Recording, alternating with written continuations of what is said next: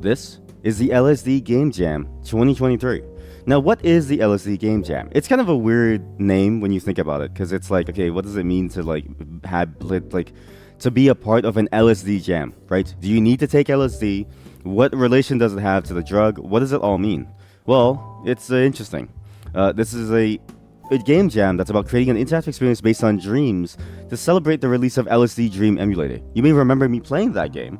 It's that really weird, Japanese cult classic that we played that apparently everyone knew about, but besides me. I mean, everybody in the chat said that they knew about it and that they loved it.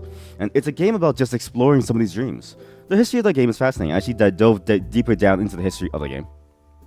LSD Dream Emulator was a game that wasn't really meant to be a game. It was an artist's idea of exploring interactive art. They wanted to use the PS1 not as a game machine, but as a machine for you to build and to explore and interact with an interactive art piece. The studio that helped make it, Asmic Ace and Entertainment, I think, the founder or the owner of the studio had a dream diary that they had kept for years, and apparently a lot of it, was just normal dreams, but the artist wanted to infuse a sense of something of strangeness into it. And so the inspiration that they had was, what happens if you infuse this idea of being really on LSD, like drugs, and combine it with the medium of whatever this person's dreams are. And many of the dreams are weird, all right? We saw some really weird ones. People were moving around. There was a town. There was a ghost. There was a weird moon. We were going through different cycles and phases of the map as well. We would get punted back. We saw a rocket shoot off into the sky. We saw horses running around like a giant empty plane. Very fascinating game. I have no clue what was in that game. There's apparently a fan English patch for that game, a fan English translation for it, which I didn't know about. We'll try it out at some point in the future, just to see it, because I really do want to see what those dreams and what all the writing really means. But that's the gist of what this game jam is based on, because this game jam was inspired by it. This game jam has been going on for quite a few times now, at least four times. This is the fourth one. The first couple ones, we played the games from those as well. We played LCD Dream Escalator, or Dream Elevator or something, I don't know. We played the Liminal Dreams game, I think. I think it was that one. We played another one involving a knight and some princess. There's a whole bunch of other things that we've been playing from these game jams. Incidentally, a lot of games that come out of the game jam as an incidental thing that we happen to play. And the goal of this LSD game jam is to just make a dream emulator, which is just an interactive audio-visual experience that lets you explore a dream or multiple dreams. And it could be about anybody's dreams, right? It should be in some way based around dreams or dreaming. Now, dreams are interesting. Dreams can be like anything, right? You might dream of something very, very fun and fascinating. You might dream of something very terrifying. People's dreams can vary in many different ways. Sometimes the dreams are very, very weird too, right? Many times my dreams are about me being a spy, trying to save the world from some evil doer's plans, right? It's a very odd dream to have occurring all the time. Maybe because maybe because I'm a narcissist and I believe that I should be stronger than I really am. But hey, I really do enjoy being a spy. Because of that, the content of these game jam submissions is going to vary a lot.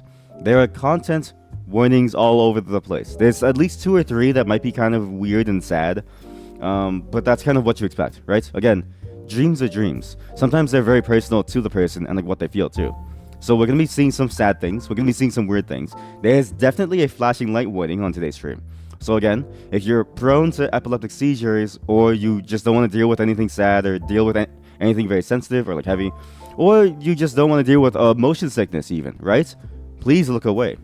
You have about 5 seconds. I'm going to count down and I'm going to show you today's splash screen, because there's also something that I need to talk about for today's splash screen. 5, 4, 3. You think I'm joking, but you will actually be seizing. 2, 1. Please look away. You're going to be on the floor. This is today's splash screen. Today's splash screen was a shader that I modified with permission from the person who made it. It's a person on Twitter named Jonathan. The handle is on the bottom left. It originally looked very, very different, and I wanted to check out the shader to learn how to make shaders. So I used the shaders as a reference of how did you make this effect, right? Just to explore and see. 2, I modified 2, I modified the shader very, very heavily, but I intend to use the original one at some point, and I got permission from them. So thank you again for allowing me to use it. This is one of the 2 uses. There's another use that's going to be fun later, because the original look is very very freaky. It's very interesting. Again, fair warning, this has a slight motion to it, so if you're motion sick or anything, or if you're epileptic, there's no flashing lights on this, but there will be on the games that we play. Be warned. Today there's going to be a giant playlist as well. The playlist is going to be very, very interesting because the playlist is going to be somewhat of a interesting mix of things. You know my streams, you know how I do these streams. These streams are usually a mix of the games that we play, some talking, as well as sometimes I show you something, chat. Sometimes I show you something new and fun that you may have never heard about before, like the Pizzaghetti. That's not going to show up in this VOD. That's just all in the pre-stream. So if you're watching this VOD and you want to see what a Pizzaghetti is, be sure to show up. Sometimes I show you music, too. Music or art, something that just makes me go like, huh. And I found rediscovered a bunch of music that was in my playlist, my Spotify playlist, that it's slowly cycling back, that I thought would be a great fit for today. So interspersed in between the games, I'll be playing music as well that I think would be nice to listen to. It gives me a chance to take a breather and drink some water as well. I've been practicing the chocolate rain technique to try to minimize the amount of, how do I say this, noise when you hear me breathe into the mic. Haven't been very successful at it, but I'm hoping to get better at it. The first song I'm going to be playing you today is a song called Clouds by Tiffany Day. Now obviously, if you're a VOD watcher on YouTube, you don't get to hear this. Sorry, copyright. But if you're here live, you get to hear it all the way through, okay? But I'll be telling you the name of the song, and you can go check it out, and I'll be linking it all in the description below of the VOD as well on YouTube, so you can go check it out yourself. Again, this is the sound Clouds by Tiffany Day. Hope you enjoyed that song. I really enjoy Tiffany Day's music. So Tiffany Day, it's a very interesting artist, it's a very interesting name that you might recognize. But you may recognize her by a different name. She's the person who was singing into a well somewhere in Italy. It's a very strange way of saying it, but yeah, she sang into a well somewhere in Italy. So she was singing Hallelujah down the well. That's how most people know her. But then she started making her own music, and her own music is actually very, very fascinating. It's a very interesting vibe. Her vocalization, again, it's just fantastic. I think her vocals are very, very good, and they carry the songs in a way that I think works well for what they're trying to say, as well as the style of the song. I think her vocal work is very, very good. It's weird that they compliment people on their throats, but honestly, some people have insane throats. But wow, that song is amazing. I really, really enjoy that song a lot. I actually enjoy a lot of songs from her discography, both old and new. That's the general theme of the music that we're going to be seeing today. But it's not just a music day. We actually are going to be playing games. And the first game that we're going to be playing is a game called Kart 64. So I'm going to be linking this as well inside the chat. Just give me a moment. This game, Kart, describes itself as 3, 2, 1, fun. The lights green in the time race. Aim for the checkered flag and don't slow down. Get the adrenaline pumping. Only 1, 2, 3 laps and you win.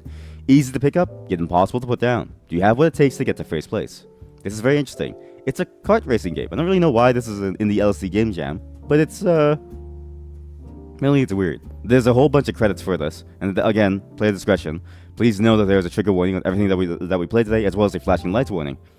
This game was made by a fair number of people. Game designer Andrew Brandenburg, development lead Simply BLG Dev, game developer Paperjack, music sound design Andrew Pierce, character designer JC Das, aka Sibin, character modeler Chainky, writing additional design Matthew Brandenburg, voice acting Laura Oret Nasinovsky, and additional design from Do Bukers, Honey Fox, as well as Harry Balbastic. That's really funny. Again, you can find it on itch.io on the LSD Game Jam 2023 page under the account Snugboat11. Well, that's an interesting name. Anyways, we're going to start the game now. Just give me a moment to set it up.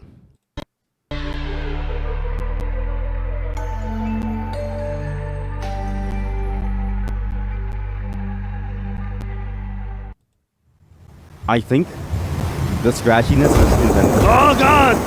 Oh no! My ears! You know, chat, you're lucky. Welcome to Kart 64! Chat, you're very lucky. I have a limiter on for you, not for me. My ears are bleeding. This is Kart 64, as I mentioned before. I have no clue what to expect. Again, LSD Game Jam stuff, you never really know what to expect. can tell you right now, the reason why you see the background kind of peeking through is because this is in Windows mode.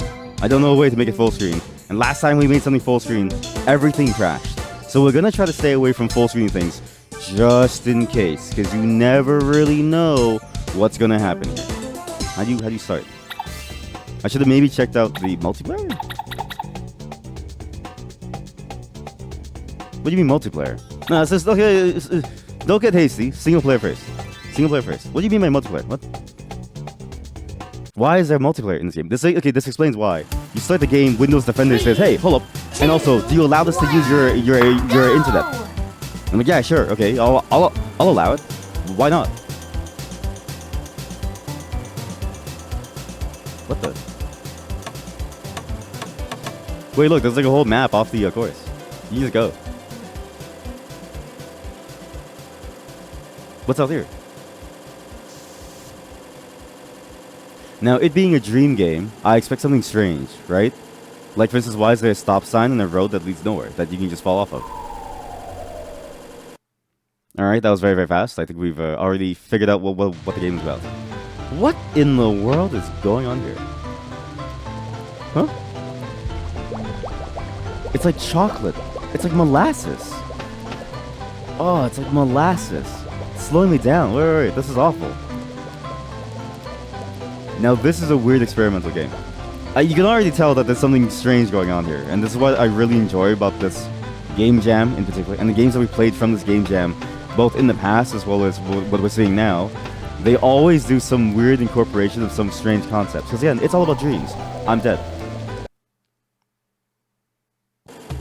And anything could happen in your dreams. Anything. Huh?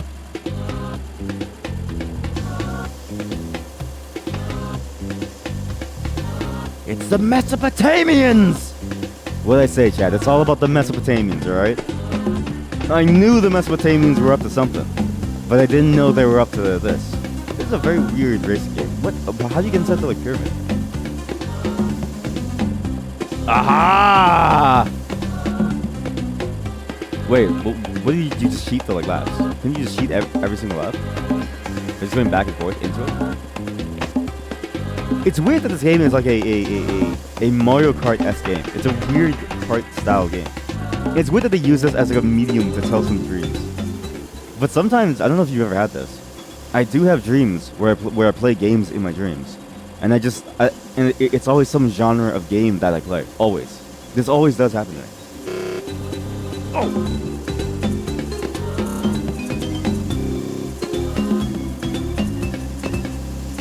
I think this is intentional. Although it is creepy. Oh god. Oh my god. Oh my god. Oh god. There's something weird going on here. There's something really weird going on here. Oh, I have a jump button. Okay, good. Okay, we can use this to skip a couple of things. Oh, that is so creepy. Reminds me a lot of when you have a dream and you realize that it's a dream. It's a key aspect of lucid dreaming, but it's also just something that usually happens at some point in your dream when you're about to wake up. I've heard, I don't know the science behind it, but I've heard previously that dreams are strongest right before you wake up. There's the moment that your body is about to wake up. That's when you're at least like conscious enough to perceive what you're going through. You usually don't dream unless you go into like a very, very deep sleep. And you usually don't dream unless you're about to wake up from it. So, this reminds me of that because when you're about to wake up, you start to realize that everything's kind of weird. You know what I mean? Like, hey, wait a minute. Why do these people react to this way? Why do they do these things? Why are they saying these things? What is with all of this like stuff that's like happening? Why are they all so intent on looking at me this like way? What exactly is like going on? You know what I mean? That happens a lot. A lot in my dreams. It happens quite often, actually. Oh.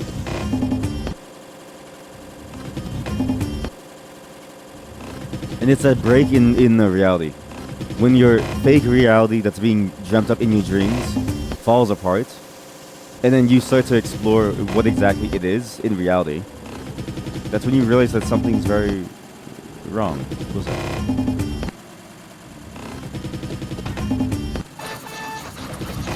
I can feel something now. What?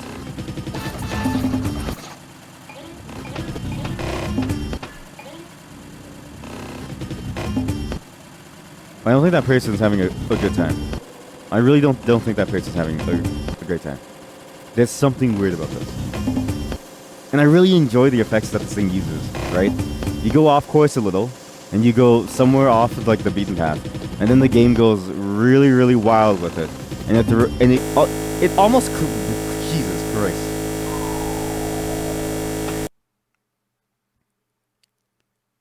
It corrupts itself. Oh my god.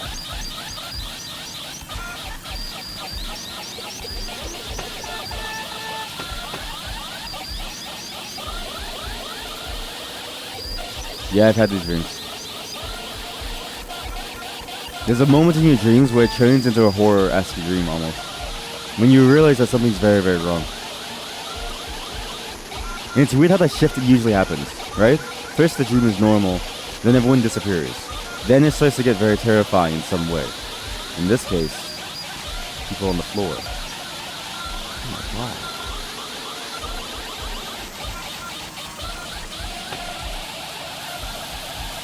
Being confined to a racing cart also doesn't help you feel safe. Being confined to a racing cart makes it even more terrifying. Because there's no way for you to do anything but to just slowly drive away. Do some slow, wide turns. Yeah. It feels very unwieldy. And it kind of makes you go like, what exactly is going on?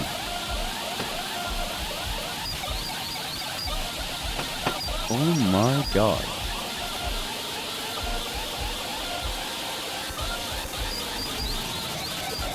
Oh god.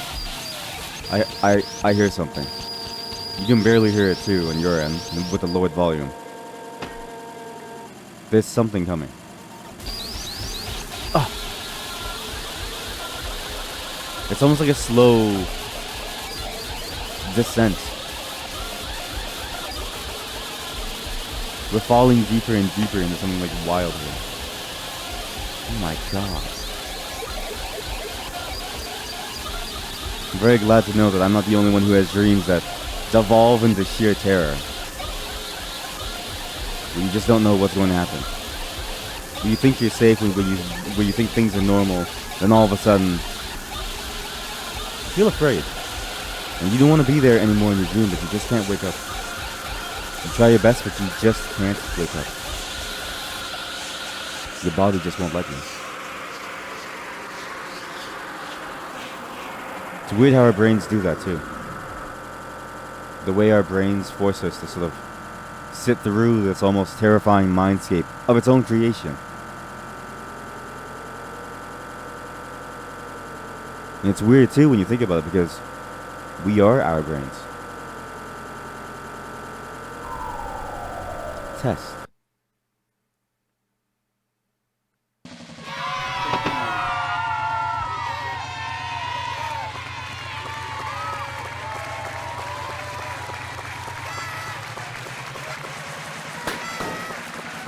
Jesus, that scared me. I can't imagine what the multiplayer component of the game is like.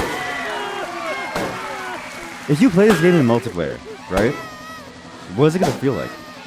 Imagine how terrifying it must be. Was that blood? Oh my god, wait, there's blood.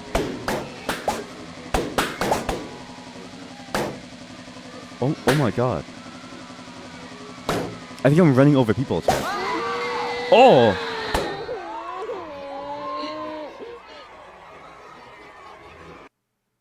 I think I'm running over people. Okay.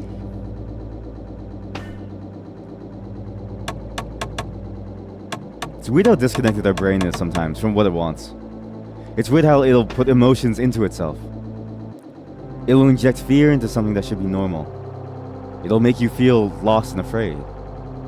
It'll inject these weird mindscapes and you will want to wake up. You yourself, you, the brain, want to wake up from it, but it won't let you. You just go deeper and deeper and deeper. And the experience of like having a dream and going deeper into like another dream within a dream is very weird. I know it sounds very Inception, very, very, very fancy like, but sometimes I have a dream and I fall asleep in that dream, and I wake up, or like I wake up in that dream, and I think I'm in reality, but really you're just in like another dream. I can't tell you how many times I've had a dream where I wake up and I go through my entire day and I don't realize that it's a dream.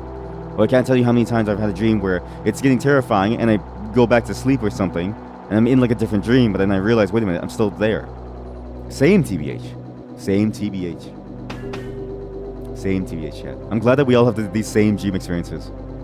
It's very interesting to play these games because, again, between us, like me and you, chat, and between the creators of this game, it's fascinating to see how much of our existence, how many different aspects of our existence are shared among all of us, right? Dreams in particular. That's us. This was your exact dream last night. There's no way you dreamt driving down a highway like this. Although that could be a nightmare for some people. I actually have had many dreams about driving and crashing my car and getting into like a really bad accident. And I would always jolt awake. Always. You have no license. Okay, that explains a lot. Hey man, you okay, man? I don't know what's happening to you, man. I must kill parts of my psyche. Never mind. Yeah, if you have no license, driving is terrifying. Because then it's like, wait a minute, I shouldn't be here. I shouldn't be driving around. There's no way it has drifting like a thing, right? Hop. Hop.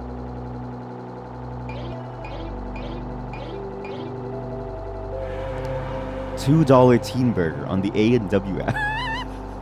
I like how you drop by to drop some of the hottest deals. You always drop by to drop some of the hottest deals. But thank you. I will be going for a teen burger soon.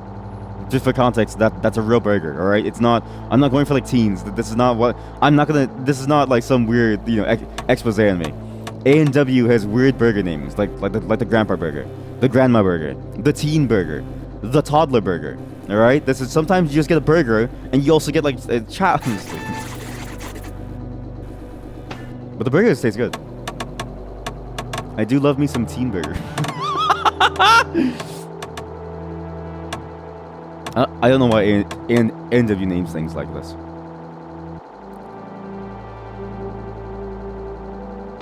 Just like other dreams too, this feels like a very common dream concept as well.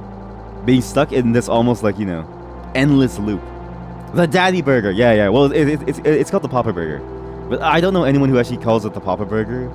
I feel like everyone just calls it the daddy burger for like funsies. Again, Papa Burger, Mama Burger, Grandpa Burger, Granny Burger. Here we go. We're in the new section now.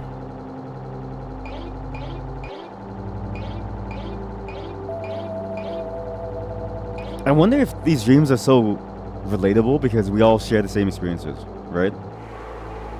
I read a Tumblr post once that was like, they bemoaned this idea of individuality so much. Not because they thought individuality was bad, necessarily. Oh, he's sad. He's sad. Aww. We have to go towards the lights. But because for them, individuality was ignoring the reality that a lot of our experiences are shared. That we grow up experiencing the same things as a collective almost. That we grow up in this fabric that we're all bound to. And that the idea of individuality sort of like made it seem like your experience was wholly unique to you, but the truth is we all cry the same tears, we all laugh the same laugh, we all feel the same ways. We just never really recognize it because we're so caught up in ourselves that we never realize what anyone else is like feeling. And I wonder if that's why these dreams are so connected to what I've experienced, for instance, what you've experienced, Chad, what all of us have. Because the truth is, we do share a lot of these experiences. We've all gone to work at a terrible day. We've all felt like we're like drowning, stuck in like, an endless swamp of things. We've also all been in that spot where we try to wake up from a dream, but we can't, and it's terrifying in some way. Hey, what's up? I wish I understood what you're saying. Sometimes you have great dreams too, right? Some people have fantastic dreams. Some people have wet dreams. You never really know. But it's an experience that we all share. We all share these experiences. Eyes open, eyes closed. Anyways, time to careen off into the water. Oh, it was such a good cinematic moment. If only I didn't miss it. He's so you.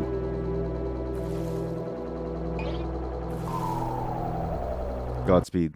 Kitty Kart, sorry. I've had these dreams before. I used to go to card meets with my friends, actually. And your brain has this weird thing of making fake people. It's people that are close enough, but when you look closely at them, the illusion falls apart. And your brain does this weird thing sometimes, at least for me in my dreams. When the illusion falls apart, when I realize that these aren't real people, what my brain tends to do is it removes them entirely.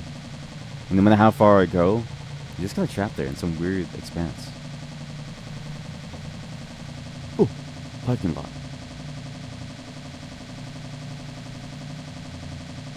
I'm glad that somebody else is very terrified of parking lots too. There's something weirdly dead about them. Sterile. And have you noticed too that we're going deeper and deeper? We're going deeper and deeper into somebody's mind. Empty, like a parking lot. No cars exist here except for our own. The only one that's allowed to park here is us.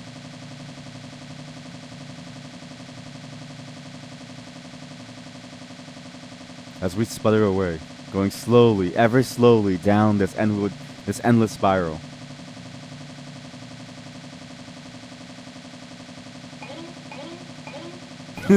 Our only sense of relief being the hop and the finish line. My tires broke.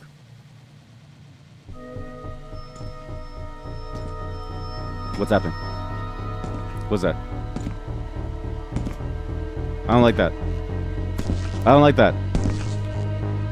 My tires popped. It popped my tires. Oh shit. Oh.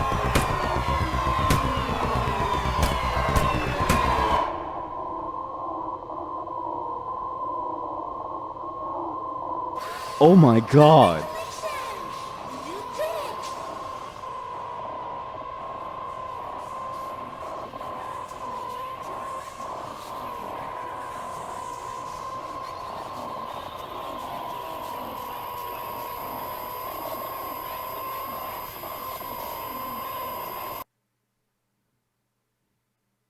The game just closed. The game just closed. That was a fascinating experience. That was Kitty Kart 64. Literally your dream. There is no way that was your dream. If that was your dream, maybe there's something terribly wrong that maybe you've got to talk to somebody about it. Now we are going to try the multiplayer because I think it's worth it to just try the multiplayer. And again, I don't know what to expect from a multiplayer component of the game. Like what? Okay, let's just watch this cutscene. I keep skipping it. Wait. I keep skipping it. All right, let's just watch this like cutscene in like full. Let's just see this. Who am I playing with? I don't know. But it needed my internet. I think we're connecting online to random strangers. So I have no clue what to expect. Like who else is like on? This game is free, so you could technically play it with me. Welcome to Kitty Kart. Never mind. That was the entire cutscene. Try this. Layer 2 not detected. Connect remote to port to play split screen. They lied to me. I thought it was about playing, like online multiplayer. But yeah, that was a great experience. Very, very weird. Right? Again, LSD Game Jam stuff, there's always something weird about them. You think it's just a normal game or something. But really, when you explore your dreams more, and it's a very common concept in like dreams, the normalcy is just an illusion. It's just an abstraction over the weird stuff that's like slowly gonna pop up. And when you pay too close attention to it, your brain, in almost like a weird way, tries to protect you from it. But it's almost as if it gets lost in translation. Like it scrambles and it says, "Okay, I can't protect you from this. It's too late." And your brain almost takes over, separate from you. It's weird when you really think about it. We're our brain, and yet our brain creates our dreams, not depending on what we want. Almost the opposite of it, almost in defiance of us. That's it for Kitty Kart 64. Give me a moment as I prepare the next game. This next game It's called Disillusion ST. It is a submission to the LSD Game Jam, and apparently there's gonna be like a full version of this. But we'll read the description of the game first. I can't show you the story page because there's some things about this that I don't want to spoil. You know what I mean? Strange journey throughout an elaborate labyrinth of weights featuring hundreds of characters and happenings as you try to gather items that once brought happiness to others. An early access glimpse at the prequel to Disillusion, the owneric dungeon crawler detailing the events leading up to the tower's creation. It's fascinating that they say that about this game, that this is kind of like a prequel to give you a taste of what's to come. And it seems like there's a lot in this game to like deal with. It seems like a full RPG. Featuring many different songs from Moonside Tape's MIDI Canoe. This early access is larger than the size of the original Disillusion. What? The labyrinth is constantly changing, ensuring every playthrough is completely different and spawns are constantly being shuffled. As it stands, there are only 9 key items to find in the early access. The game will go on infinitely with no clear end. There are plenty of side things to see. However, since there are hundreds of events in this early access, as well as 174 different floors. F4 can full screen. We're not going to do that. The game automatically saves on every floor. If you cannot find the door, don't be afraid to close or reopen. You'll reshuffle spawns. It's a very interesting look for a game. And it's very interesting that this game is like a procedural generated version of another game that they're making. Again, I'm going down the list of the LSD Game Jam from top to bottom. So whatever order it gives me, I don't know. We just go along for the ride, right? But this is Disillusion ST. Sorry, let me just lower the volume. Oh god. Oh jeez. Oh god. Oh jeez. Give me 1 second to lower the volume. Okay, I know why the volume's so high. Sorry. There's some settings I didn't switch over yet. Oh, and I know why it's not capturing. This is one of them windows. Alright, this is one of them weird window games. Right? Like this. Like this. Sorry, give me 1 second. I know it's weird, but this is just, so again, with Game Jam stuff, you never really know. You just have to like do the stuff and figure it out how the game wants to be captured. Because some of these games do actually work based in like a different way. It's hard to explain technically, but some of these games are like built in different things that can't be captured like a normal game. This is Disillusion ST.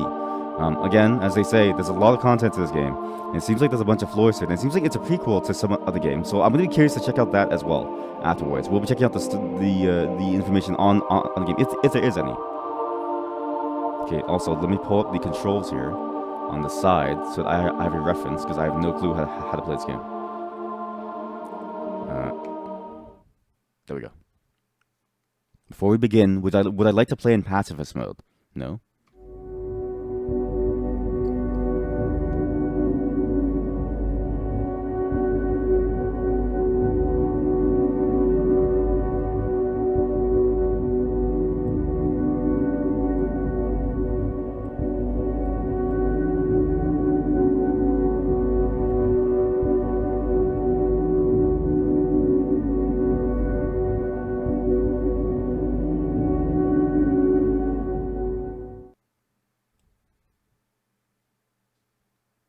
Sometimes you just got to let them cook. Give them a moment to just show what they're trying to like show. Seems you and I have an important job once again. We're the same, you and I. We can talk more after you meet my companion. She'll bring you to me. You're emerging from the water, and there's a lot of bodies under the water. Reminds me of a horror story, actually. There was a horror story that was based on that as well. The idea of bodies just being stuck underwater. And sort of seeing them rise up slowly. Oh my god. Now this is something that I didn't expect. This game feels a lot like a very old school dungeon crawler. This feels actually very similar to what's that game? What's that game? What's this? Key items? What? Back button tab. It feels a lot like the old Ultima games, or even like, you know, or like what Psychopomp was I trying to do, right? Ultima, Baldur's Gate. It's not Baldur's Gate, like the top down, but there was a D&D game that was based that had this control scheme as well. Might and Magic, I think, had this as well for like a while. This is very interesting. Those are bones.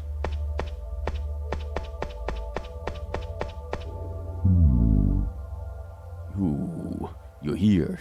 This is nice to see. Where am I? A vast underground labyrinth. An in-between for us all. Many doors lead to different surfaces, but at present a single door leads to a false exit. You are here to correct this, and do you know me? You are here to aid in the erection of a great tower. Okay, I didn't make this up. A tower that brings us all closer to the edge of a long journey. You have to...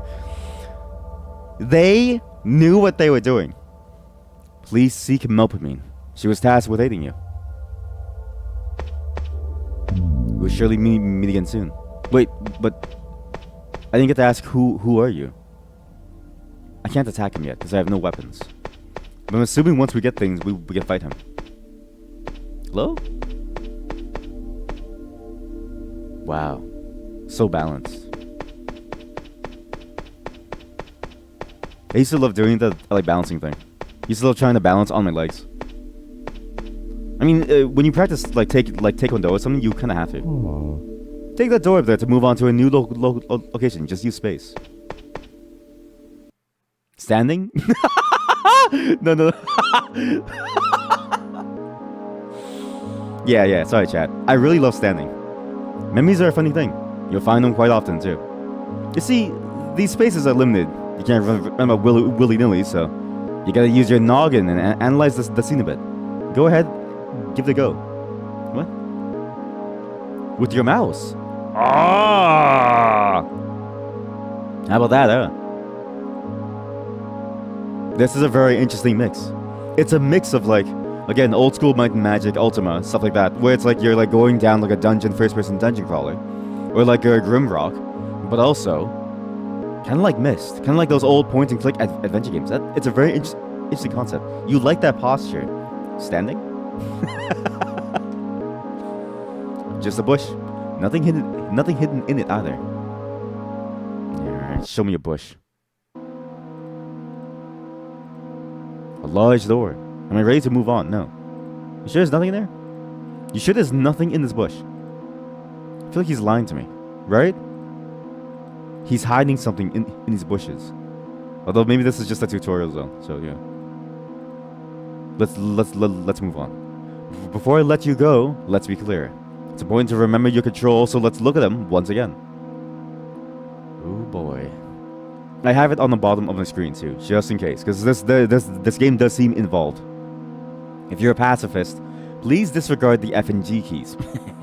Tab is your back button. X and C will control pitch. Shift will show all your important items you found. The floors and spawns are randomized. There's an autosave at every floor, so very roguelike. So you will not have to worry too much about reaching the save point. Ready? Yeah. Pretty sure there's something in that bush. That's what I'm saying, chat. There's something in the bush. Hello? Behind me lies a dangerous foe. Not to worry though. These foes will only move and act in rhythm with you. This is a first-person roguelike. Again, what did I say about roguelikes in that video that I made about Cyrilum, right? Roguelikes have this issue that is...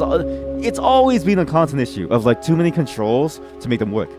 And I always wondered, if you modernize their controls, how would it feel? Again, Grimrock, Magic, Might and Magic, Ultima and stuff. These are just modern roguelikes. A lot of games just feel like modern roguelikes in the way that they force certain rules on you. But this, having them move in rhythm with you, this is a modern first-person view roguelike. You take a step, so will the foe. Consider your movements an exchange of trains. You may also meet others who will provide you with helpful bells. Ringing these bells will call forth the memory of said friend, aiding you in combat. They lie within your inventory. Lastly, F key is a light attack, G key is a heavy attack. These only work if an enemy is next to you. I will open your inventory. Please don't forget, tab is your back button. Obtain Sal's aid. Sal! I think I should just use Sal. I'd like to call for Sal's aid. Will deal 2 damage to all enemies, sure. Cute thing missed. Dealt 2 damage to all enemies. Oh, he's gone! Sal's gone! Cute thing doesn't feel like doing anything. Cute thing lands a hit. Oh! Heavy attack! I hit it. Cute thing slain. I killed the cute thing. I feel kind of bad, actually. I feel kind of bad killing it. But it deserved it. It tried to kill me.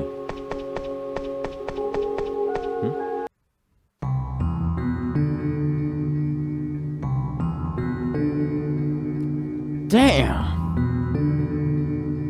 Now I like that posture. I love that posture. Wow. And just look at this image. There's something striking about all of these images. The way that they're warped.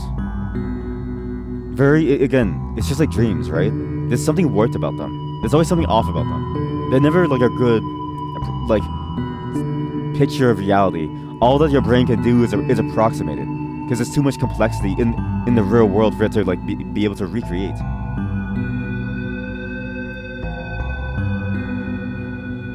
I feel rude entering the dreams and memories of strangers. They're deeply personal after all. I wouldn't want someone poking around my thoughts, even long after I'm gone. Besides, it's difficult to discern what is and isn't fantasy. I'm sure you know that all too well, do I? Maybe I'm wrong. Maybe you just don't remember. I find myself hating fantasy. Anything that gives someone a delusion of reality isn't good. It's an irrational hatred, perhaps. Anything that brings mostly happiness isn't a bad thing to be focused on, I suppose. Regardless, we need to find these items. The ones that bring people the most happiness. It might be best to split up to search. I'll leave wandering the Naraka to you, okay?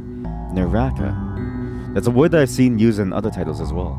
It has a specific meaning, but I can't recall what it is at the moment.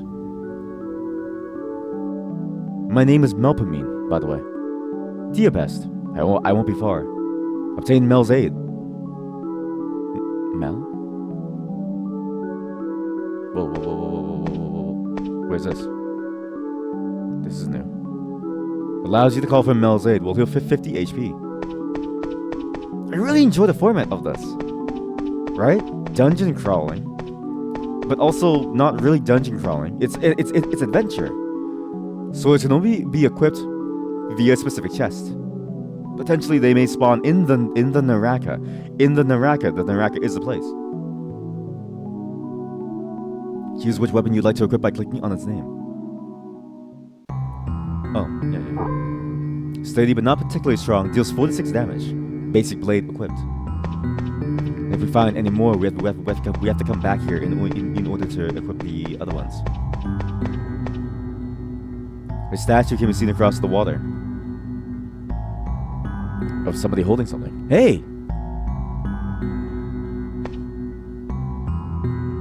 That's a very striking image too, right? You have a duende in the arms of an angel. In the arms of Melpomene. Why is that a duende? An alien.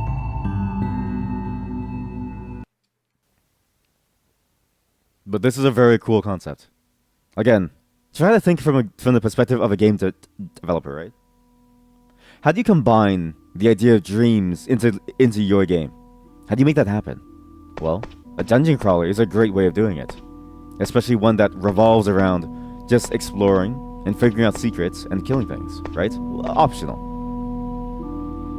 Dungeon crawlers are kind of like the best way to explore them, because they're inherently about exploration, the adventure.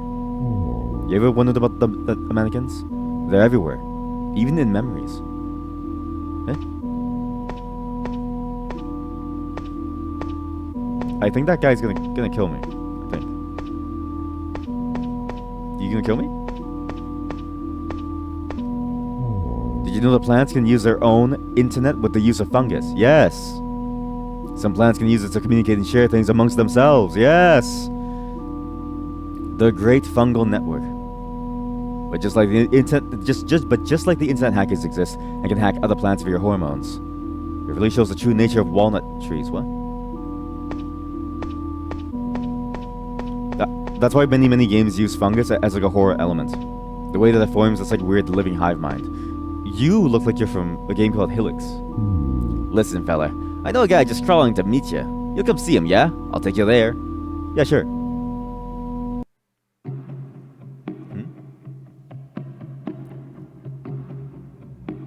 Every landscape is very, very fantastical. It's very, very interesting. The art style of this game And the way that it renders certain landscapes, the way that it uses so many different effects to like show them, they feel so strange, just like dreams. Yo. Now I like that posture.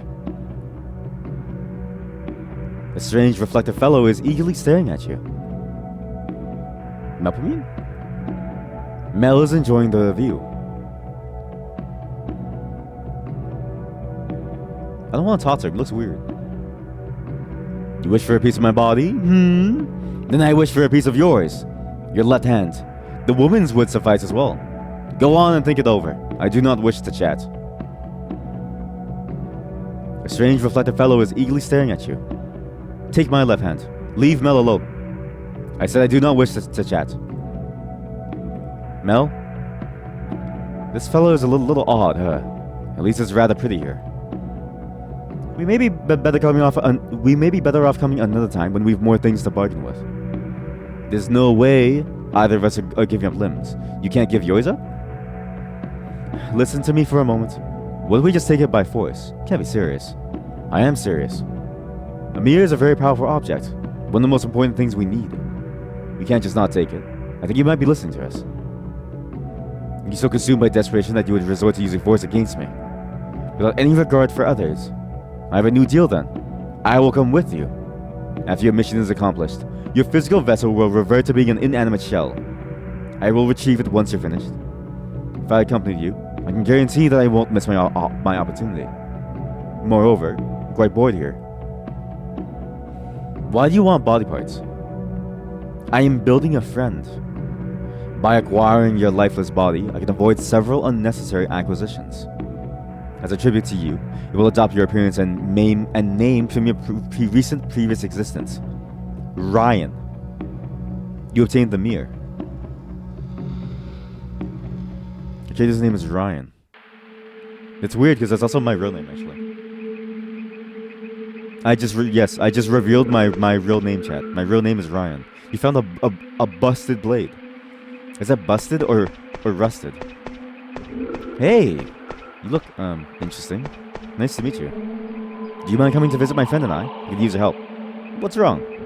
This friend of mine... Well, she claims to be my friend, at least. However, she often picks on me. Says I'm always sad and sulking. She frequently tells me that I need to do something about my tired-looking eyes. That's mean. I just can't stand it anymore.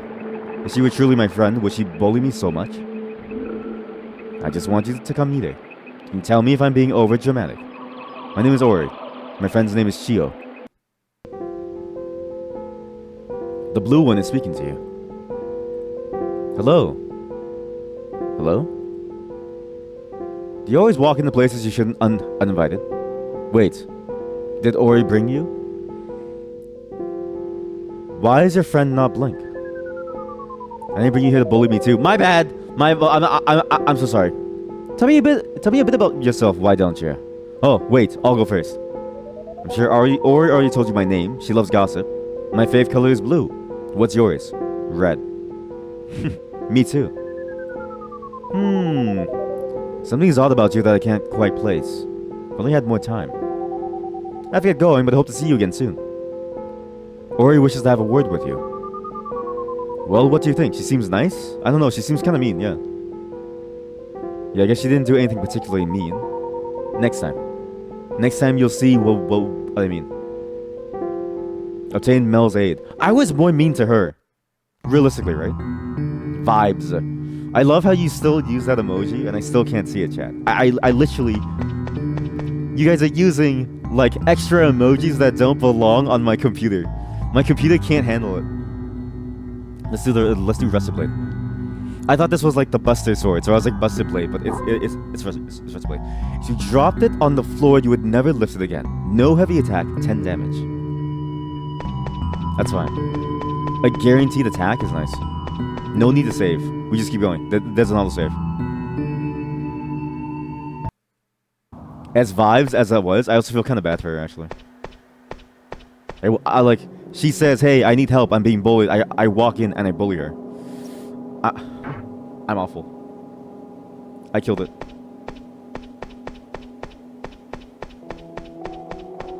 I also enjoyed that this game gives you an option to play in pacifist mode. if you're just interested in learning. Whoa, what the hell is that? I missed.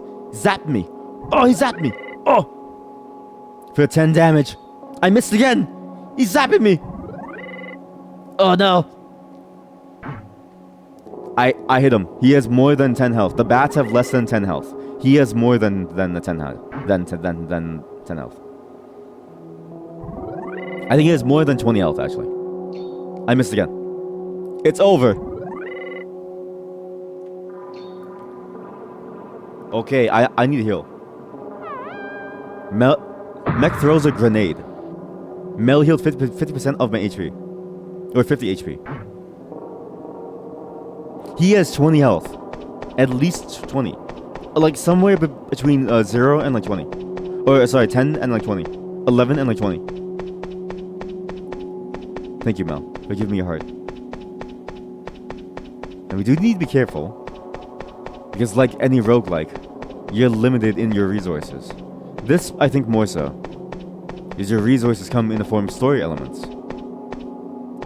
What? Like this guy. I am particularly unmotivated, but there's a sort of thing that gets everyone I know motivated. Stuff and things. We all got something we don't want and want something we don't get. Wanting sucks. So true, King. So true. I'm just a big greedy idiot. So true, King. So true. Hello, Golem. Golem. You know my name. It's much less a name and more so a title. Most people do not have names here since they quickly forget them. It seems you are marked for a time, though. You will not be going anywhere anytime soon. I live here as well. I've been here for a very, very long time. My name is Havris. By the way, have you been very lost this entire time? Nah. Next time we meet, let me know if you need aid. I may be able to bring you something useful. No! I should have said yes! Ah, see, I tried to be cool, right? Because you don't... Listen, when you meet someone, you don't want to show them all your cards first, right? You want to keep your spaghetti in your pockets, alright? So you gotta act all cool and stuff. And you're like, oh, hey. And they ask you, hey, are you lost? And you go, no. Like, if I was lost in a forest, right? And it was, like, starving and I'm dehydrated, right? If I came across hikers and they're like, wait, are you sick? We've been trying to find you this whole time. Have you been lost? I would honestly just, like, play it off. And I would be like, I'm not lost. And I would just keep on walking. But the key is that I would walk the direction that they came from, right? Then when I go home and my wife is like, where have you been? I've missed you this whole time. I would be like, I was up for a walk. And it's been like 12 days since I've been like home. I'd be lost.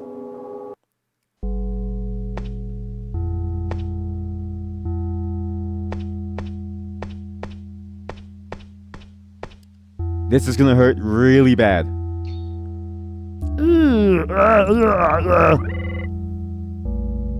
This is gonna hurt really bad. Ah, I couldn't kill it. We need to use Mel's aid. Thank you, Mel. I keep missing. I keep missing. I need to kill them fast. It's dead. Get one shot.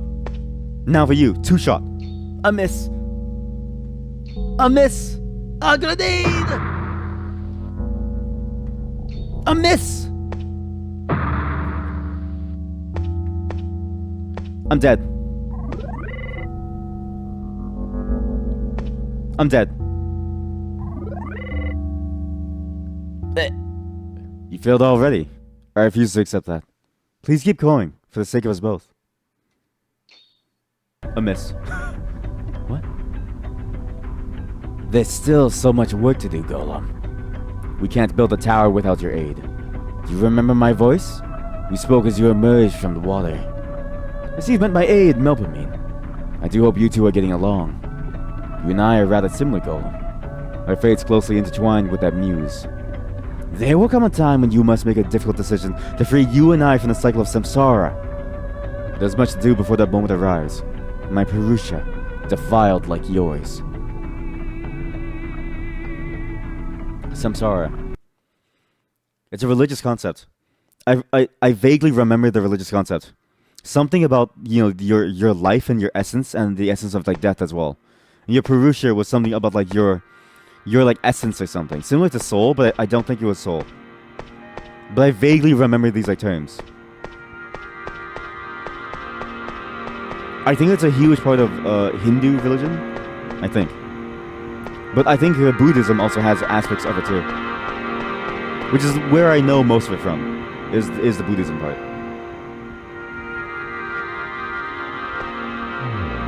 Beppin? What the hell's a Beppin? Nah, not me. Ain't never had a name, really. What? He did look kind of like a Beppin. It's funny that I recognize certain characters from other things. Like I recognize the look of like a character from like this game called Helix, Helix. Or I recognize something, some weird memes from other games. Dog?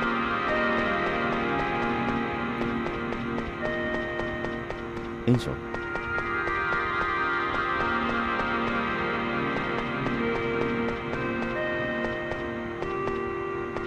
Is it following me?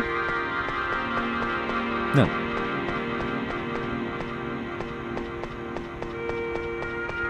Will you go down? As much as I loathe going down, like we have to go down. I really don't want to go down. I'm afraid to see what's down here, but we need to find that dog. My mind's being trampled smooth. Tired of it. Stop walking all over me and tell me what to do. I'm not stupid. I'm so down lately. Let me take peeks at other people's memories scattered through the halls. Pretend they're my own. Heard a rumor of people living with these memories. Sounds really comfy, actually. Though they say if you stay with them for too long, your past memories will leave you slowly. Like a tree losing its leaves. Doesn't sound that bad. But it is kind of scary to forget who I am.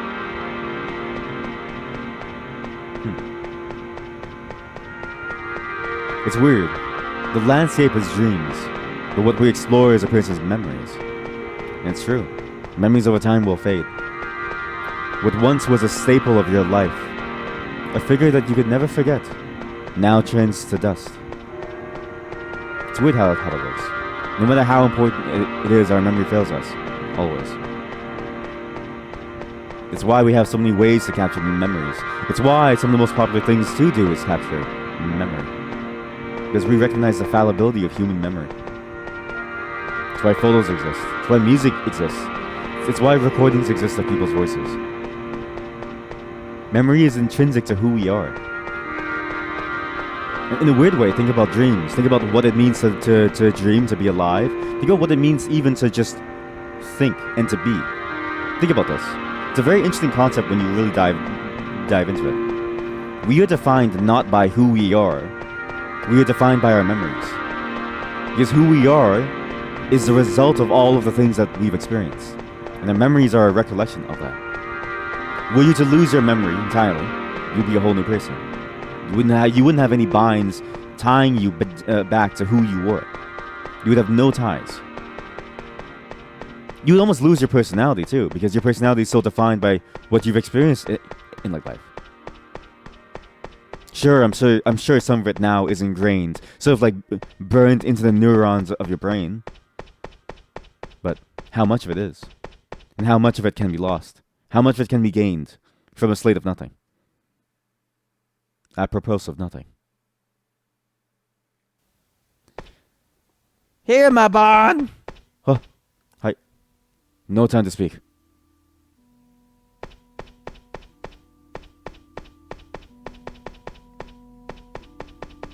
I do enjoy the idea of just somebody like standing there bowing. You look terrifying. This Naraka is not nearly as terrible as the others. There are 8 terribly cold places, each progressively colder. At the very bottom sits the Mahamahapadma, or the Great Lotus, Naraka. The entire body grows so cold it cracks into pieces. The internal organs are exposed to the cold, also cracking. What?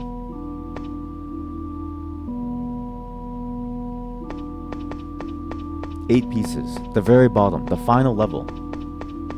curious to see how far this goes. Because that's a very interesting angle to take. Again, a dungeon crawler where you're exploring your mind, your body, what memories are, what dreams are, and then combining it into this, like, you know, roguelike format. It's a very fascinating take. I kind of want to see it all the way through, but there's a lot of submissions to the LSD game and jam. Family. Oh. You. Hey, did you hear about the snail who went on the meditation retreat? He wanted to find inner slimes. Sorry, I couldn't resist a little beetle humor. But in all seriousness, by practicing mindfulness and living in the present moment, we can all become happier and more fulfilled bugs. Okay, see ya. I'm going to my to my meditation retreat. Mindfulness, baby.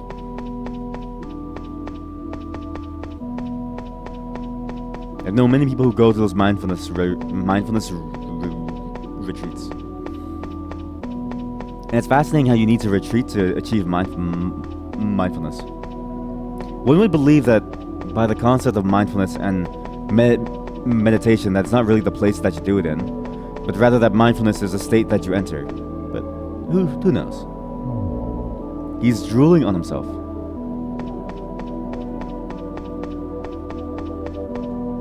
Frog?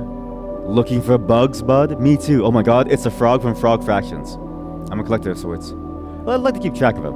And keep track of everyone you've met as well. You want this? I've got no use for it. Received 1 potion, thank you.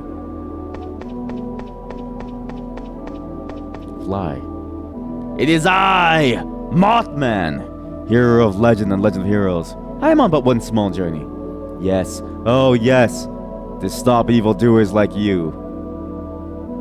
You stand as an obstacle for the natural flow of life. Why would you dare to try to obstruct the flow of this Naraka? You could have picked another one. Could have. You're rather lucky that I'm still in my training arc. For when I am done, you are cruising. Cruising for a bruising. And once I have you cowering, you'll be crawling for a brawling. Everyone wants to believe that they're the hero of their own isekai. It's not true. I detest those slimy, jumping creatures. Frogs are a menace, oh no. Always lurking and waiting to pounce on us. They have no respect.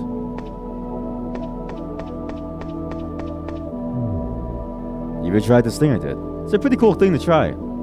Always remember to do that thing at that thing, okay? It's very important that you don't forget that thing.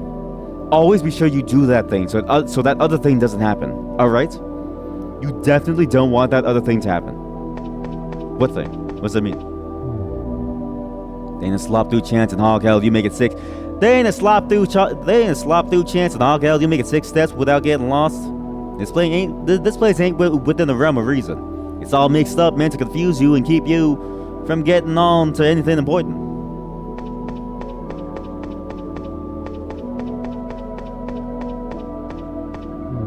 Unless you've got a good sense of direction, a map, a compass, you might as well be wandering, partner.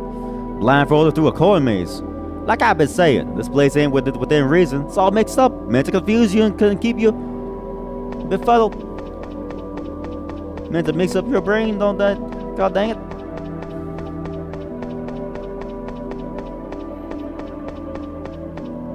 One day, I'm gonna do that accent so much that I become like Boomhauser. And then it'll be over for me. Hello. The black cat crossed my path, which made me feel like my luck was destined to deteriorate further. So tired of this place. Feels like I've been wandering endlessly. Shouldn't there come a time when I'm meant to be reborn or something of that nature? I don't want to be here forever.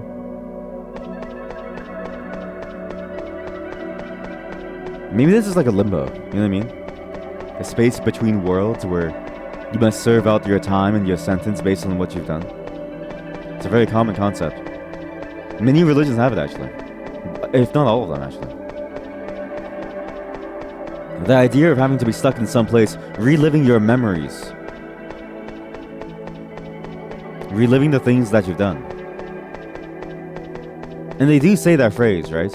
Before you die, your life flashes before your very eyes. And I like the idea of using memories with dreams. Again, dreams are just memories reconstructed.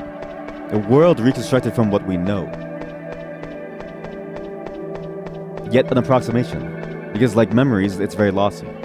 You can only try your best to try to build a world that makes sense. But the truth is, it's only as good as your memories. Hi, partner. There ain't a slop through chance in hog hell you make it 6 steps without getting lost. This place within...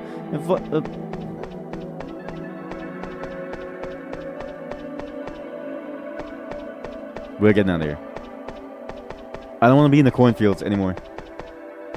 We are leaving.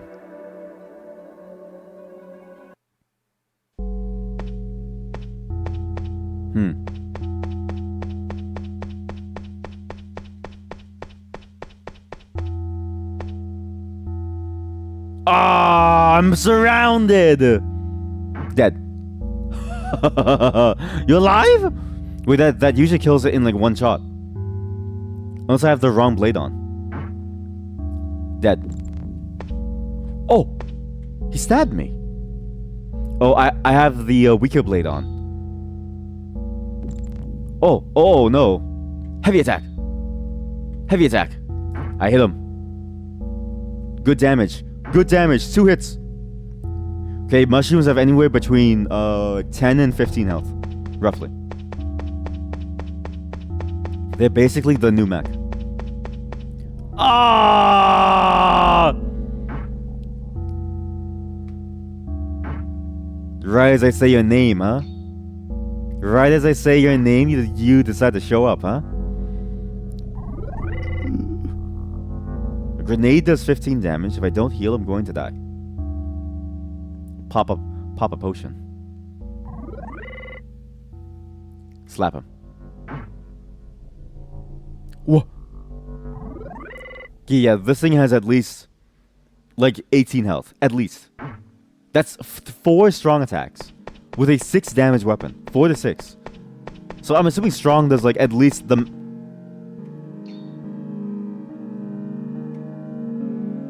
You struck the distressing thing. Distressing thing? Ugh. I'm dead. Please die. I'm dead. You failed already? I refuse to accept that. Please keep going. There's still so much work to do, Golem. We can't build the tower. Do you remember my voice? Yes. Yes, yes, yes, yes, yes, yes. Now, we don't lose much progress. It saves after every single floor. And I'm assuming when we load back in, as we just see now, it loads a whole new zone. So there is a sense of like, you can't really lose progress very easily. It's not the easiest game to play, right? Mind you.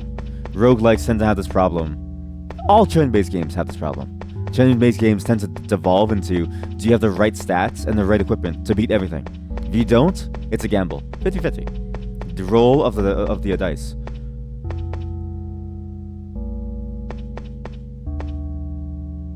These doors are different. They're faces. Eh? The face of a young girl is emerging. Why she gotta be young though?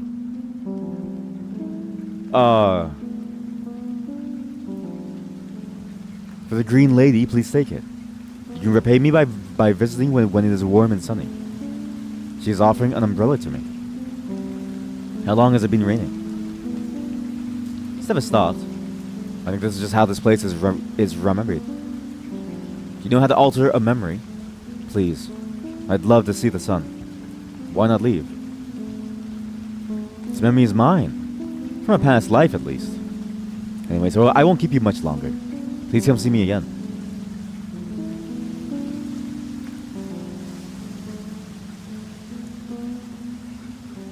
It's such a cool visual style. And the way that you explore these like landscapes, the way that you see things in this game. It's so fascinating. And the idea of like this is how they remember the landscape.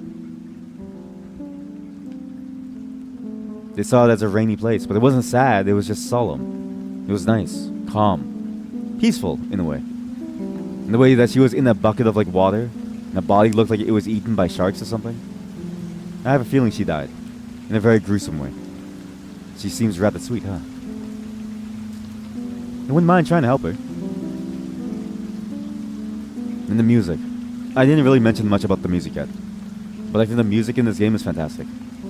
Again, the game did list the music, and we'll be reading the full credits afterwards. Because I think all these games, you need to. Otherwise, you know, it feels disrespectful to the people who like made it. But the music that they pulled for this game, it fits the mood so well, and it matches the style too. The visual style reminds you of older games, right? Of an older time, a simpler time. The music as well has that feeling as well. It almost captures that, like, the limitations of that time when it came to making music. The knowledge that was there, but now bringing in something new from the future too, like a memory. You found a flower warp orb. Nobody's here. Was there some sort of festival recently? Nothing. Not yet. Just really let this in. And try to find everything. Let's go. Where to now?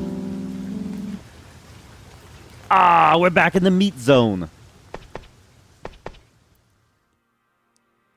This looks kind of goofy. Everyone wants something. The more stuff and things you got, the more they'll all love you. But me, I ain't got much to offer except for these bones and a few trinkets. Still, every now and then, someone stumbles in here looking for something special. Something that speaks to them. That's when I pull out the good stuff. The kind of knickknacks that could bring a smile to a ghoul's face. I see her traveling with Melpomene, huh? She's a tricky one, that girl. Always looking for a way to bring out the sadness and tragedy in everything. Not my favorite company, I must say. Listen, friend, I'm so eager to buy something, but I'm afraid I can't sell you anything. Not today, not tomorrow, not ever. It's not personal, mind you. Just my bones and trinkets are not meant for those who only care about material possessions, which we only care about because we're just finding things, right? They're meant for those who understand the true value of things, who appreciate the wonder and magic in the world without needing to own it. And as for Melpomene, well, I'm afraid any friend of hers is not the kind of company I want in my shop. Melpomene. What did you do, Melpomene? God! It's like when you travel with your friend, right? And they take you to some place, or you want to go like eat somewhere, and then, you know, the store owner says, "Get out, now!" And you're like, "What did you do? What did you do, man? What did you do here? I just want a poutine, bro!"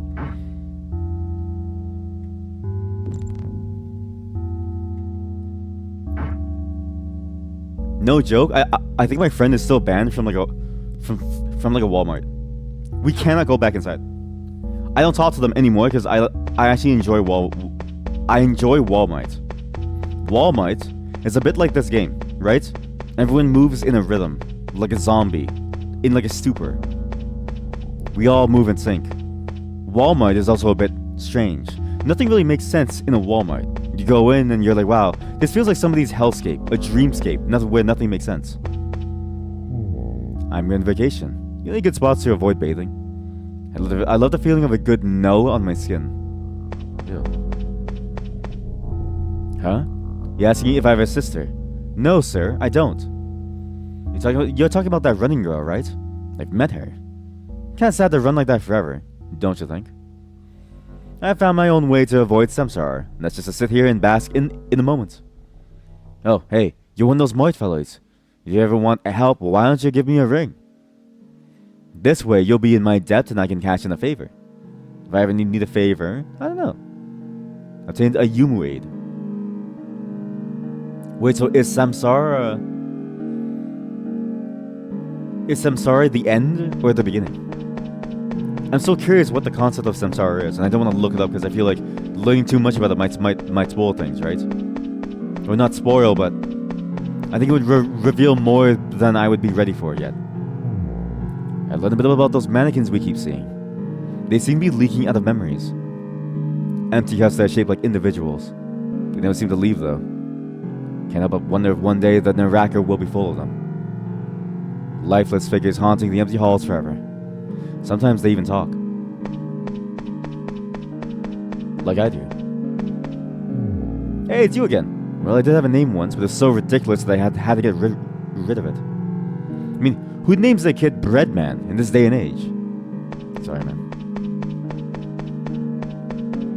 Yeah, Breadman, again, if you look at all the figures, right? All the figures kind of feel like whimsical and weird, right? But kind of like how, you know, a child would like draw like, you know, comics, like make random characters, right? It's almost like this like weird evolution of like what they made early and then what they made later. You found a card.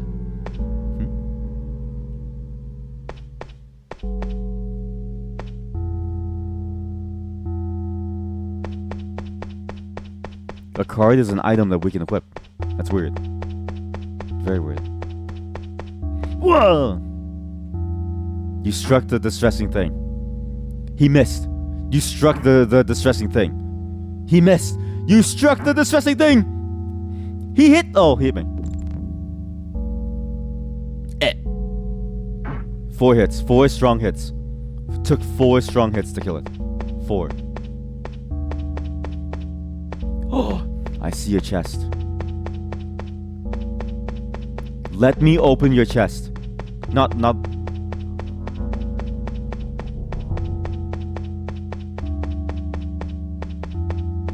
It's weird how invested I am in this game, especially in the dungeon crawling aspect. They say dogs are the blue-collared man's best friend. Yet poodles get some sort of stigma like they aren't cool. I think they are cool. Bastards don't even shed. Yeah, true. Great if you have... Oh no.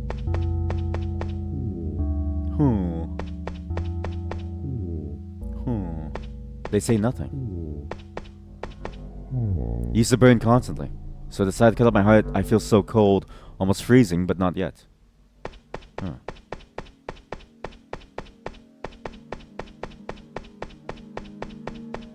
But this game does this element of exploration very, very well. I thought it would be tedious with like 140 different characters to see, but the way they allow you to stumble upon these characters and to talk to these characters, I think that's a very good move. And it feels very natural the way that you stumble upon them, as a side effect of what you're doing almost. And it's nice to just be able to just see someone and just wonder and like ponder what they're doing. It's very odd. Very, very odd.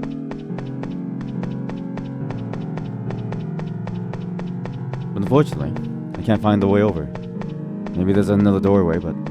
Or maybe I have to do this to go over. Let's see.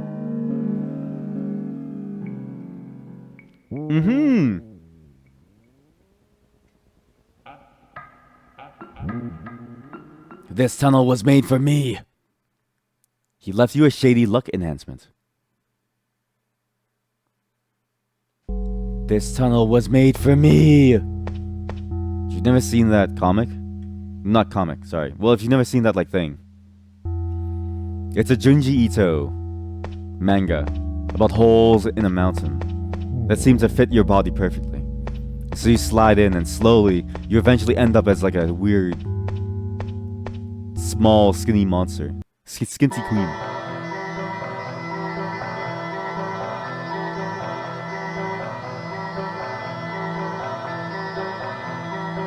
Oi, oi, oi! Welcome to my dreams where imagination runs wild and reality blends into the surreal. Here you'll find a kaleidoscope of colors and shapes, a symphony of sounds and music, and a labyrinth of mind-bending puzzles and enigmas to solve. Oh god.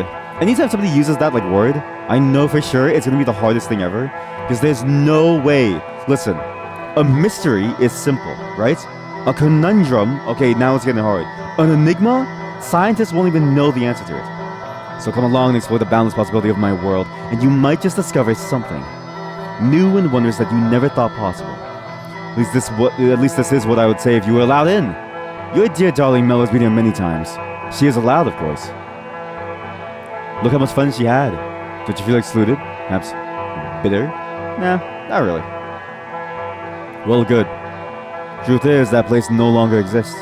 I miss it so much. That muse came and ruined it.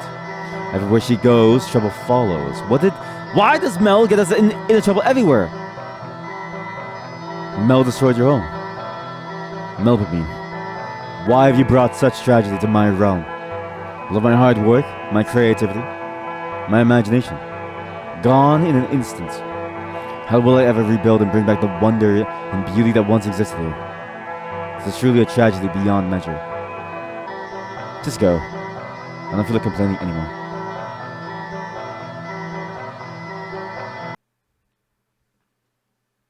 I think Mel is the problem.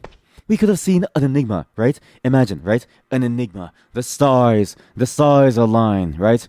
Listen, scientists say when a scientist peers into a black hole, they say this is an enigma. We have no clue what happens inside of it. Then they post wondrous images. She got us kicked out of the science club. Hey, you like games, kid? I'm something of a card game fan. I make cute cards of fellas I meet. Interested? Yeah, sure. Here's the rules, real simple like. In Game Boy, there's a 3x3 grid. Each player has a deck of 5 cards, each with numbers on all 4 sides. Players take turns placing 1 card on the board. A card can capture adjacent cards by having a high number on the shared side. Players gain points for I know this game. This game is that texture card game from Final Fantasy IX. I know this game! I hate this game. The game ends when the board is full and the player with the most points wins. And give us some cards to sell. Yeah, sure. I knew it! It is the game! It's the game from Final Fantasy IX! I hate this game.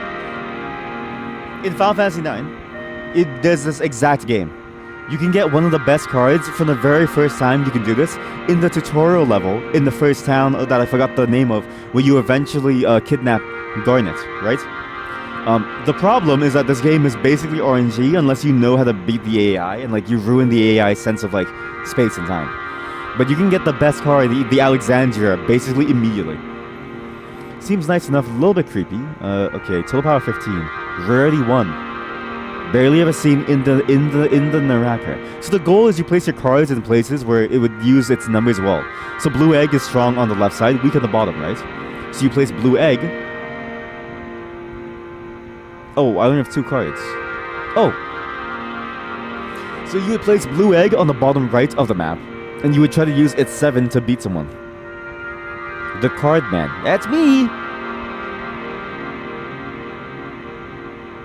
Why would you make this? Why is it a full... It is a full implementation. Look at how many cards there are. Oh my god.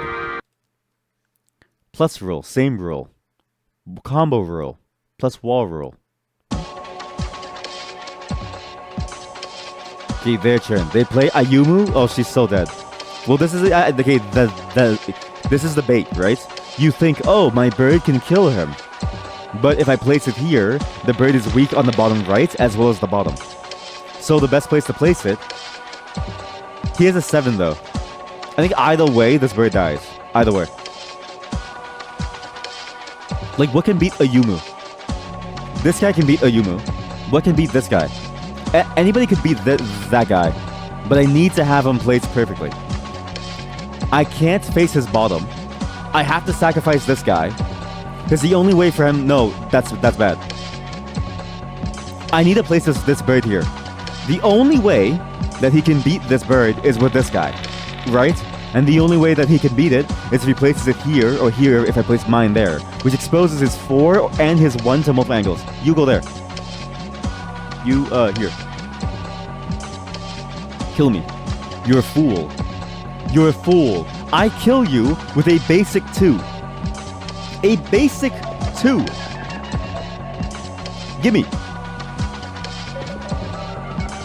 He's a fool. You know why he's a fool? He put a rat down, and rats are nothing to me. Now look, I play. What can he beat this one with? Nothing. Nor can he beat my rats. This is a game ender.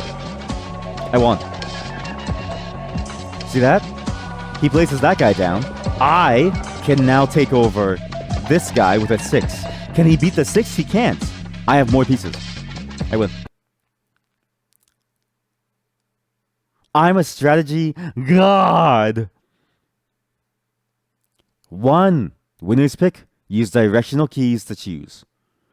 I want your Crest King because I think it's funny to own the guy who kicked us out. Or I want Sal, actually. Sal is a good counterpart to my blue egg. Yeah.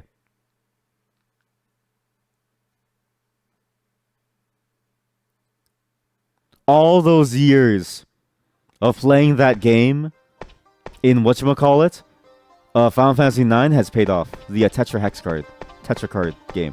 So simple. Between that and the 909 jump ropes, I was, I would go insane, actually. Get demolished. Hey, you. Golem the Wanderer. Seasons will pass you by if you don't change that attitude. We all get up and we all get down. We all get up and we all get down. We all get up and we all get down.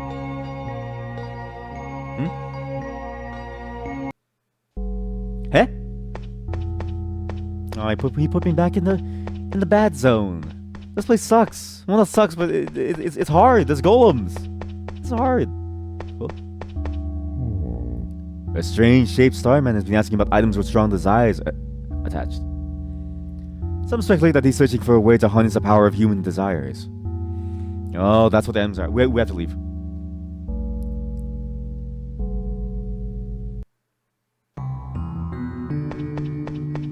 We're safe. We were about to die.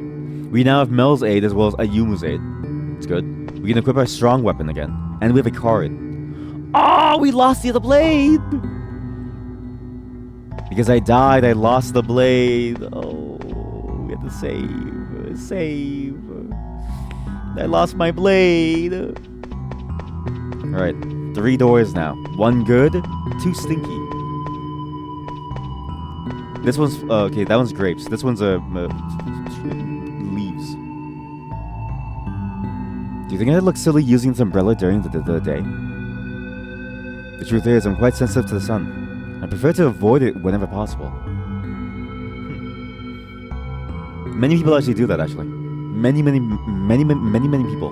More common in East Asia. Like just Asia in like general. In the West, you look weird. But in Asia and also the south of the United States, apparently very, very, very common. Maybe that's why I'm not a very good gardener. No, you won't look silly. I'm relieved to hear you say that. Sometimes I'm overly self-conscious and dislike being seen by others. Hey, vibes! I've always wanted to walk through a park on a sunny day, carrying my umbrella. It must feel wonderful, especially compared to sitting in these cold waters. Perhaps we could search for a memory of a park as a way to take a break from our objective. If we do find one, would you like to go on a walk with me? That would be nice. Great. We'll keep our eyes peeled for a park memory then. I know that's probably a bad thing to choose. Melpomene, I think, is somebody who breaks memories. I think Melpomene taints memories and ruins them. She is an agent of whatever thing hired us too, right? We don't get many visitors. My she companion here can be quite a handful. Just be careful so as to not startle him. Oh, okay. His memory has been getting worse every day. Glad you found him, though. He seems to wander off much more lately. When he outlives his uselessness to me, I will put him in a nursing home. Oh my god. Oh dear, hello. Sorry, my reading is so weird. Oh dear, hello. Have you come for coffee? Perhaps you'd like to sit and chat with me a bit. To be honest, I've not many companions. I suppose my confusion spells must be dreadfully painful for them. Yes, you see. I feel as if all my leaves are falling off my branches. Some days I can hardly remember where I am, others I still believe I'm in my youth. As my branches become lighter, the threads attaching me to this world and my companions become heavier. Perhaps that's why nobody visits me. I may not remember you tomorrow.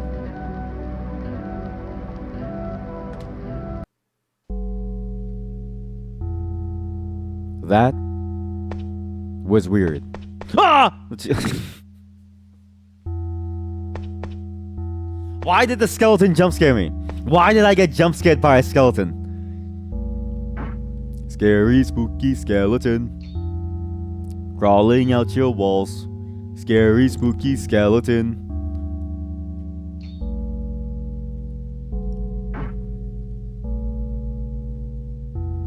I was trying to think very hard about the next lyric of that song, and I couldn't think of a single word. I couldn't think of a single word that like rhymed with wall, but wasn't dull. You found a card. Oh, that's what the okay cards. Gotcha. Okay. The pork evil, the swine sanctum, pig purgatory. It's like they've created an entire network. Oh, this is the mushroom guy. A system of communication that's been hiding. It was in plain sight all along. We never even knew. They could be plotting against us.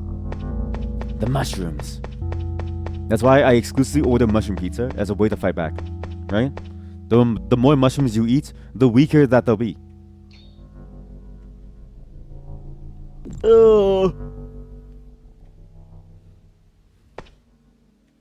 Why am I not landing any hit? How come I can't land a single hit? What? Oh.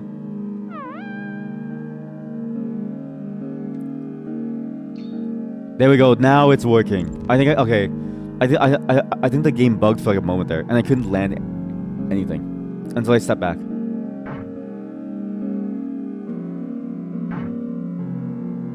Die, monster.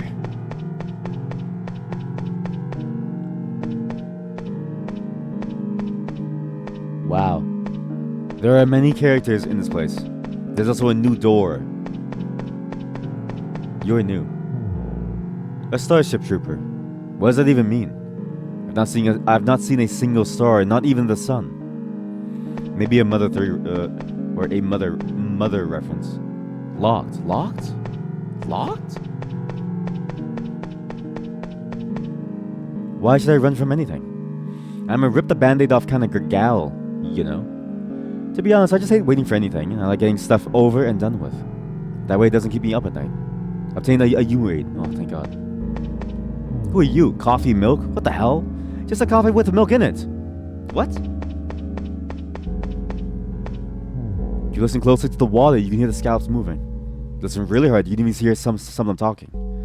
Some of them have pretty dark secrets, and others like to talk about the people they see on land. The scallops tell me that your name is Golem. What? The scallops?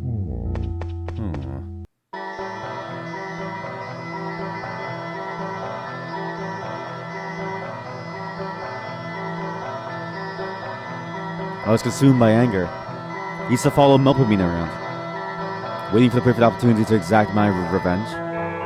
As I watched her, I noticed something.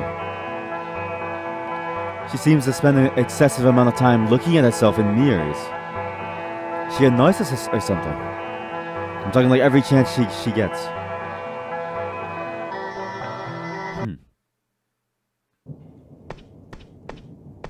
Strange how he comes to that conclusion.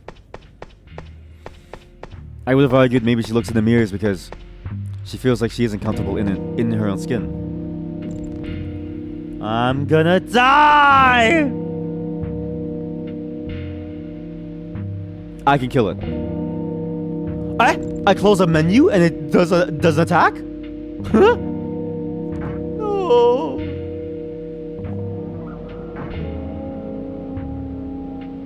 I need to land this the next hit, otherwise I'm like dead. One shot. Dead. Makes me feel weird. It lived! Oh, it lived.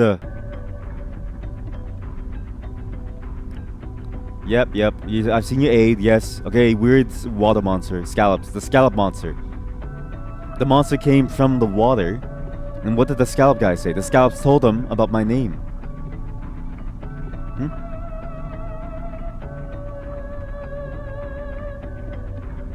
Uh-oh. I think the game froze. I don't think the game is working. I think the game froze. We gotta restart it. We're gonna restart the game. I know we were playing this game for like a long time, but there's something interesting about this game. I really enjoy what they're trying to like do with it. And I really enjoy like the way that they make you explore, the way that they allow you to see these weird things, and the way that they integrate everything so well into like the DNA of it. Have you ever wondered why so much of the Naraka seems to be industrialized? Never expected to have such a human-like aspect. A man-made hell, in a way. It really bothers me. The cold wind whistling down the halls and a set of black mold. It makes me want to try gardening again. You do have a green thumb. Not really. Oh, you mean literally. Yeah, I suppose I do sometimes. Everything I plant just wilts away, no matter how hard I try. Maybe I can help you one day. Seems like you're starting to have a change of attitude, aren't you? I'd appreciate the help. Hopefully you're a better gardener than I am. Once you finish this journey, I'll hold you to the promise. My plan is to have the garden located close to the tower so that I can keep an eye on it.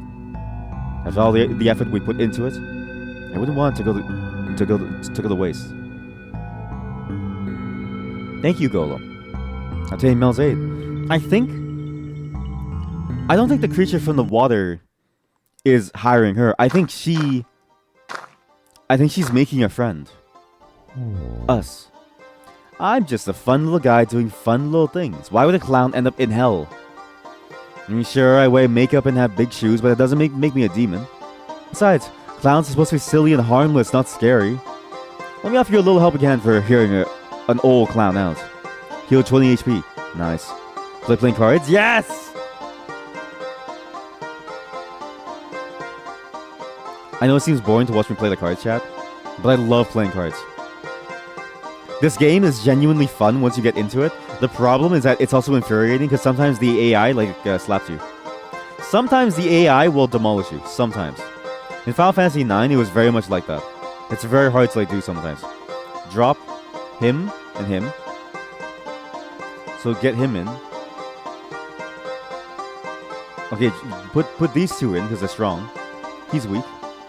Bring back in the Clockman. Yes. Duel. No rules. Alright. He's weak. He's weak.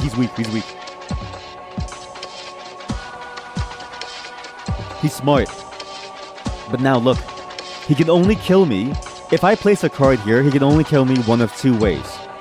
So I need to force him to play on his worst side, his bottom right side. And I need to save my strong cards to beat him on his bottom side. The problem is I don't have many strong cards. Actually, I'm kind of boned. The problem is that I'm boned. I can match him, but it's not really the same. I think all I do is just play even. Even Steven.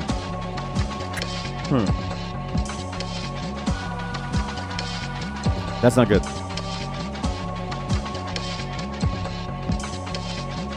I can start a sacrificial chain. Yeah. I'm gonna start a sacrificial chain using Mr. Clock. You're an idiot. You're doomed. You're actually doomed. Look. What can beat this? What can beat this? This guy. Now, he can only play from the top, right? He can only play from the top. So if he plays here, if I play him here, he plays here. I play this here. He then can't play this because he loses all the time, always. So he has to take this spot. But then I just kill him with nothing. I actually lose. I'm going to lose. What have I done? What have I done? Take this.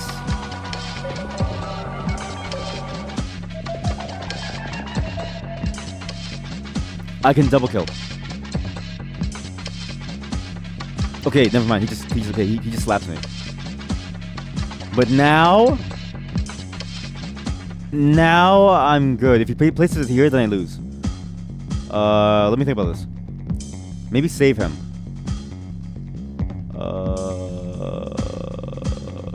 If I place it here, he dies. I place it here, I stay even.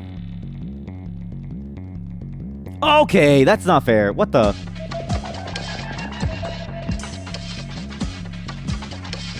Get that one. Ah, he's gonna take my card. All right, take the observer. Thank you. The observer sucks. We're never doing that ever again. What the?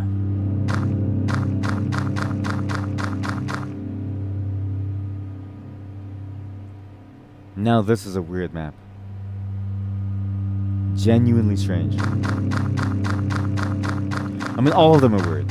All of them have some weird aspect to them that you can't really explain, right? They're like dreamscapes. They're like paintings in a way. Small just for magic items you found. Hold. Okay, well, I have all these. They finally started playing Yu-Gi-Oh! No, wrong game.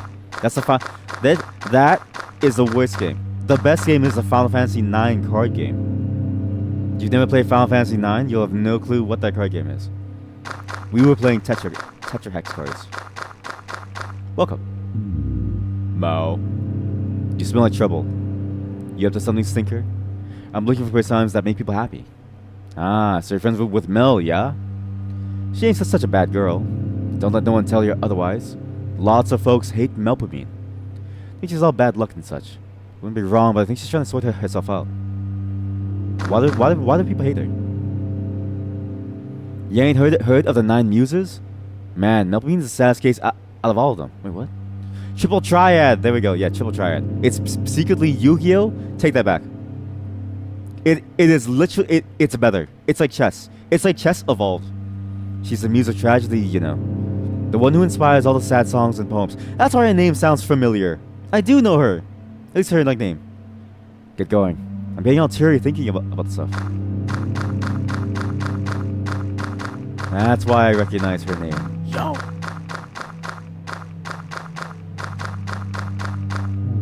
The fascination with the number 33 continues to serve as a reminder of the human drive. To seek meaning and understanding in the mysteries of life.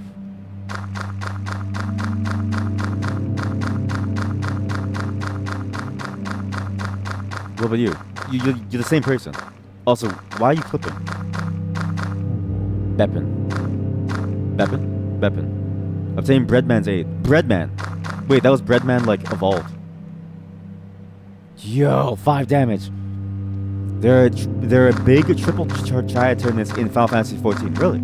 I didn't even know that I didn't even know that they continued to do that card game. He's lost in thought. Usually the Final Fantasy, like, you know, extra content, extra game stuff, the mini games, they usually never stay. But it makes sense for Final Fantasy 14 because it's like an MMO, so they can carry things over. It makes sense.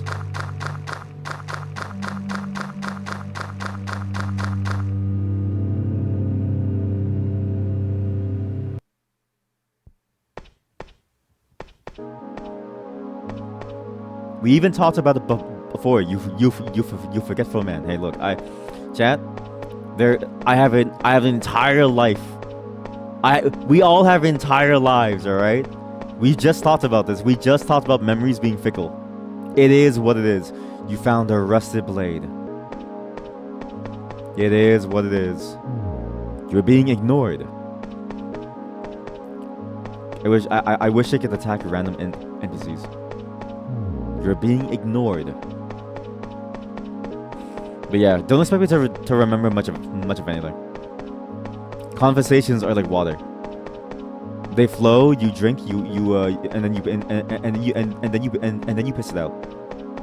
Don't let it stay in your body for too long.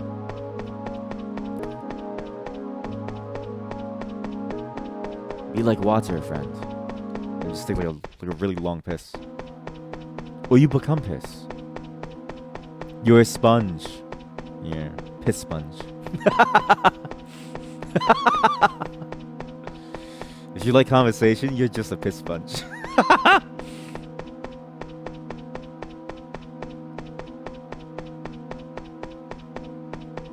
I'm so lost. I thought I had some pathway, but I don't have it. Delicious piss. Pea water. That dumb bitch you travel with is so damn mopey. If I had a bod like that, I'd be all smiles. I wish I was pretty. Boobs. Ah! Always skeleton scares me. Always. Die. Oh no. I'm bugged.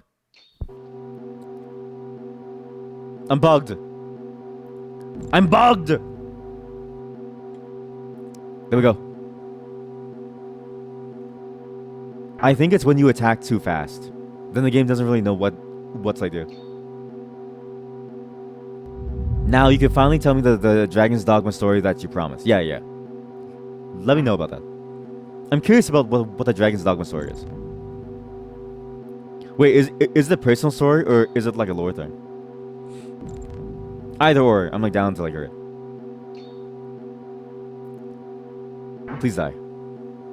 Yes. Maybe I should have chosen pacifist mode. I think this game's combat is absolutely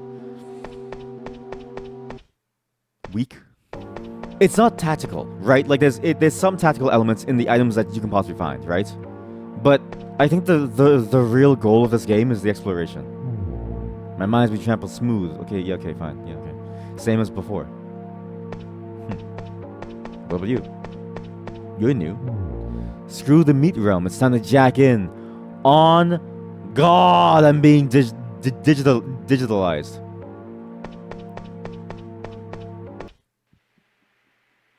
My performance must not have been up to par. Or perhaps the king simply grew tired of me. Kick me to the curb. You ever seen a city jester, a balatro? Doubt it. We ain't cut off for the streets. I think I might just hop in the subway and cry. A city, what did you do? I was just doing my act. The issue is that nobody laughed. It's like they had no sense of humor at all. What city jester? Yeah, because the king was like the bigwig of this giant corporation, and now I'm fired. You know how hard it is to make corporate snobs laugh? What the hell do they even need a jester for anyway? It's not like they appreciated my talent or anything. He left you a city orb. A city orb. Huh? Uptown girl. She's been living in her uptown world. Takes you to the city. Let's try it.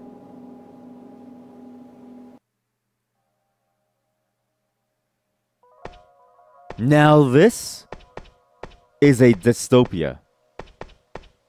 This is hell in some weird way. Look, it even has that giant. It even has like a genetically modified fish from all that sewer water. What a great representation of your average metropolitan city. And look, someone left their lips. Do I know that the game selects what MC is most important to me to appear in a fight? Yeah. The final one, right? Who was it for me? Madeline. But I specifically tried to go for her. I made sure that Celine hated me by like grabbing her and like throwing her. But Celine showed up at the very end though. Celine showed up at the very, very end. You can actually watch it actually. It's on my VOD channel. I uploaded that afterwards. West Oscar. What? Wait, I should heal now. Thanks, Mel. Maybe Mel is nice. Maybe Mel's just trying to like help us, right? Maybe she just doesn't know what to like do. Also, we're gonna do this one last map, and then we're gonna move on. I do want to revisit this game at some point, but I think for today's session, going through all the LSD Game Jam games, it's gonna be really hard to do this game for much longer. Wow. Ah, what up, Mel's henchman? Getting on? Yeah. She ain't gonna get too down, is she? She seems rather normal. And really nothing to be worried about unless you really piss her off. Even then, take a lot for that to happen.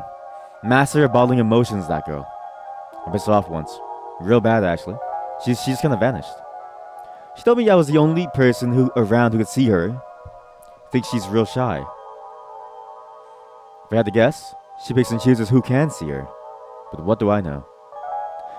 Hey, can you maybe tell her something for me? Just tell her a small black cat misses her. She'll know who you mean. I have to believe that there's hope for her yet. But one day, she'll find a way to channel all that sadness into something beautiful.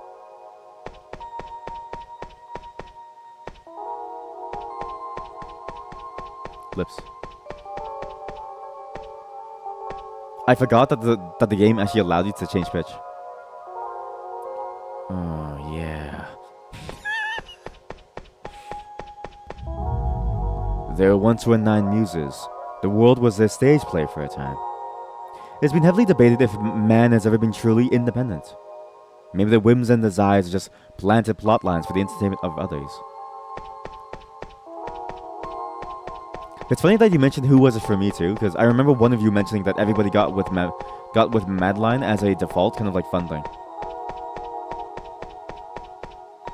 I mean, to be fair, It's either that or Celine. I help Celine. She lives in my home. It's like, okay, wrong. Like, I don't want you. You look way too small. Have you seen that broad with the blue hair, huge titties? How I get them to be that big, boobs. I know a lot of people who like get upset over their boob size, and they all want to get like a boob job and like stuff. And they really want to get like massive titties. I'm like, dude, like, titty is titty. Even if you have nothing, it's still titty. Like, it's fine. People love you for who you are. I suppose we can play cards. We'll play for all. Yes. I am gonna demolish this dude's deck. Next to the quest point in the city is this little girl. Every time you took a mission, you talked to her. And then in the end, the game was like, you really like this little girl and selected her. That's funny. That's actually funny. I kind of want to do that for Dragon's Dogma 2, because I think one of the riddles in Dragon's Dogma 2 involves us sacrificing our love, and I love the idea of sacrificing just a random human child, right? Like, just a random child, just like hanging out. Like, if I give a child a bunch of gifts, and I kidnap her, and I sacrifice her to the Sphinx, right? Imagine how funny it would be if she gets eaten. That's my theory, at least. I don't really know. The game is, like those puzzles are really hard to figure out, so... Come on, Sal. You have a Melpomene card. I want Melpomene. Huh? Oh, you can choose any card to play. Oh.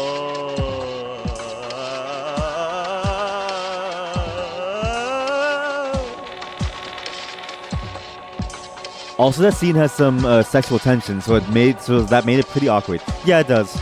Yeah. There's a lot actually. There's a lot of tension in that scene. Like the character is like gonna be in your bed, right? So it's like, okay, like it's like, oh boy. I think I sacrificed this guy.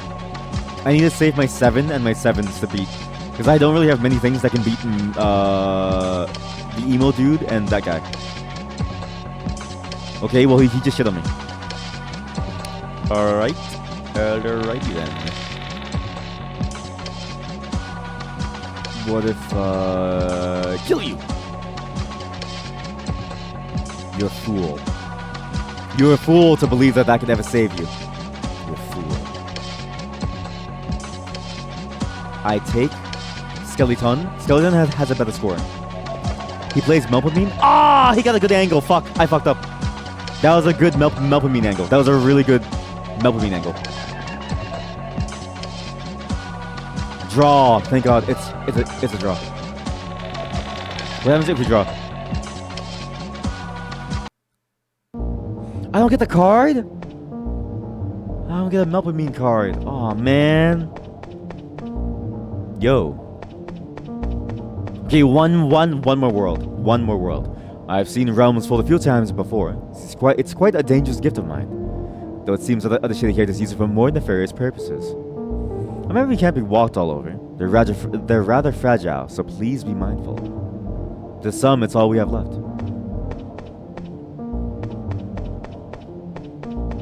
Isn't this that girl who was, like, being bullied? I spoke to one of the crows. Ain't that neat? I think that they pick and choose who they speak to, bunch of jerks. Pretending they can't speak. I asked them myself, what are all you folks doing here? Said to me they were here to save us and all that silly jazz. Save us from what? Told me there'd be a great tower erected real soon, and it would let us all blow on out of here.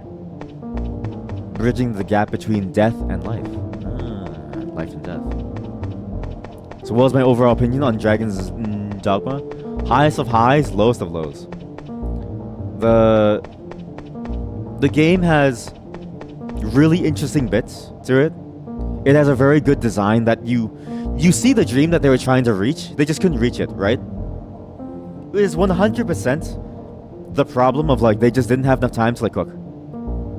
And like that's what the director of the game said too. It's why I enjoy Dragon's Dogma 2, because I think Dragon's Dogma 2 was like, it feels like that they realized their dream of Dragon's Dogma 1, but they just don't have the technical engine to carry all of their ideas, so it lags in like cities.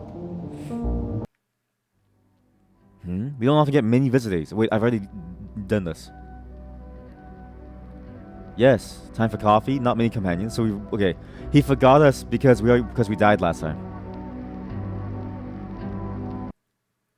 I need to leave to go back to some. How do I go back to the save point?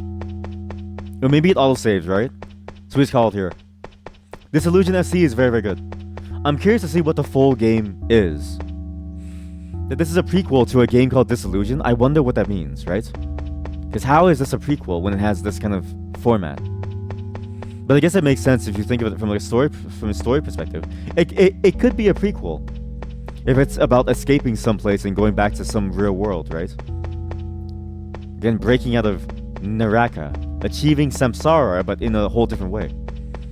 So I'm curious to see how this sort of goes and what direction this game takes it in. But I think this is enough for us. There's many games to get through in the LSD game jam. So as fun as this is, we do need to make it a time. I do, however, think that the gameplay, again, it's just a roguelike thing. It's just a turn-based roguelike thing. You're very limited by your stats. If you don't have good stats, you basically lose all the time. But still, really interesting title. Really, really interesting. On to the next one. It's gonna take a while to set up. Your biggest problem with the Dragon's Dogma was very shallow lore. I feel like this world has no history or culture or anything, which is kind of essential for an open world RPG. I thought the opposite. I thought the lore was actually good. I thought the culture was very, very good. I think it really depends on what side quests you do. And I think, again, it's like, what do you consider to be rich, right? There's a lot that the game tells through action alone. Or through, like, small tidbits alone. Like the Julian quest. The Julian and the duel between Julian and Sir Mercedes. That, I think, really showed that, like, hey, like, there's a much larger political landscape at play. And the land that they're from has a lot of history, rich history, based on honor. As well as, like, the way that they approach it. The two different characters, right? You see that there's also a conflict that's broiling from within of like, do you honor tradition or do you simply move forward? Or even the Faith and the Abbey. I think the idea of like, okay, the Faith and the Abbey having some connection to the dragon was like cool. And I think it's like this idea of like, okay, what is the main religion of the world hiding? I think that's a very interesting like plot point. Then even the land itself, the way that you see different things on the map and you see the degradation of things, and then you tie it back to what the game is about, being stuck in this like endless land, right? There used to be a quarry. In that quarry, there used to be miners, and obviously that's where most of the goods came from. But now it's gone. Grand Soren being built from the ruins of an older Grand Soren. You see the broken down castle walls. Like, there's history there. I think there's actually a lot of it. I think if you think of it in terms of like raw like word count content, yeah, there's not much word count, right? But I think there's enough of it to keep you interested and to give you a sense of what is going on. And I think there's enough of it to at least give you an idea of like, okay, like there is more to it. It's just this game can't expand on it because there isn't enough word count, right? So I can see your point of like, there's not really a history or culture, but it's also at the same time, I feel like that simplifies a lot of what the game had. I think the game actually did a very good job with what it could do. And I think it actually gave a lot of history and the culture.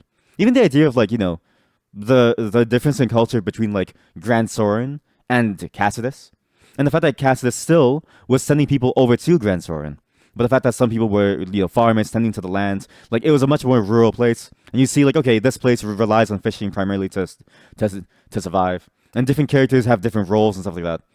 You actually get to see the makeup of like different places, right? Even this idea of like, okay, a bar being there, and in the sense of like there's no opportunity in like Cassidus, right? It's a very rural place, and the city has like everything, right? I think there is something there, but I think it's again not enough word count to make it happen. So I can see that, but I think there is enough to keep you interested in it. You did everything. I'm surprised then why you felt like that was much. I thought if you did everything, then I think you would have even more because I skipped a lot of side quests, right? But there's a lot of like mini little details I think it lays out for you that I think it's good enough to keep you interested. Again, I can see it from the point of perspective of like not enough word count, but I do think it's almost like wrong to say that it has nothing. It's not very shallow. I think it's not shallow. I think it just doesn't have enough breadth, right? I think it has this like problem where what you can interact with and what you see is like this like surface layer up to like a certain depth, right? But the breadth of it is like contained to Grancis, and that's it. You don't really see anything outside of that. But the depth, when you actually look at all these little details, the world building details, it's like, oh, there's something there. Even these little bits of like, you know, the cursed bronze idol right outside of the abbey, right? It's like it really gives you this like, sense of like, oh yeah, there is something weird about the like faith and the abbey and stuff. And then you think about, okay, how come Mason has a connection to the abbey? Mason, somebody who's willing to spill blood, having connection to a place of faith. The faith is not as clean as and as pure as they want to call themselves, right? Like it's, I think there's a lot of interesting things about this once you look into the interactions, but I think it is lacking in like breadth. The only time that you get a lot of breadth is in that Julian Sir Mercedes, like that other continent sort of like ties to Grancis. So again, I don't see your point. I get how you could say that, but I think saying there's nothing, and saying that there's shallow, I think there is, but I think it does it in like a Dark Souls Elden Ring way, where it's like more about like what pieces can you connect from the surrounding locale versus what it like tells you word count wise. Obviously, it is limited though, very limited word count, and what you do see is mostly flatlands. So, but enough about Dragon's Dogma. As good as that game is, we're here for the LSD game jam. This next one is called My Sister Is Wanted. Let me drop the link. Then change the category as well. Oh God. Drop the link. Say the game. Boom. And again, if you're watching on YouTube, you'll see all these links in the VOD section. This is gonna be one of those like weird, like basically unedited VODs for the most part. Now this one is very interesting. This one has a very fascinating look and feel to it. This one also has a massive content warning. So let me read it out. The description of it. Also, the team that was behind Disillusion ST, at least on itch.io, as far as I can tell, Moonside Tapes made the OST, as well as the person who made it is just it seems to be just a team, and they leave nothing. They leave no information actually. So, just the Disillusion ST team. On Steam, the Disillusion game is just made by somebody named Disillusion Dev. And this game seems interesting. We'll play it at some point in the future. This game is called My Sister Is Wanted. It's about you. You're a mouse lost in time, and the crimes of their family. Our family. It's by a developer named DeBlue. At least that's their author name on itch.io. I don't know why people use different names in different places sometimes. But hey, unique names are hard to find. That's why my name is completely unoriginal. Windows Defender Smart Screen. It's fine. Trust me, it's fine. Don't worry.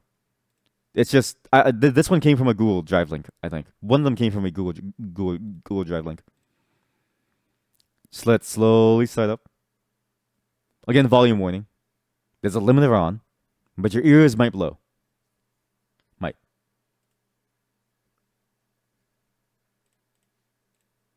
It's a Unity game. Do you think they paid because I had to download the game? November 6th, 9 a.m. Sorry. Kind of loud. And also, it pauses when you Alt-Tab. Like many other Unity games. It's a very Unity-esque thing. I don't know why most Unity games pause when you Alt-Tab. Especially when you want to modify volume and like stuff. It's very odd. You would think most of them would like want to keep on playing. But we're a mouse. We got a problem. We're stuck somewhere, lost in time, and lost in my family's crimes. The picture was of a mafia. Like a mouse mafia. La Familia. Look at them.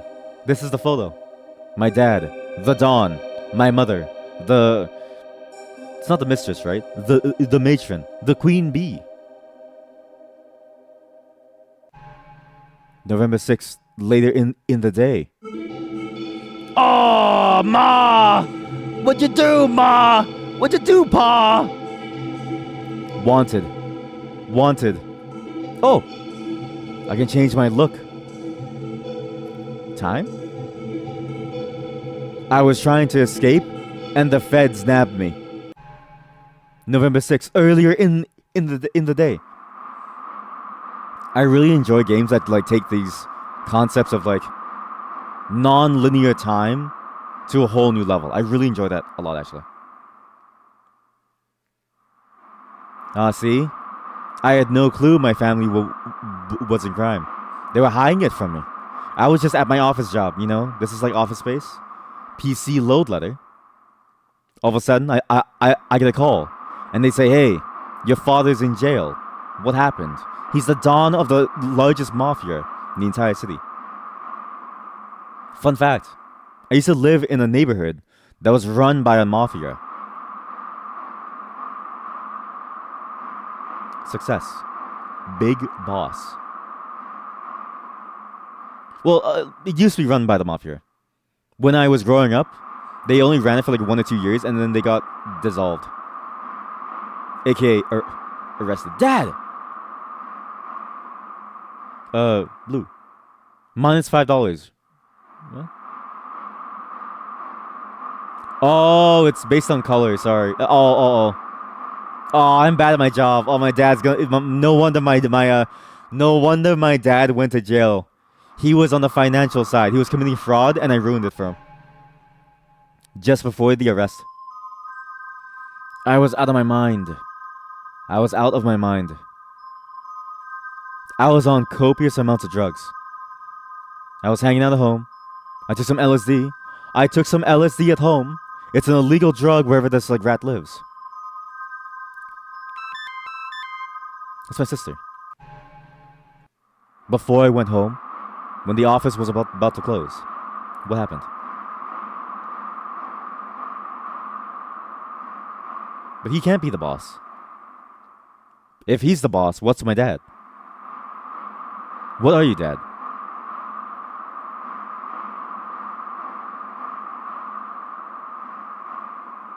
Oh, I messed up.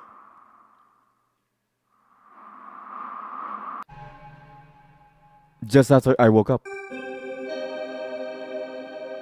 $3,000 for milk.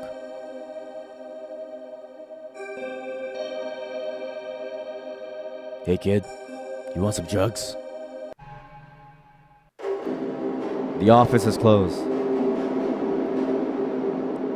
Oh my god, is that loud?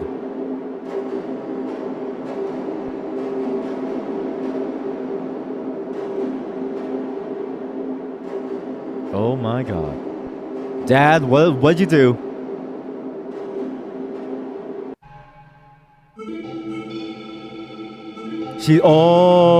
The wig. She's the one who's wanted. She's my sister. She's my sister. She tried to run away. I took the fall. I'm just a baby.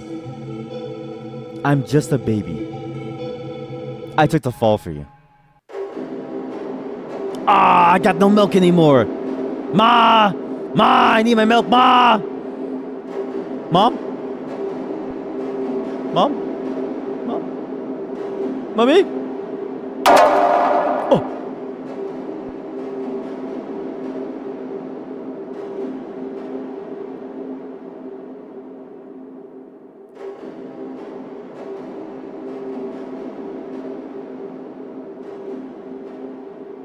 I'm stuck in hell.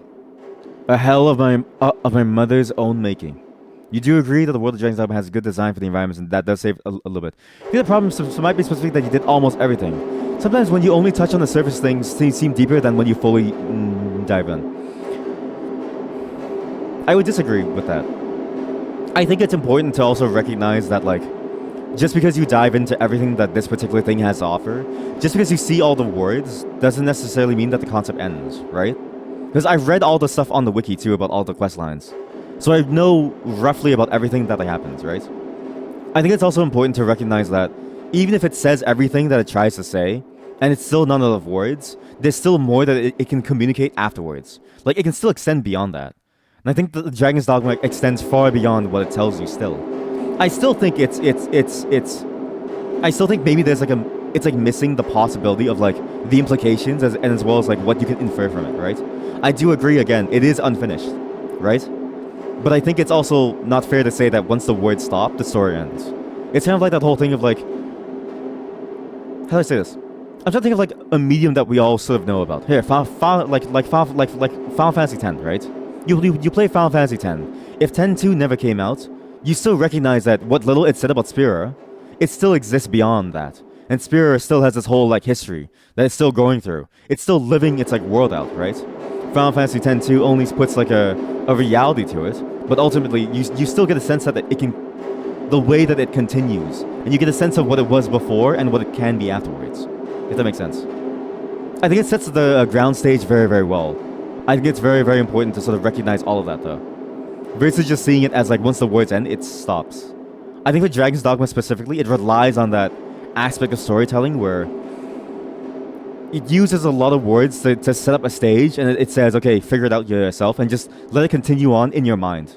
Because ultimately, like, again, it was limited in what it could do, but it left a lot of like open endings and open questions, and it gave you enough detail to sort of allow you to sort of like build something up from that, right? And Dragon's Dogma 2, from what I can see, is starting to go down that same route as well. But it's also explaining more as it goes along. It's almost explaining too much, but it gives more of an expansion to the world that we knew it as, and now we get to see more of the world outside of just Grancis, right? Now we see another side of the world that doesn't seem to have any overlap with the Grancis at all. Yeah. Plus, I think it also ties in well with the idea of like what it was trying to say about the like cycle and the loop at the end, right? So I can kind of see how it like works there. You've only played Final Fantasy 14 and Final Fantasy 3.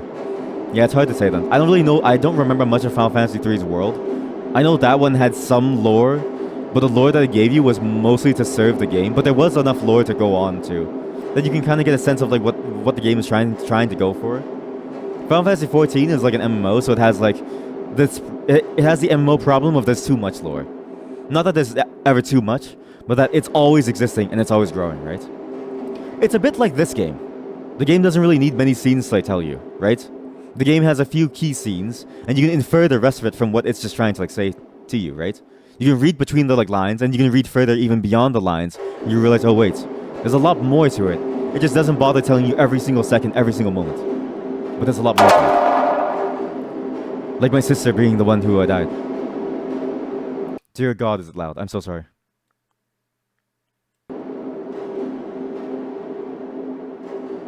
She was the one who stabbed either herself or someone else. Ending 2!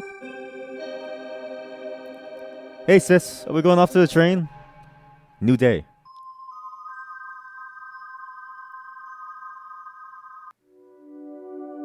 My sister's wanted by the blue. There's 2 endings to this game. I wonder how you get the second ending. The game closed. I wonder what the second ending could even be like. I mean, we did a really good job, I think, right? We helped out at our dad's workplace pretty well, I think. We put the papers in mostly in a way. I think we did a good job. Sure, we're in like debt in the family, but we had a lot of milk. We had a good amount of milk. I don't know why my mom wanted to kill me or my sister, but hey, I thought we did a decent job. Maybe our dad was just mad. He was mad that we're better than him at his own job. But that was an interesting game. Again, it's one of those things where it's like the game has this weird dreamscape element, but it also ties it together into some like weird storyline of like your family being wanted, like your family being involved in some crime or something. And it's strange how it says, you know, your sister is wanted, and then immediately I almost forgot that your sister was the one who was wanted and not your father. The look of your father being like a Don really did help make me feel like he was the problem and not my sister. And I really enjoyed it for as little as it was and as limited as it was. It was fun.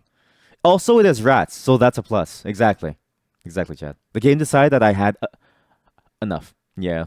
You know what? We'll never know the other ending, but that's fine. If you want to see more, you can play it yourself. That's the point of me not playing everything. This next game is a very long title. I'm gonna try to read this out without stuttering once. Okay. Important message that you should read before today at 7 p.m. Pacific. That's the entire name of the game. I'm not even kidding you. That's the entire name of the game. The description of the game is important message that you should read before today at 7 p.m. Pacific. Important message that you should read before today at 7 p.m. Pacific. Important, and so on. It repeats that message over and over and over. Well done. Well done. Let's try this out. I'm curious what this game is about. I have no clue what it's about. I have no clue what any of these games are. but every single one so far has managed to like surprise me and also be very enjoyable in its own way. Every single one, right? They all have something about it that like makes you go like, huh, that's interesting. Unrecognized app, it's fine. Just let through, it's fine. It's okay. Again, Microsoft Smart Windows Defender antivirus doodad doesn't know anything. It knows nothing.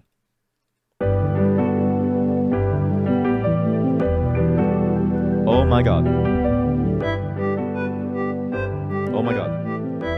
It's loud. It's very loud. Sorry. It's very loud. Oh god, it's very, very loud. Oh. You can't see anything yet, sorry.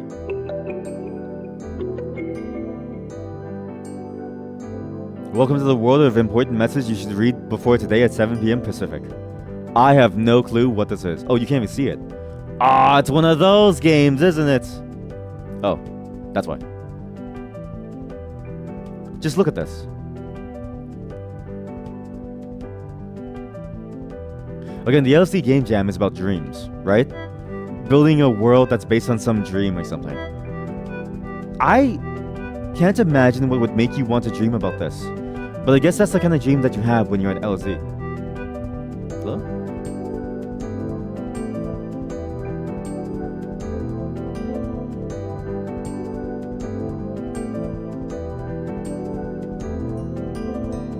There is nothing that follows you after you turn off all the lights in the house. Don't say that. Don't say that to me. That's terrifying. That is genuinely terrifying. This reminds me immediately of that game that we played. The soap mod for that soup game. Or the soup mod for that soap game. I forget which name was the name of the game and which one name was the name of the mod. Reminds me of like a weird exploration game. At least you have some nice music for now. For now.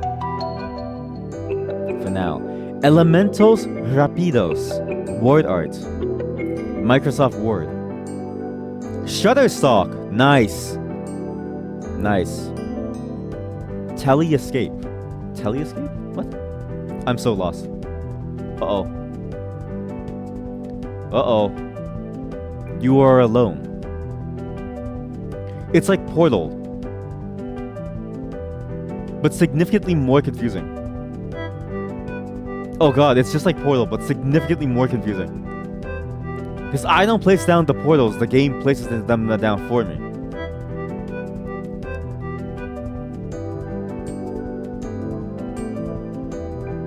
Am I alone? Am I really alone here? When does the fake out happen? When is the reality of what's happening to me really sink in? Oh no.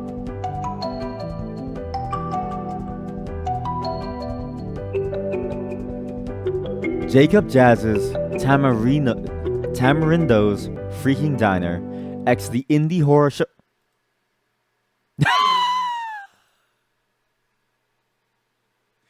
We just played an ad. We played an ad. What? We played an ad.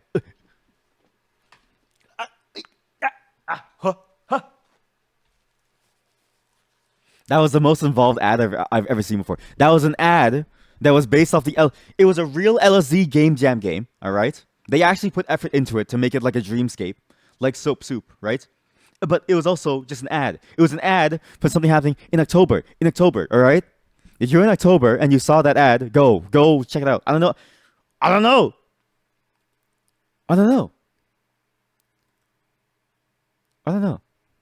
This next game is called Three Verses. Let's just move on. Let's pretend like nothing happened. This next game is called Three Verses, okay? Once again, pin the message. It'll be in the description. We're going to move on from that ad. That was a very interesting... I can't believe we got hijacked by marketing. What's this? Three Verses is an adventure game / first-person dungeon crawler / typing game based on poetry. Having shed your corporeal form, you must now escape purgatory by completing the simple task of delivering verses from deities to struggling poets. It was completed in under 2 months. Sorry, that last game was made by Jacob Jazz. The guy, oh my god, Jacob Jazz is running The show. He's running that show. So that's why he made this game. To tell you about the... This next game is made by a developer named... They don't have a name. They do. Sorry. It's just weird. It's made by three people. Sphere, Kernel Fusion, and Desktop Trash. That's a lot of people, actually. 3 verses. Again, no clue what to expect. Again, content warnings are active. Good luck. I can't wait until we play a game where it just loads up like a McDonald's ad. And it's like, yeah, this is kind of like what it like that is a dream sometimes. I couldn't get around. Have this, you might be special. Because we were once cowards. We must now find and deliver 3 verses. What? Created by Fainting Room, JV. Tunes by Gecko Afterlife. What?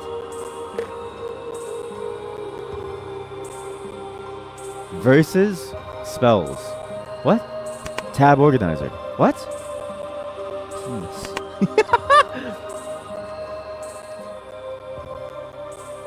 See, chat? Look, I may have only typed penis, right? But there's more to it than that, right? There's more to a penis than just a penis. There's more to it, right? Once the words end, it doesn't just stop.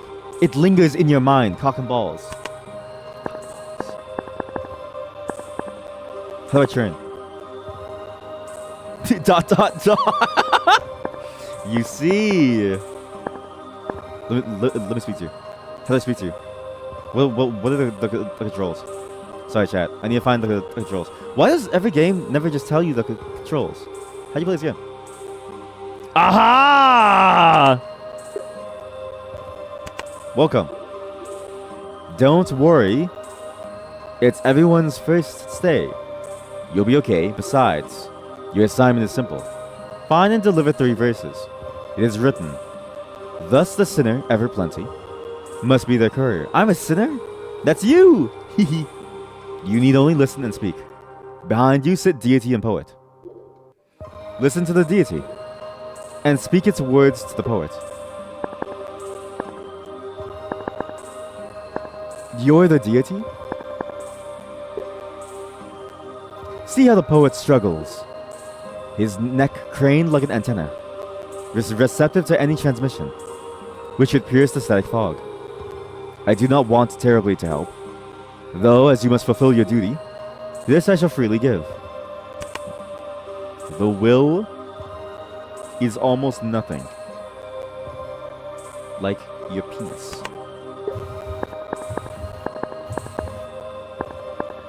I have a verse. Many hotel rooms too. I have a verse. Okay, here. If I read it out loud, maybe I will hear the last line. Were it not for our momentum. Were it not for my momentum. Find last line. The inertia of our actions. The inertia of our actions. The constant inspiration of our habits. The constant inspiration of our habits. We could not continue. We could not continue. I've heard that this is not really poetry. What I've heard about poetry is interesting. Poetry, the way that I've heard it is that if the sentence structure doesn't matter, and the way that you lay out the words doesn't change things, and if you could write the poem as just a regular sentence or like a statement, then apparently it's not poetry. Apparently, the way for poetry to exist as poetry is that it must have some play with the structure, with the words, with the way that it's laid out. Even not even like a visual sense. Sometimes a visual sense, but the way that it's laid out visually, the way that we read in whatever language you like speak, it should play with that structure to provide some kind of feeling. What's the next line? Oh. Wait, what? The inertia. Were it not for my momentum, the inertia of our actions, the constant information of our habits, we could not continue. The will is almost nothing. The will is almost nothing, penis. I think I've got it. The will is almost nothing. Would he have said anything that I put in there? I think I found a new method. That is how it's done. More or less. Some of us are more temperamental. Verses might not come easy. You would do well to remember this. What if I just said penis there?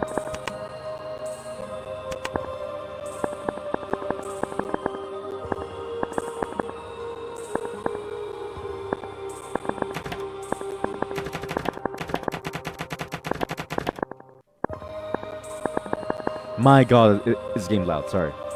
I'm just realizing now that this game is like ear-deafeningly loud. But what's new? We always play ear-deafeningly loud the games. Not bad. Each poet has their own verse, so you must be careful. It may take some getting used to, so I encourage that you write down any info you receive. Vignettes is your notepad with tab. Now that you're prepared, it's time to begin your stay. Your room is at the end of the hall. Nice. You wanna join me? This is a weird game. I really enjoy the way that they do it though.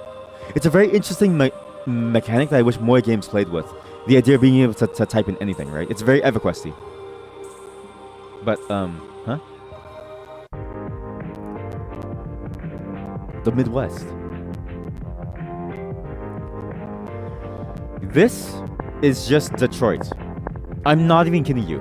My wife and I love to watch walking around city videos. And everyone that walks around Detroit looks like this. This is just Detroit.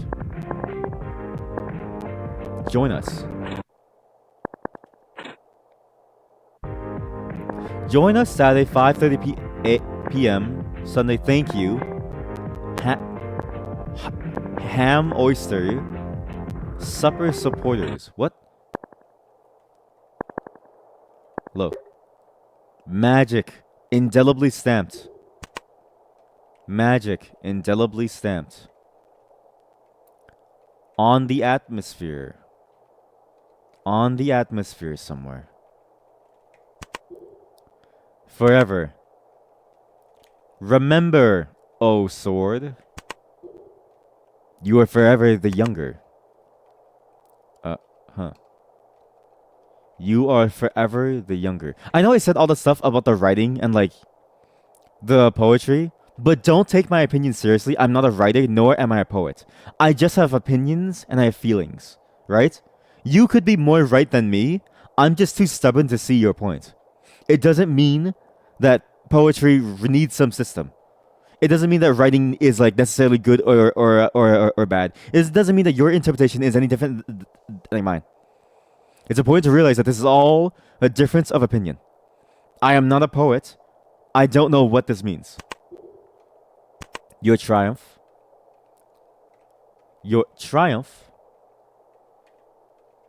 however exultant, must one day be over. Must one day be over. What is the next line? Magic indelibly stamped on the atmosphere somewhere. Forever. Remember, O sword, you are forever the younger. Your triumph, however exultant, must one day be over.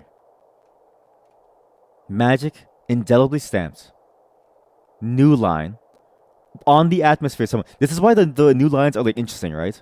Because indelibly stamped is like it seems like a good thing to like have, but it's like it's just thrown somewhere in the atmosphere. And it's like, well, what does that mean? Like it's at first it feels like, oh cool, like it's magic. Like what is magic? Where is it stamped? Like it invites curiosity, and then it ruins your curiosity by saying, hey, just in the atmosphere somewhere. It like basically magic doesn't matter. Magic doesn't matter. Remember, O sword, forever. You are forever the younger. I am younger than the magic. Your triumph, however exultant, must one day be over.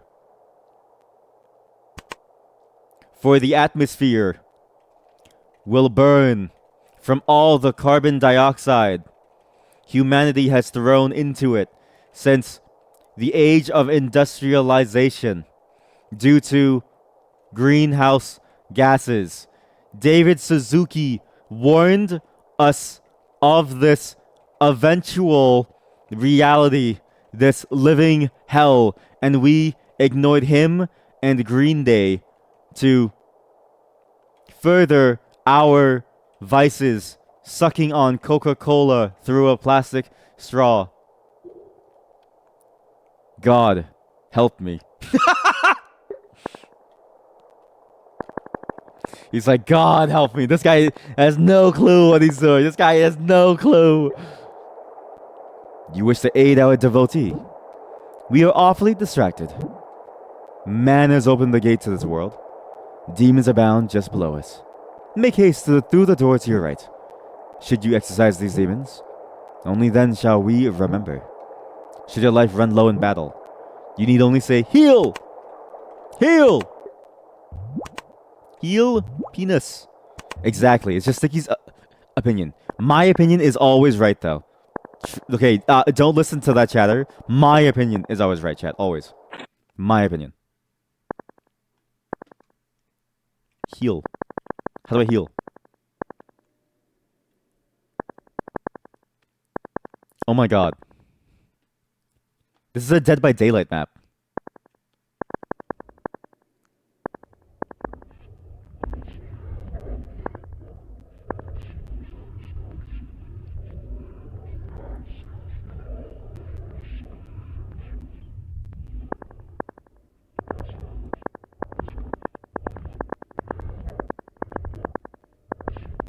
Men's washroom, women's washroom. There's always something going on in there. There's always something going on there. Normal women's bathroom noises, exactly. How dare I? How dare I? Nothing's coming out. There's a note that reads, Dark is weak to lightning. Heal the penis. Dark is weak to lightning. I keep wanting to alt-tab because I think I'm in like a notepad thing. So I have two spells. I have a healing spell and the lightning spell.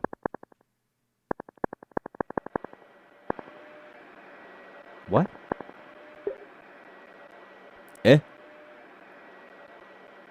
Heal. I don't know what you're talking about. But here's the key to the ladies' room. It's pretty fucked up in there. If you don't know 3 attack spells, I wouldn't even bother. Although, I was in there earlier. It made me really angry. I had just fucking cleaned it. I started punching the wall. With each swing, I felt reborn. Like I was generating some sort of magic power with every attack. Fury. Rage or fury? Rage / fury / anger. Punching shit will raise your spirit. Okay.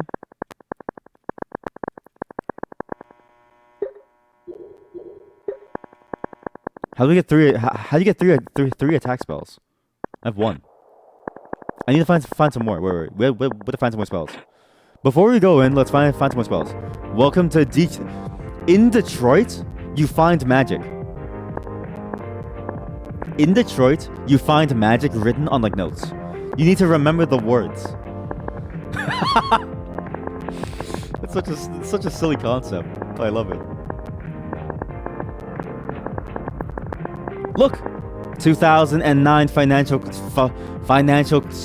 crisis. See, boarded up home. See, this is just Detroit. Moshi moshi. Wait, that's not Japanese. Yeah. What happened? You think I should present the technique to you all? IRL, Sticky. IRL. Which one? The fury, the rage, or the heal penis?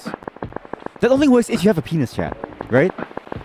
Fun fact: most of my chat is woman. I don't know where you will come from. You should all be going back to the bathroom and start, exercising demons. All right?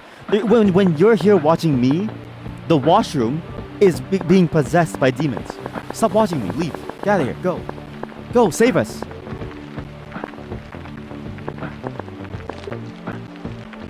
No. Later. I'll go back later. Well, hello. Do you remember your first catch? No. Try as I might, I cannot. You between one and the next. Catch as catch can. I've lit a fishing rod. Over on the bridge behind you. Try to say a prayer before. I pray for protection. Protection. Protection. Condom.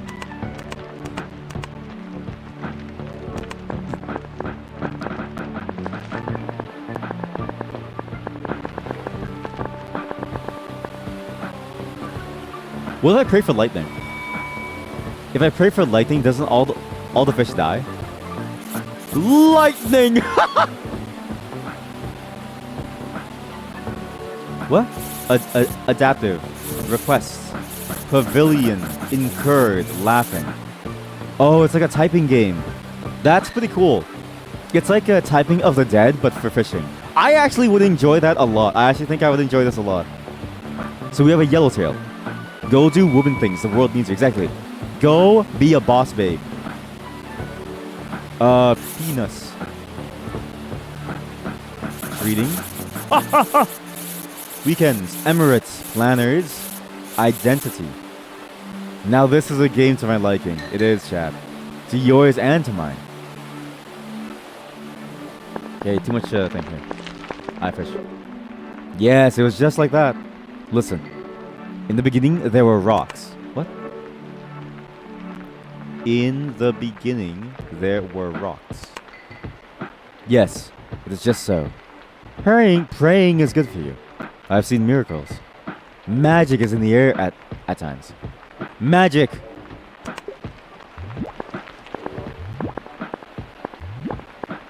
Hello? It's weird how you can't, like, type anywhere. I think I want this to be a full concept. You know what I mean? Like a full different game that isn't based on LSD.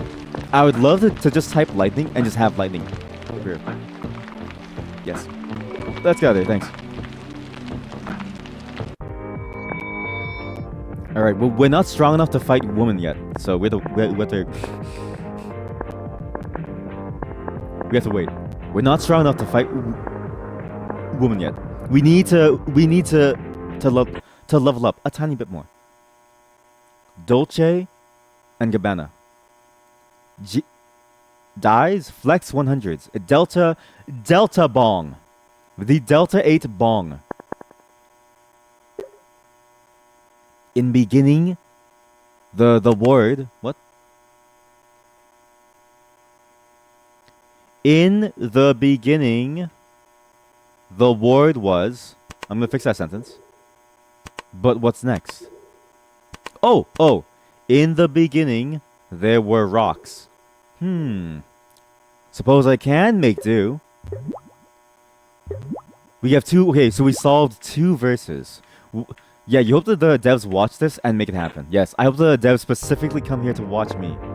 Of all people on like Twitch. And also, of all things to like do, watch me.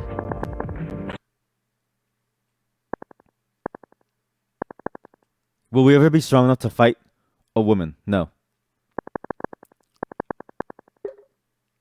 This is a close-up. An arm. Big muscles gone to seed. It moves, but first, we read Rodney. What? The design looks Chinese. What is going on? What is going on? What? I don't understand. Why did he rhyme that with Chinese? What? Like, huh? Why did he rhyme that with Chinese? Why did he rhyme that with Chinese? I just... What is going on? What is going on in this game? Flash powder tattoo. What about the last line? Electric boogaloo. Just stuck there.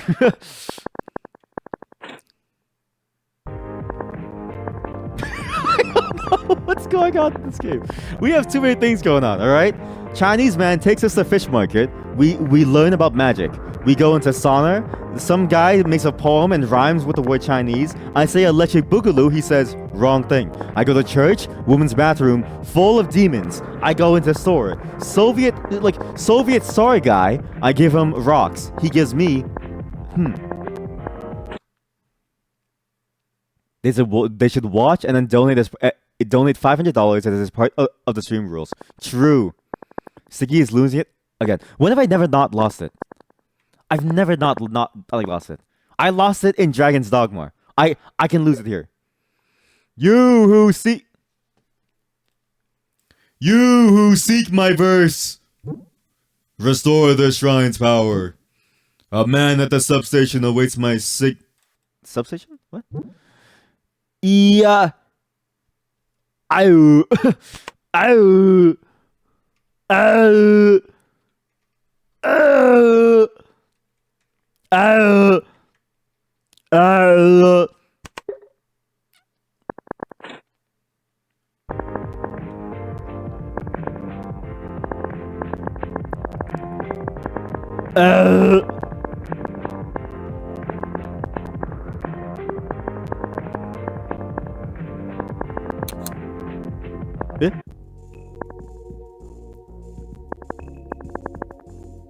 Substation.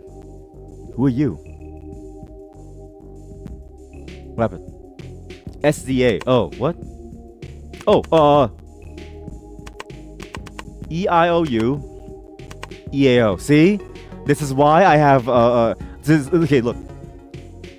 Your brain can only do so many things at once. You can only recall 4 things roughly in your immediate memory. Science has proven this, roughly. Right?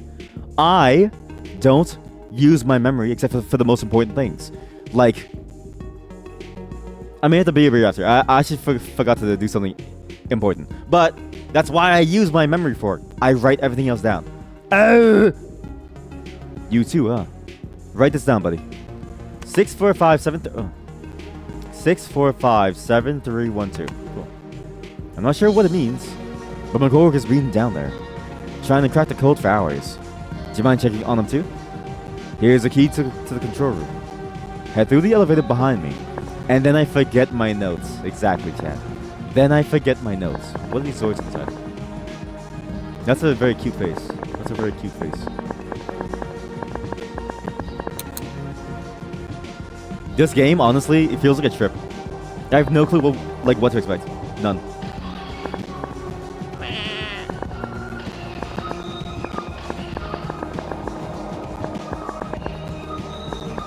What does it do? Oh, it's a water puzzle. It's a water world puzzle. I also really enjoy this game's aesthetic, right? It feels very dreamlike because the worlds and the spaces feel very, like, you know, strange. Everything feels very, very strange. And I really enjoy that. Again, dreams are very fun to go into because everything's weird and you don't really know what to expect. It's also much longer than the other games. Strangely enough, I think this might be one of the short ones. Disillusion ST is probably the longest because it has a very roguelike nature. But quite a few of them are also very, very long. The other ones were obviously shorter. I mean, it's a game jam stuff. It's hard to make a long game. But this one, I imagine, won't be one of the longer ones. With the other games, you mean the last two. Well, yeah. I mean, Disillusion ST, we just stopped playing it early. Disillusion ST there's 170 characters. And you need 8 items, and you need to go all the way down to Samsara to see the 9 muses, and then go into and then break free from the Naraka. You must erect a giant tower. This is the second game where we're erecting a giant tower. But it will be longer than most games, I think, in this pack of games, in the Game Jam. Most games when I see in the Game Jam are very small experimental ones. So we are gonna be done soon, I think. You do like erections, see? You do like erections. Now get in the washroom and exercise, now! It's demons!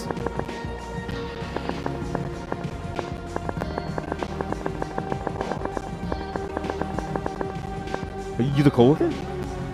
He stole my spell and locked the door. If you help me kill him, you can keep the spell. I want only for revenge. Well, what if I don't kill him? How did you get in here? Oh god. Maybe it's safe to run for it. Hold this. I'm out of here. He handed you something and ran away. No. Fireball spell. Fireball spell. No, he died. You need to go? No worries. Wait. You didn't know that there's a new rule. You need to stop telling me that you leave. Everyone needs to come up with their own phrase for when they leave, okay? It's a code phrase. Don't tell me what the code phrase is. You need to just say your code phrase and leave and see if I know this, right? Whatever phrase you want, that's your leaving like calling card, okay? And I need to figure out if I can figure out your phrase. Because you know me, I talk to myself for like hours, so I won't even know this. What was it called? 645-7312. Enter vowel. What? Oh, I. 6, 4, E. 5. Oh,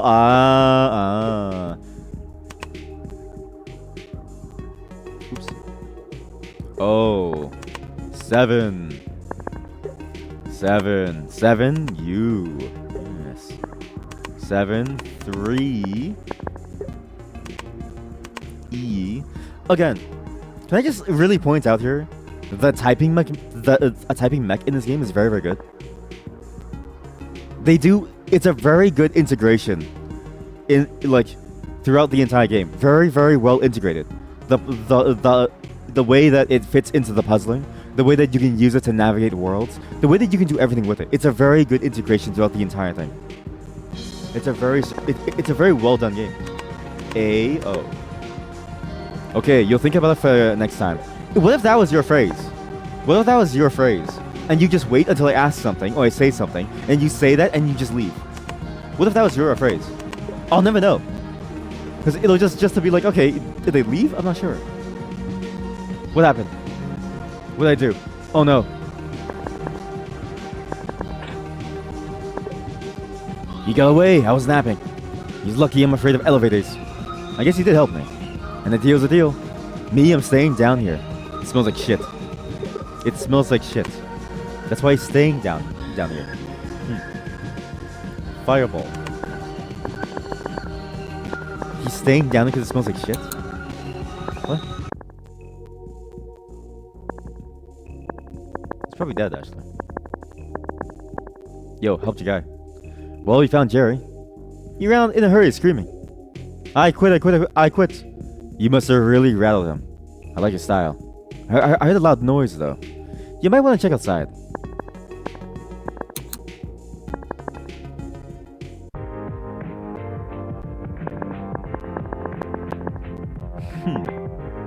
What could we have possibly broken? Where could the park possibly have spawned? I found the park. The verse affixed to the tree reads, "In the beginning the word was..." What?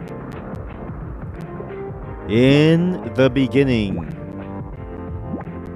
the word was penis.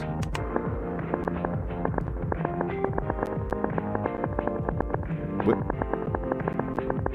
I can take it. Okay, wait. So okay. We can clear the washroom. Then we'll get the word. The rest of the verse, because that's a partial verse. Let's clear this washroom out. Hello? What the fuck is going on in this washroom?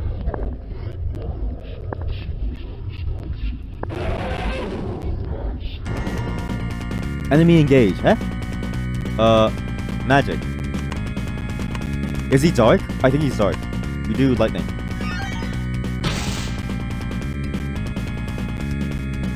That is so cool. This is such a good mechanic. I hope they do more with this mechanic in the future. It's a very smart way of doing things, because it's something I said about a lot in terms of RPG games, right? RPG games and their systems, they're approximations of your knowledge, right? They... like, your level in an RPG game is an approximation of like what your character would like know, right? It's a bit like real life. The better you get at things, the better you are at it. So your level, quote unquote, goes up but that's an invisible stat line, right? For programmers, it's lines of code. And so the way that the games do it, games give you like a skill system and a spell system, and you just choose different options, right? Forcing you to think about how to play and having to learn the knowledge behind things, I think is fascinating. I think that's a really cool feature. Magic, fireball. Yo. Oh. Protection. Heal. Oh, and then you get mana by punching things. That's what he meant by punching things, is you get spirits. I see.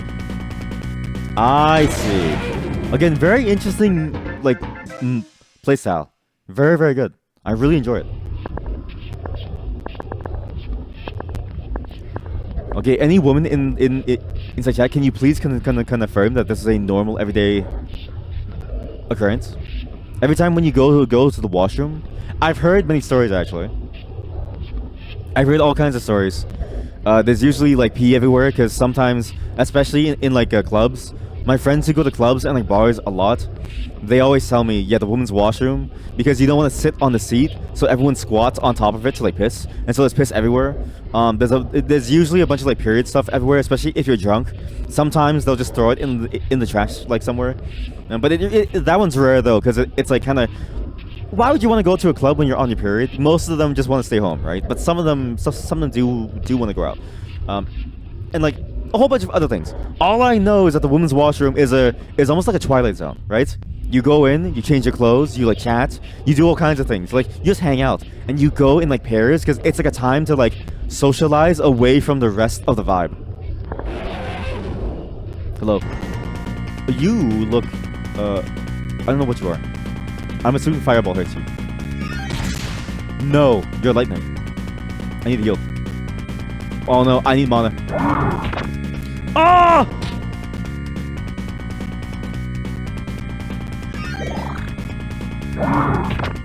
I need mana.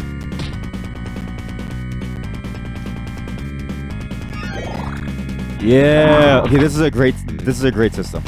I really enjoyed this like game's mechanics. I think this is very smart. It's not like innovative, right? But it's the way that they use it so well that makes it so good.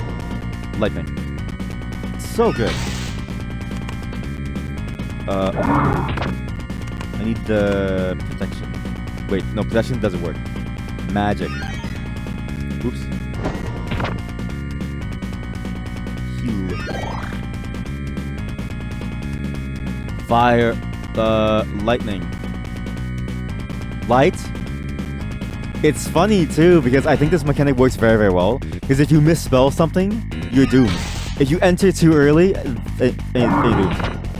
I think like this, but there's also the like time limit of like you have to type quickly and accurately. Could be a very fascinating gameplay system, right? Kind of like an active time bar in like a Final Fantasy game. That could be so cool, actually. Lightning. This guy is so tanky, actually. Oh my god. Wait, just to punch him. It's easier to just punch him. Heal. Ow. There we go.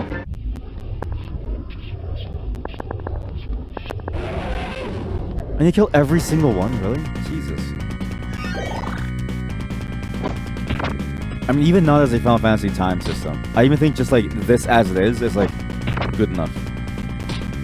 You could do this in like real time too, similar to typing of the dead, where they slowly come towards you. Like, there's so many ways that this could be done. That you like this. This is a great system because it's limitless possibility, and it allows the player to feel like they're actually learning and like growing, because it really plays on your memory. Like it's such a smart move. Wow, sick. Oh. I don't really know how it relates to LSD. I guess LSD is when you go into a washroom, the wrong washroom, and then you think there are gargoyles in the stalls, but really you're just like pissing on like someone. And it's like, stop pissing on me, no, stop, and like, you know.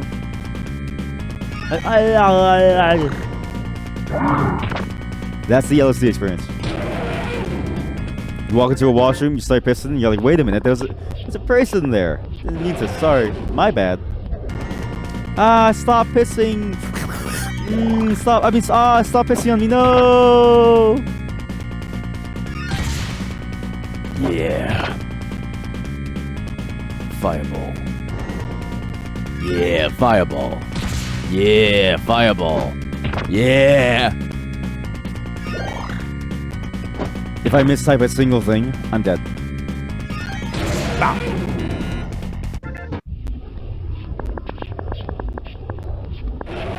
Lightning for you. Lightning! Leave this washroom. This isn't your place. This washroom is public. For everybody to use. For anyone! How dare you sully the woman's washroom? How dare you ruin a place of sanctity, of peace?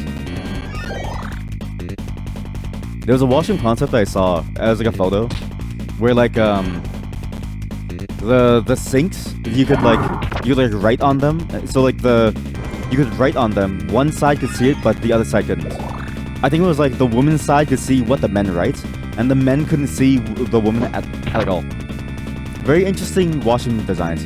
It feels a bit psychotic to make a washroom that is anything but like a solid cubicle.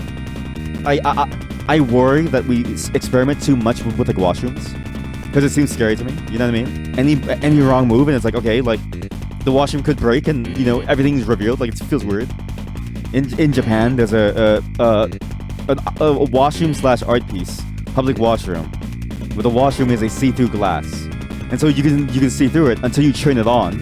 In which case, it would like as soon as you close the door, the glass turns solid. Apparently, it's solid by default, and it goes transparent when you leave when you turn the power off. But I don't trust that. One day, the lock on the door is going to fail. You're gonna be taking a shit. I take my shits naked. All right. I sweat. I need that shit to come out smooth. Okay. I don't feel clean if I'm not naked. I take off my clothes. I hang them. On the floor. I just leave them on the floor in front of the urinal where all the piss is, right? And I'm doing my business. And one day the walls are gonna turn transparent, and everyone's gonna know me in my city as the guy who shits naked. I don't want that. Well, now you know, chat.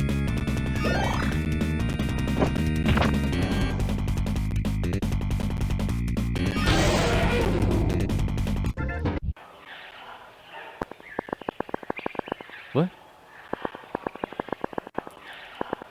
The woman's washroom leads to a pasture. What is this? Let's see the janitor again. Maybe he's like, chill. Hey, are you chill? You actually went in there. Gargoyles. Huh.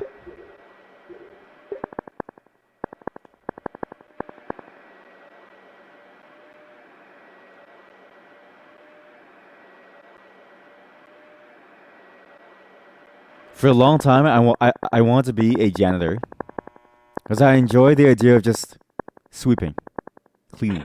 I really enjoy cleaning in like some aspect, but I hate the fact that people treat you poorly. What? Let me in! I want to see what lies beyond greener pastures.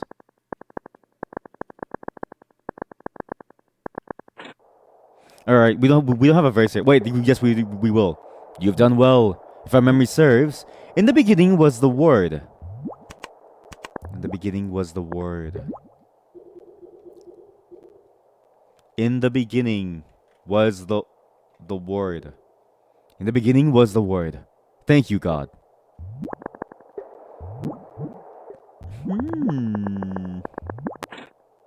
Who else needed something? Was it the shop owner? Someone else needed something too. So, okay, we got a church. Someone else needed something too. Sauna. So, in the beginning was the Word. In the beginning, the Word was. What's my last verse? Oh, shoot, what's my last verse? Oh no. The verse of history in the beginning. In the beginning, the word was. What? Okay, we read Rodney Chinese flash powder tattoo. In the beginning, the word was. I can make it work. What? In the beginning, the word was. Oh, the word was. As in the word was. Like it was. Because it was. Right? Right now, you are, chat. Right now, you are. I am. You are. We are. We are. I am. You are. I am. You are. We are. But tomorrow, we were. I was. You were. I was. We was. I was. You were. We were. I was. Today, I am. Tomorrow, I was.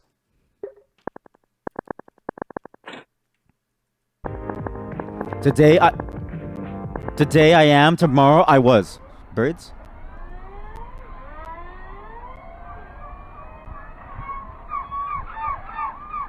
I can hear the voice which says, "This is the place. It has been this way all my life."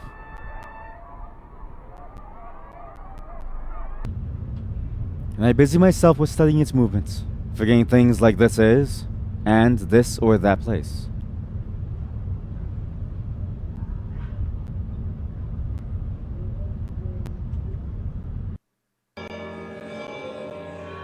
After my life, I thought there must be a voice more commanding. Still my throat moves.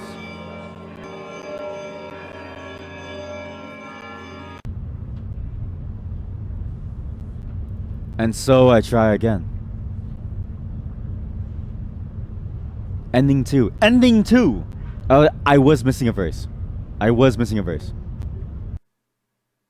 3 verses. We'll never know what the other ending was.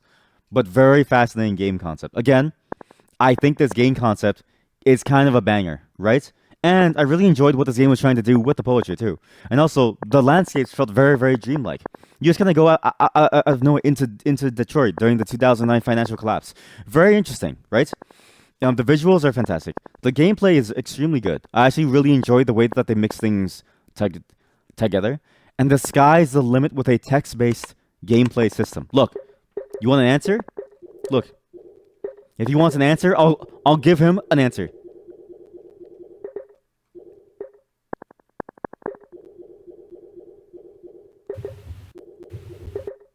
Oh shoot, so sorry.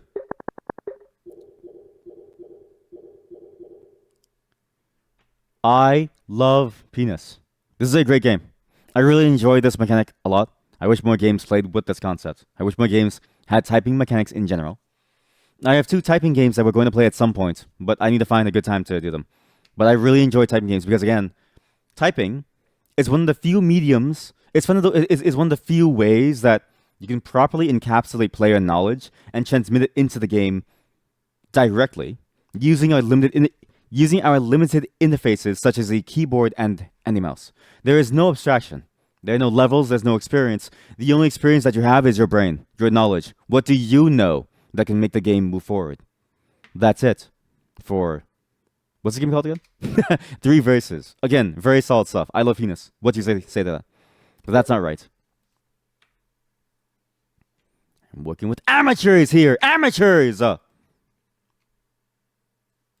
Solid game. I really enjoyed that a lot. This next game is called Hypnorynth. Hypnorynth. I don't really know how to say that name. Sorry, it's very hard to say that name. Hypnorynth. Hypnorynt. Why am I spelling it out? I'm gonna link all this to you. You are pursued by a malevolent entity. You must enter the maze, meet its strange inhabitants, uncover its secrets, and reach its center if you hope to make it out alive. Will you escape the Hypnorynth? Oh, like a labyrinth, but it's hypnotic. Created by, in collaboration with, Sojiodo, A. Hentax, and Michael Gray. And Mike Goetz, who made the music. All right, thank you. We're going to try this out. Hypnorynth. I'm curious to see what this is. I usually hate games that devolve into mazes, but maybe this maze is different from all the rest. Sometimes mazes can be done well. Sometimes they can be done infuriatingly so. So let's see how this goes. You can't see anything, can you? I know why. I know why. Do I know why? I don't know why. Why? Do I know why? I don't know why. What do you mean you can't see it? What do you mean? What do you mean? What does it all mean? What do you mean you can't see it? Sorry, give me one second. Another window capture special. Let's go.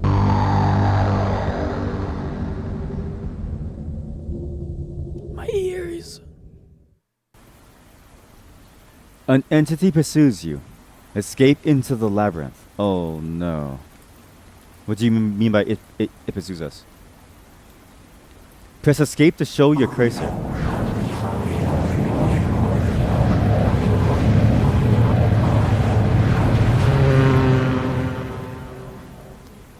Ow. The entity will not let you escape. Q and E is look up and down. You try to open the gate, but you cannot. You have no hands.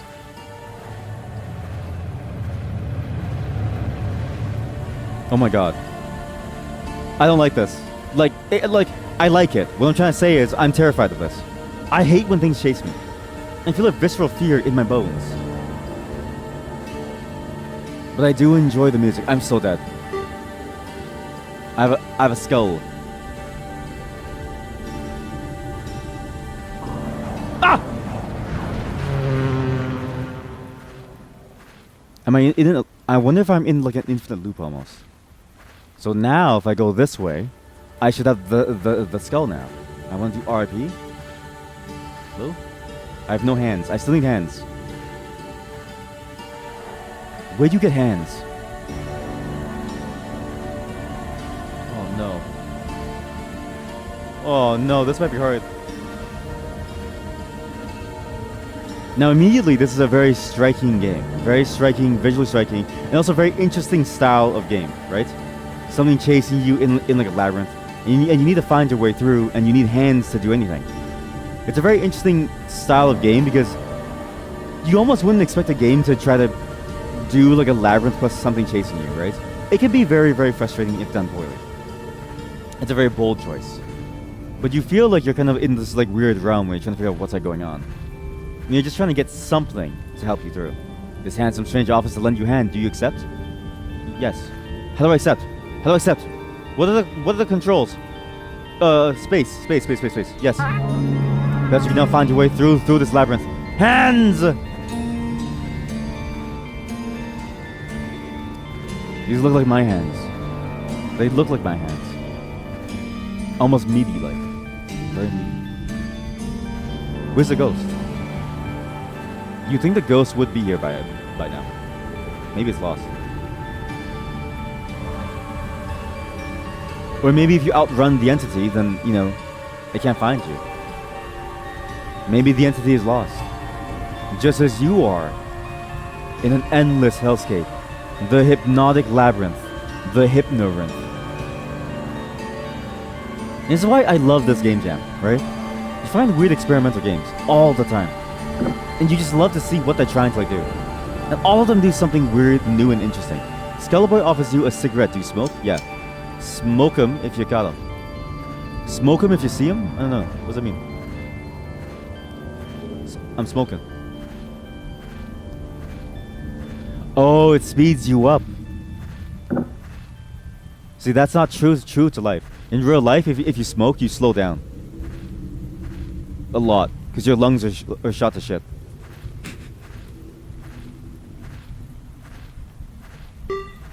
Skull. Your lungs are shot to shit. You can barely breathe.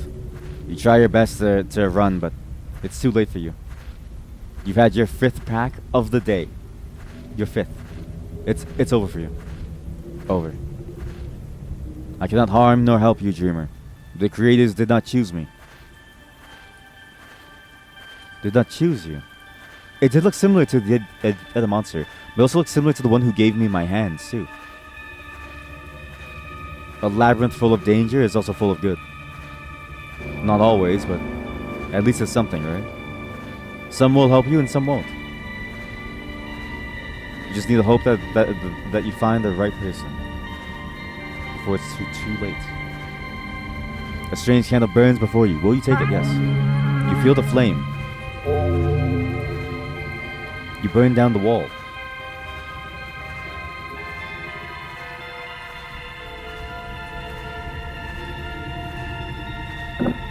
The monster is gone. Whatever was chasing me is gone now. It's not here. I wonder if it gave up, or if it was even real in the first place, right? Never really know. Hey, Mr. Hands.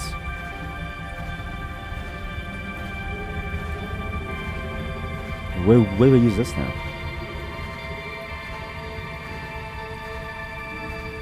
There should be a place that I can light up somewhere.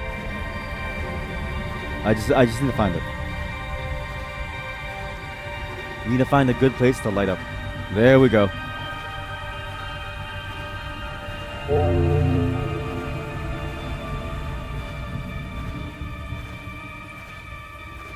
This game's use of FMV plus the ethereal dreamlike sequences is very interesting.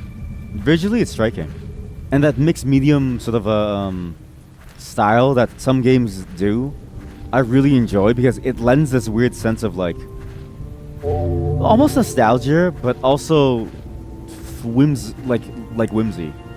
A lot of games back then used FMVs to great effect. I think. Yo, Skullboy offers you a cigarette. Do you smoke? Smoke them if you got them. Right. I think it's a really solid move to add some personality to your game. Because now it's like, oh, you have this like, you know, giant peer into the mirror. Ah, you don't recognize the face. Jesus Christ. Like you have this like giant set of hands, right? That's just in the middle of your screen. That like doesn't look proportional to the rest of your character almost. And yet it makes you feel more immersed in the world, as if your avatar has like a life beyond you. It's weird. It's a very interesting way of doing it. I like it a lot. He's coming.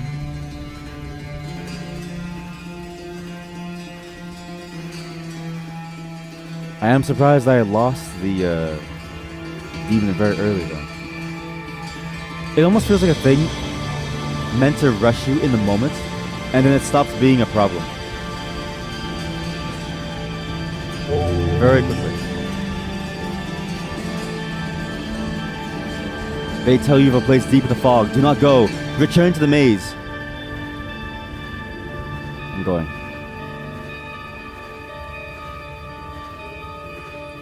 You can't stop me.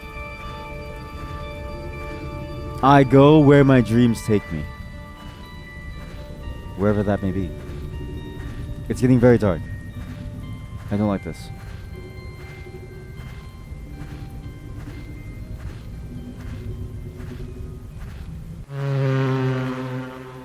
The entity will not let you escape.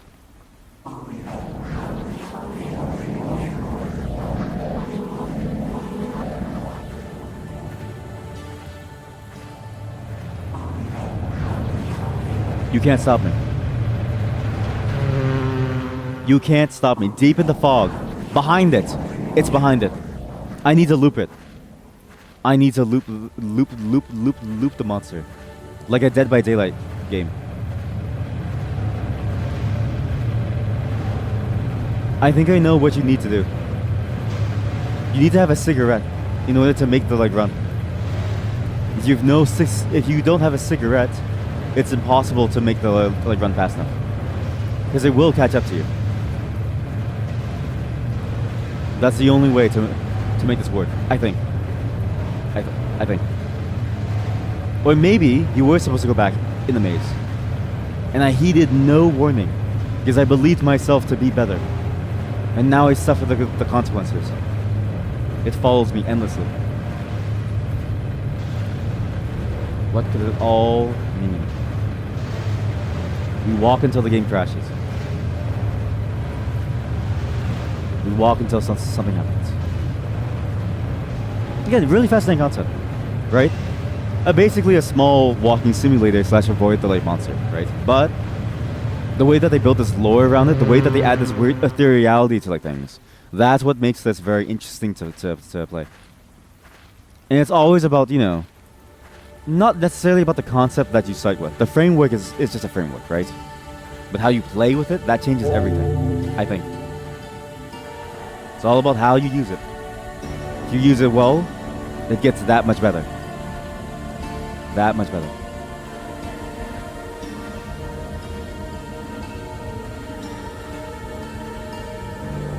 But now I know it's behind me. Now I know the entity is right behind us. I know it's chasing us. I feel fear.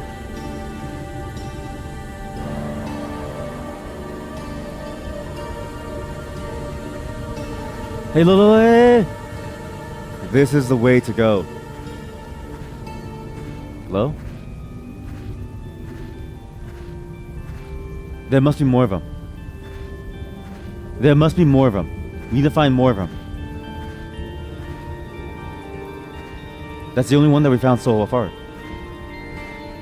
Or maybe it's meaning to tell us to go around the outside walls. There we go. There's more of them. They guide us there. Holes. Like cheese. Like cheese. Like cheese. Like cheese through a mouse. We follow the trap until we get snapped in the mouse trap. Like, ah! Oh my god.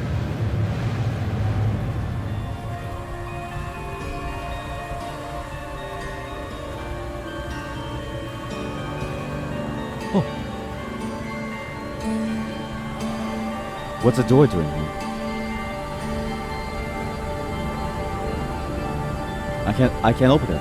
I can't open it. Huh. I can't open it.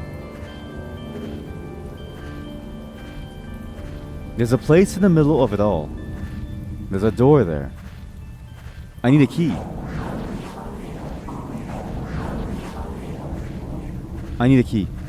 I'm missing a key. Once I get the key inside the maze, I can come back here to leave. In the meantime, that thing is going... I need that thing to kill me, actually. Oh, we know. Oh, we know.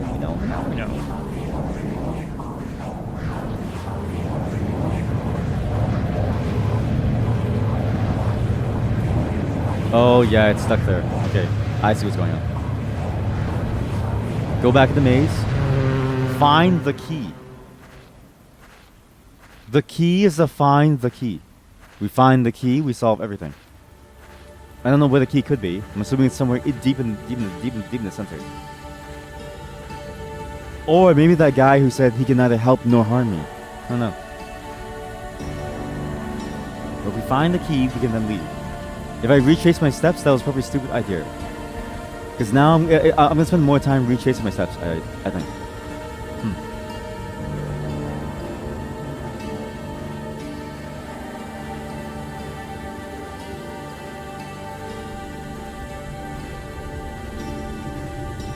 But see, this is the problem with like Labyrinth games, right?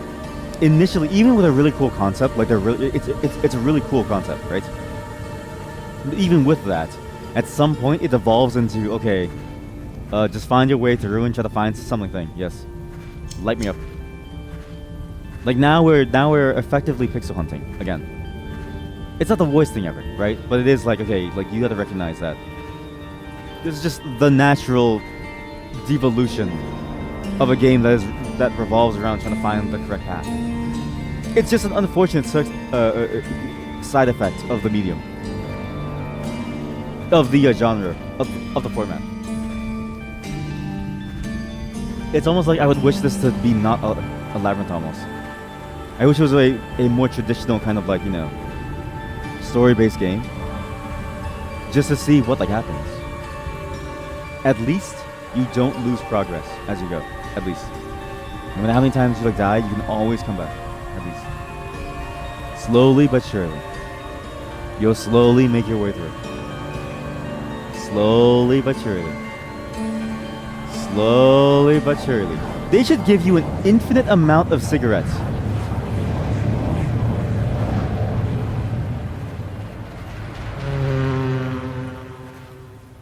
Especially if you need to keep dying. Well, not that you need to keep dying, but especially if you do keep on dying. And there's one place that I haven't been to yet. It's the center of the maze itself. We found ways around the maze, but never to the center of it. We lick it like a fruit roll-up, like a lollipop. But you never get to the very center of it. Why?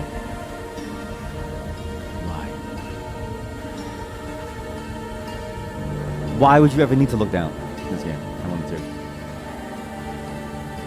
And I wonder if there's ever been a game that has made a maze well. Mazes in general are very hard to do, unless it's like a collaborative maze.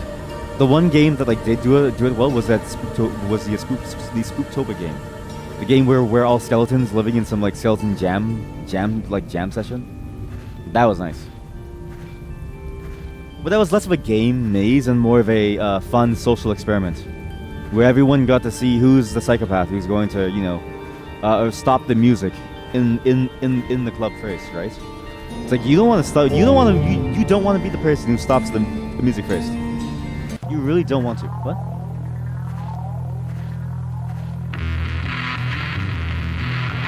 Bronze Comet versus Scrapyard Robot. Huh?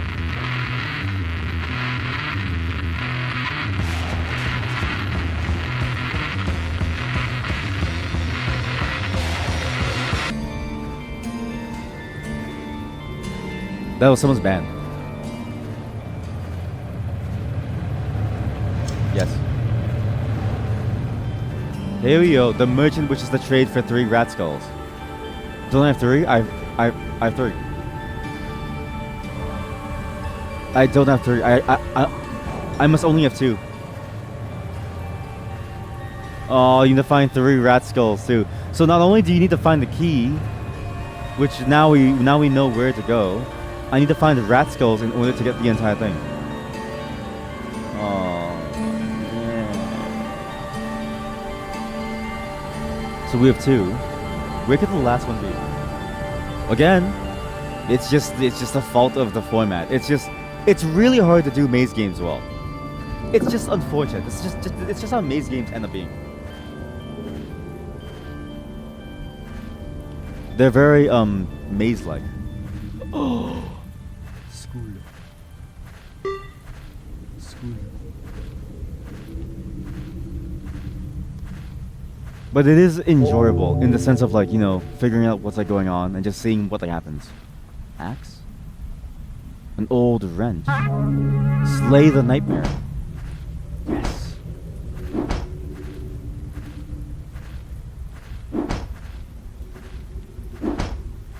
No. That's bad. You slay the nightmare, why bother? Simply obtain the key. Murder is not the answer. Always. Never. Yeah, it's never the answer. Sorry. That's what I'm trying to say. I can kill him. Light me up or die. Light me up or die.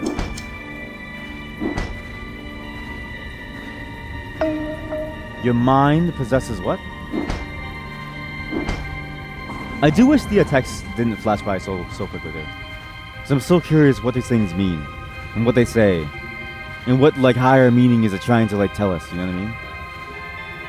What is trying to enter our minds? Oh!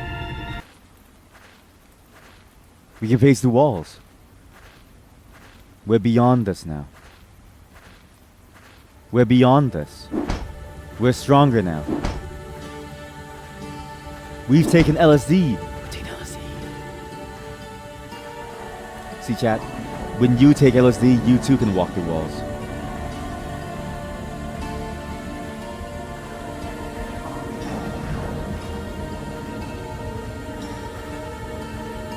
If you take LSD, you too can walk through walls. I'm lost. I forget the way to the other thing.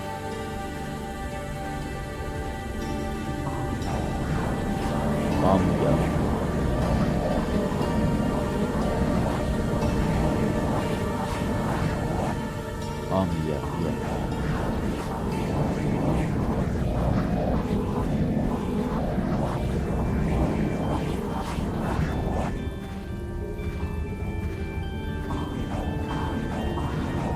What is that? There's a giant cheese string in the sky.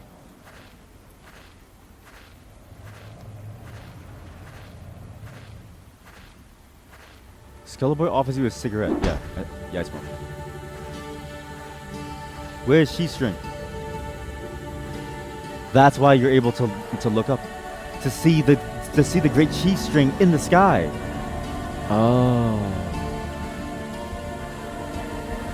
To guide you to cheese. What?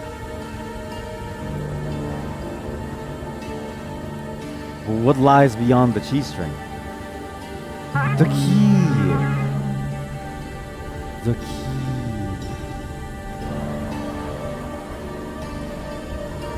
It all makes sense now. This is a really bad trip. You had way too much LSD and not enough cheese. You open your fridge to try to find your cheese string. There's no cheese. So what do you imagine, right? You're tripping out. You have a craving for cheese. So you think of the cheese leading you down this road to help guide you to some place. Then you think of the cheese string in the sky leading you to a key to unlock the doorway to your mind. It's all cheese.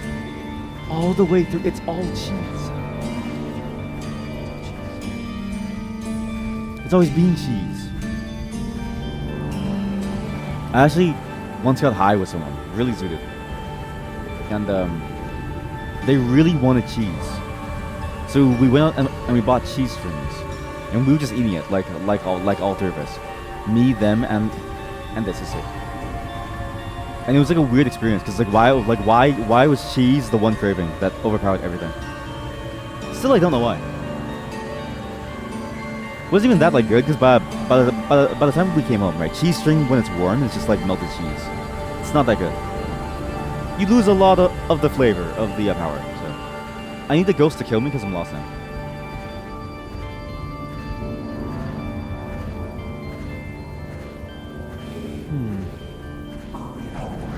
Kill me. Thank you. Thank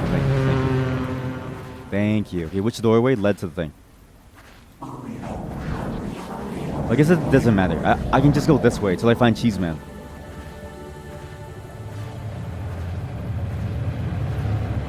Mr. Cheeseman, where are you? Actually, being zooted does give me some weird craving for a buffet. When I'm zooted, okay, honestly, if you're zooted, right? Buffets are the best thing ever. I can't tell you how good it is, chat. You go in, and your craving changes every 5 seconds because you're zooted, right? You want some pizza? Buffet's got that. You want cheese? Buffet's got that. You want stir-fried pork in a black pepper sauce? You have that. You want Szechuan chili something? It's got that. You want teriyaki salmon? It's got that. That's right, people. I'm talking about Mandarin, the best buffet chain in all of Ontario. Mandarin. You want sweet and sour pork? It's got that. Dude, it's got everything. Everything you want, everything you crave. Mandarin is where you go for the best buffet experience. They've even got roast beef and sushi and sausage. Same row, same grill station. Amazing. Let's leave. Let's leave. Yes. The door leads. Where? We're awake. We're free now, chat.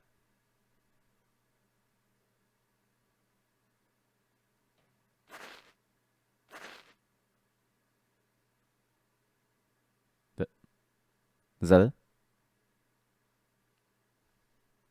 it? Interesting game. I didn't realize the window was down the entire time. God damn it. I really enjoyed this too. I really like the weird ethereal, like, like vibe of it. Again, visually, conceptually, really, really interesting, right? It's just unfortunate that mazes end up being like, a very difficult concept to pull off, because if it's too samey, a lot of your time is spent not playing the game. A lot of your time is spent playing your memory. But enjoyable nonetheless. Again, reminds me of a nightmare that I've had, where I'm walking through like a sprawling recreation of my city, and nothing feels the same. Everything feels weird, and I can't see anything. I'm trying to find something. I just don't know what. But that's it for Hypnorynth. Oh, wrong thing to Alt F4. Sorry. Now I'll be right back. I need to use the washroom. I'll be back in just a moment. BRB. In the meantime, enjoy placeholder music. My bad. That took a while. I had to do some things really quickly to get some things done. There was that chore that I mentioned that I forgot, so had to finish it quickly. You may hear a bit more background noise too, because my voice is dying, so I had to increase the volume somewhat, so you may hear a bit more breathing noises too. But we continue on with the LSD Game Jam. We just finished Hypnorynth. This is for the live viewers, because it's been a while. The next game that we're going to be playing is called Panchin is Frustrated. This one looked very interesting as well. All of them, okay, all the games that we've been playing are very interesting, right? You may notice something about these Game Jam games. Each one doesn't really follow a genre necessarily, right? We played RPGs, we played, point and click, almost like, mixes. I mean, we're going to play like an FPS at some point during this as well. We're playing a lot of very different, varied games. And that's kind of what I enjoy about game jams, right? People just let their creativity out. And you never really know what to expect from people's minds. There's always something new. This game has an interesting description. If I can load the page. Oh boy, if I can load the page. Can I please load the page? Sorry, my browser is slow. Here we go. This is an idle game meant for playing in the background while doing other things. but while for an optimal experience, put the game on a second monitor while you work or browse. This is so you're an all-seeing observer of a pair of roommates, Panchin and Julim. Panchin is an artist struggling with creative block, and thus spends most of their time pacing around the room, staying distracted.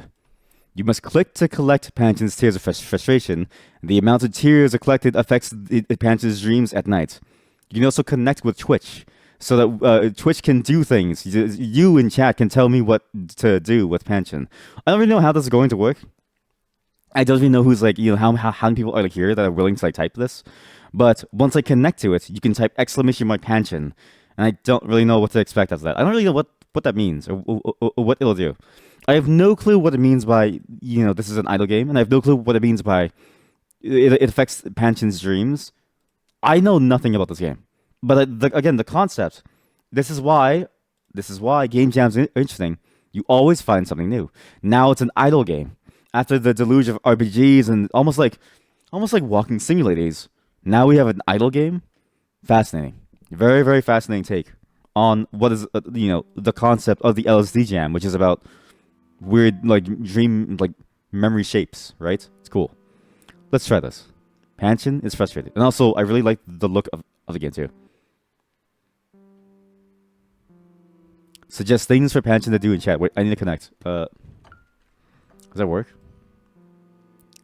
I'm pretty sure it connected. I don't actually know. Let me try this. Panchin. Maybe he would be here. How do you collect tears? Tears of frustration. What? How do I know if it's connected? I actually have no clue if it's connected. But they said that a bot should appear somewhere. The problem is I don't know which is a bot and which is not a bot. So this might be interesting. Panchin. Yeah, whatever. It should be working. Now, being an idle game, all you can do is wait. And this one seems very interesting because literally all you can do is wait. So you just wait. You can collect tears, but I don't know how to collect tears. It says you can click to collect them. And I wonder if this is fully idle. Some games do like a mix of idle plus like active, and they allow you to do both playstyles. I think this one is fully idle. So all we can do is just have this on the second monitor. So leave this on the side somewhere. Although that's quite hard because it's a single window size. So it will be blocking chat somewhat. And we simply do this at the same time as we do other things. So we bring it down. All the way down. And whenever something happens, we come back to it, alright? Again, it's a weird concept to have as a game, as an LSD Jam game, an idle game that you just collect tears from and watch the character do random things. But I'm curious to see what happens, because there's 5 dreams, 6 songs, 3 characters, 1 hostile goblin. I don't know what that means. And the game was made by Forward Instinct. Next game on the list is called I Went for a Walk. This is going to be a weird experience just to like see this game. In fact, it's funny that it covers the whole shader permission thing. That's a good. This one, however, I Went for a Walk, it also seems very interesting as well. All of these games are interesting in some way. But this one's a shorter one, okay? One of the short ones, Walking Simulator. But still, dreams are kind of like that anyways. Real life dreams are just walking simulators that you go around and you try to see, okay, what is going on in your mind? You don't really know, right? So, I mean, there's no problem with these things being walking simulators. I Went for a Walk. LSD.exe. That's a very good name, and surprised Windows does not care about that.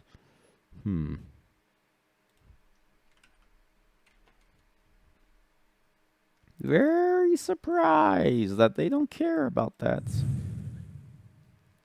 Uh-oh. Sorry, give me 1 second. It's I gotta set this up so it captures properly. There we go. Okay. I can't maximize this. Okay, I can't max I cannot maximize it. Alright. This is how you this is peak. This is peak streaming. Alright? This is peak trying to figure everything out on the fly. I Went for a Walk. This description of this game is fascinating. David Lynch is my best friend. He said he was proud of me once. This is a short game we walk through 6 dream sequences made by 6 people. All dreams are unrelated. We're not relatives. What? What? It's made by literally 6 different people, and they all had different dreams, and that's why they say they're not related. By Leo A, Johanna B, Jack C, Tan Guy D, Vitia M, and Tom N. Each one responsible for a different sequence. Right now, we're in the museum.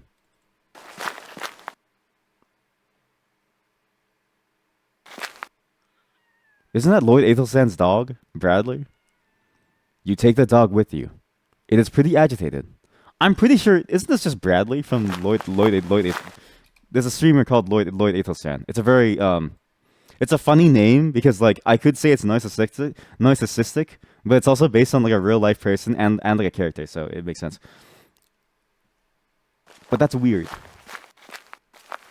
to see like, you know, that pop in here. Come on, Bradley. Let's go.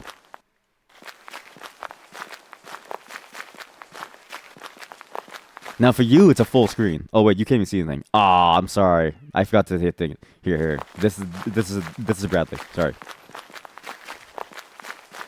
This Bradley. Okay, look at Bradley. It's fascinating to play this game in such a small window. I don't know why I can't resize it. And it's weird to have like a weird reference like that, because that dog stock photo. I wonder how popular that like dog stock photo is actually. It is a stock photo of a dog. What?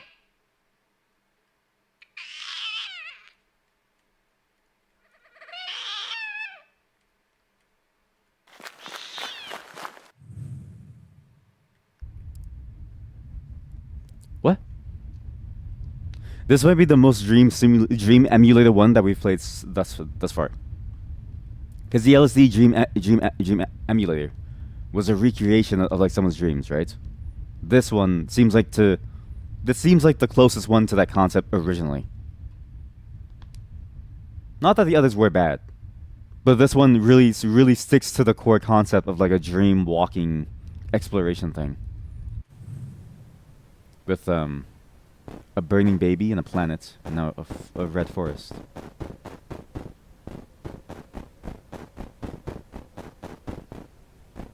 Eh?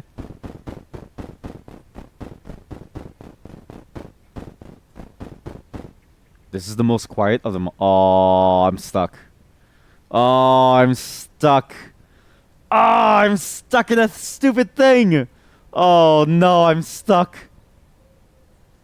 Oh no, chat. I'm like, oh no, the window got all weird because I resized it. Oh, chat, I'm stuck.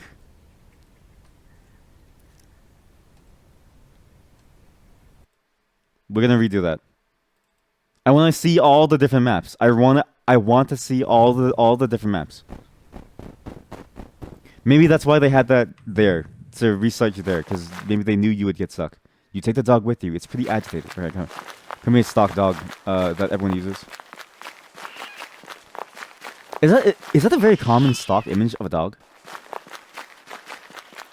Because the streamer has it as like a very focal element of the stream. And now this game uses it. It could also be that, like, you know, phenomenon of like, hey, you pay attention to things once you've done them, or once you've encountered them yourself, right? How about the burning bush, baby? Or the burning bush, the burning baby.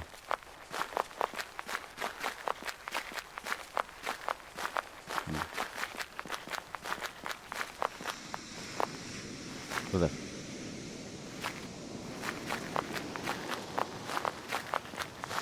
Winds. Like waves. I'm curious to see how many of these were people's dreams, right? Because dreams are hard to encapsulate, especially if you haven't been paying attention to it. And sure, the game jam is like 3 months, right? But how many dreams do you have every single month? For me, I think I maybe have like 1 or 2. Dog? Stop taking me back here. I want to be here. Move. So I imagine it must be hard to sort of prepare dreams beforehand. Especially if you don't do what most people do, which is like a dream journal. If you don't have a dream journal, then it's kind of hard for you to remember your dreams. And if you need to wait until a dream happens, how long can you wait? You need very good sleep. You need a lot of free time. It's really hard to get like a solid dream going, honestly. One of the hardest things, actually. How's Panchin doing? Still no tears. No tears at all. Oh, I see it building up, actually. The like bar for his tears. Ah, okay, wait, all tabbing? Okay, there we go. So that takes us back to the something. Think for a second. Don't be scared of the water. Go forth, no one is chasing you. You are safe here. There's a dog in the forest. Leave me alone, please. Why are you still here? Go away. Don't be scared.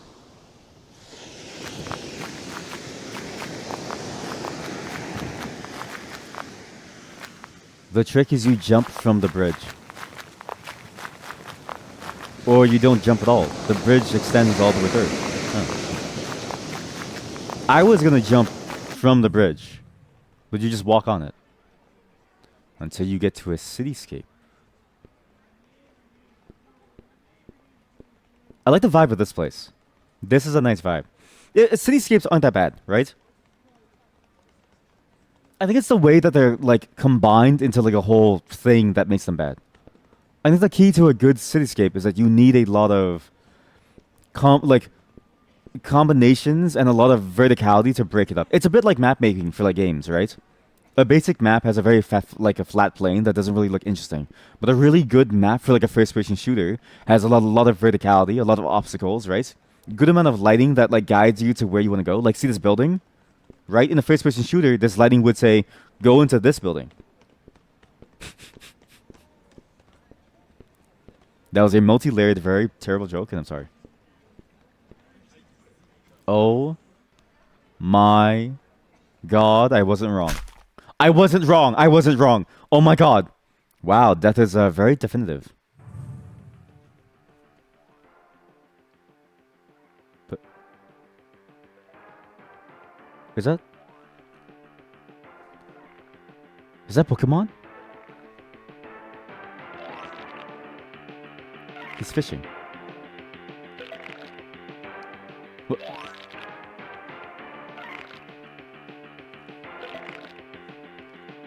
Wait a minute! I know this! There's a fishing game on Steam that connects to your Twitch for people to like fish with. I mean, I don't think it's that necessarily, but still, it's something. Into the Eye of the Tiger, I guess. Back in the wait. Pause on this game. Pause. Panchin just did something. Pause on this game. Panchin just did something. I know we're multitasking games, but that's what happens when you have an idle game. Okay, the idle game said to play both games. To wait. Play it on the side. What's this?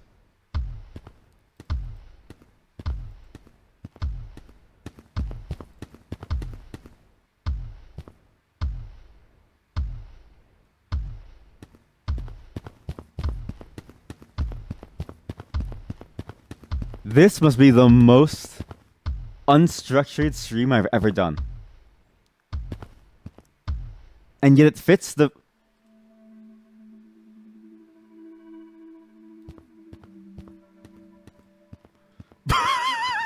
This is the most unstructured stream I've ever done, and yet it fits the vibe of what these games are trying to do and what the LSD Jam is about. Nothing makes sense. That's why I like doing these segments sometimes, because you never really know what to expect. Oh, I'm stuck in the goddamn pit! I'm stuck in the glass. Are you kidding me? I went at the right angle to be stuck inside the glass. No way. That's impressive. For me to be stuck in it, that's like really impressive actually. Alright, come here, dog. The dog cat thing. Whatever. So Burning Baby. If you go into the water, you go back to where it was. But if you go on the pier, you go fish. What else can you do? How many worlds was that? Base World 1, Second World Snow, Water World, this Museum World 4, City World 5. There's one more world that I'm missing. There's 6 worlds, right? Were there 6 worlds? Yes. 6 worlds. We need to find the right key to go to the next world. Die.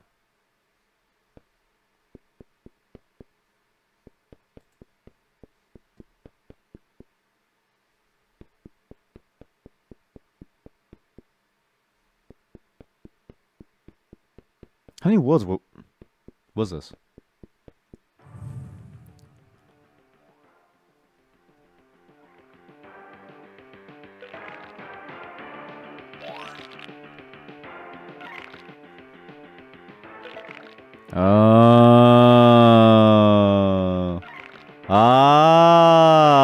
This is the final world somewhere. Let's wait and let's watch him die. Let's just see what he does. But yeah, this is the most LSD Dream emulator of all the games that we played today. And it's not that it has to be, right? Like, every game can be its own thing, right? You don't need to make an LSD Dream emulator to, like, you know, be a part of this thing. It's not like, it just requires that you make something that's based on dreams, right? And if this is your dream, then so be it, right? I think it's fine. I see no problem with it. But there is something enjoyable about just walking around and just seeing things. Without anything else to it. All you do is you walk around to like see things. And that's it.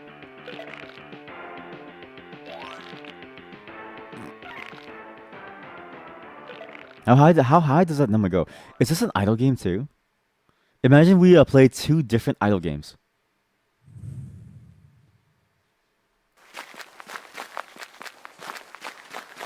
What maps are there?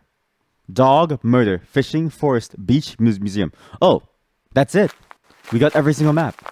All right, weird little. Again, most LSD Dream emulator one out of all of them. I like actually all the different sequences. They all seem weird. Every single one just feels weird. Especially this one. I don't really know why. I don't really know why the stock dog is here. But it is strange. That was it. I went for a walk. Next game on the list is the Hypnic Chain. This one I saw and I was like, we have to try this out. Again, all of them are like we have to try it out, and there's a lot more that we're gonna have to play continually, continuing it on even after this. This is another such dream emulator. This is also a very close one to the original idea of like what was the LSD dream emulator with being able to walk around and stuff. This is a dream emulator based on imagery, situations, and environments that have been known to haunt the author's dreams. Inspired by the dream emulator and its successor Yuminiki, as well as the extended family of RPG Maker Horror. It's a demo build built for the LSD Jam. There's still a lot more that they'd like to replace in the future. Very interesting. Evade? You can evade entities. There are entities that are somewhat hostile. What? Anyways, this is made by a Grim Baccharis. And we have no clue what to expect. Everything is we have no clue what to expect in this.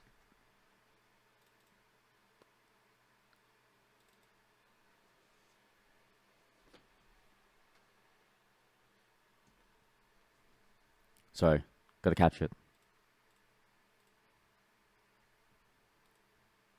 Oh, it's an RPG Maker game. Yep, some games on Chromium cannot be captured. Because RPG Maker is just one of those games. Yep. There we go. The Hypnic Chain. Play in a small window. It's basically the exact same look. This isn't cropped. This is just the way that the game looks. Unfortunately, it is what it is. It is what it is. That's just how sometimes with pixel art, like games like RPG Maker, you are kind of like limited to what your view space is, but also your view space is then defined by the resolution of your assets. Ow. Huh? Let me just lower the volume, sorry. Just in case. What is this? Can I read properly catch if undefined?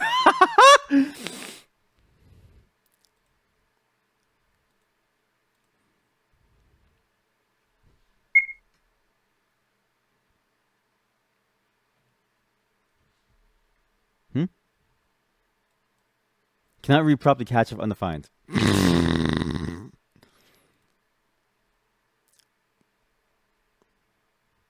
Cannot read property. Catch undefined. That's I know what that error is. Use arrow keys to move. I think whatever I'm doing by left clicking. This game doesn't handle mouse input. You try to use your mouse, it breaks. What that error basically means is it has no clue what to do with this thing. It's trying to read the property catch of something and it just doesn't work.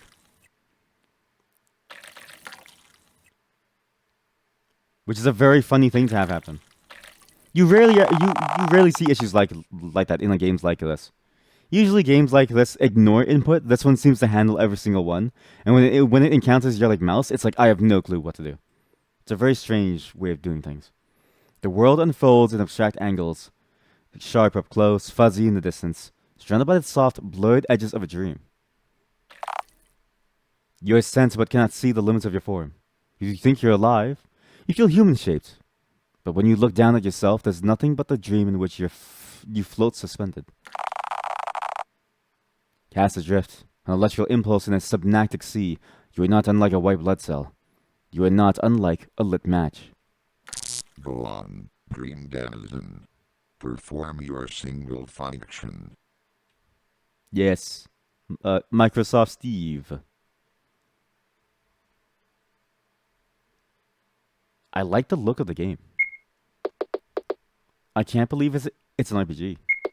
The game is running at like 100 miles per hour. Again, making games is hard. Right, chat? Making games is hard. But the game really is moving at 100 miles per hour. Save.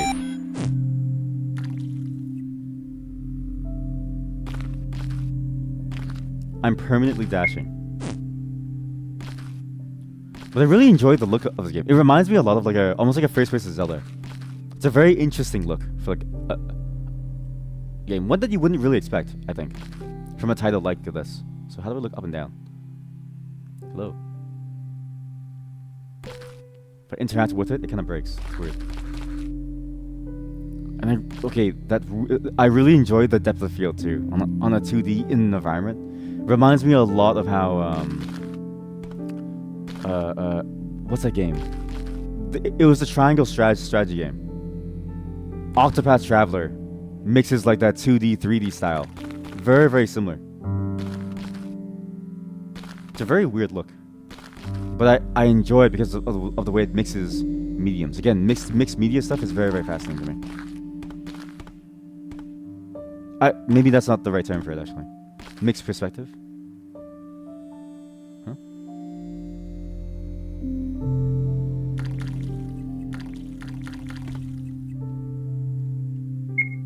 What I will say is the controls are very finicky, very difficult to get used to. Found sudden sorrow. When you wake up crying and can't remember why.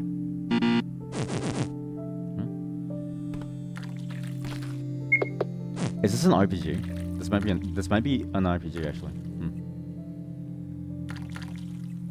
Which is a very, again, it's strange how many RPGs we played. Many of them have like wanted to go with that concept, and it's usually a very hard concept to make work. But I think it works out most of the time. What? She is not in your nature. Once swarms of such cells roam between dreams, but long has it been since I beheld thy kin in the dreamscape. The figure takes note that you are unable to reply in kind. I shall call thee Honoric Scrap, for that is what thou art, poor thing. I didn't mean to skip, sorry. Do as thou list. Do as thou list, I will remain here.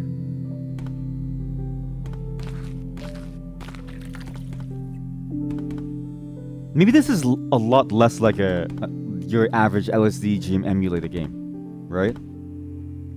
At least so far, it seems like there's a lot more like oddities to it. At least just from perspective alone, the way that it works, the way that it has this like fixed access system.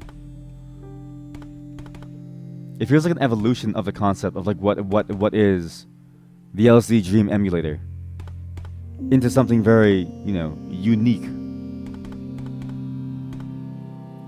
Again, I really like it when people cross streams on different things. There's something weird about this stuff. I need to find a door. Enter the door. The portal will not open.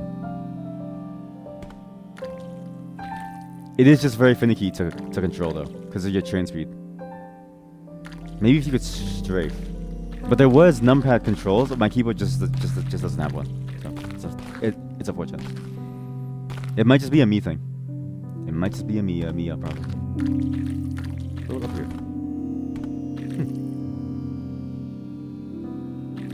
Oh, I see why now. The shallow water you can walk in. The darker water you can't. False awakening. You got dressed. You brushed your teeth. You left for work. Then you woke up again. That's what I'm talking about. That dream. That's that dream. That's the exact dream that everybody has. Everyone has this dream. Everybody has a dream. It always happens.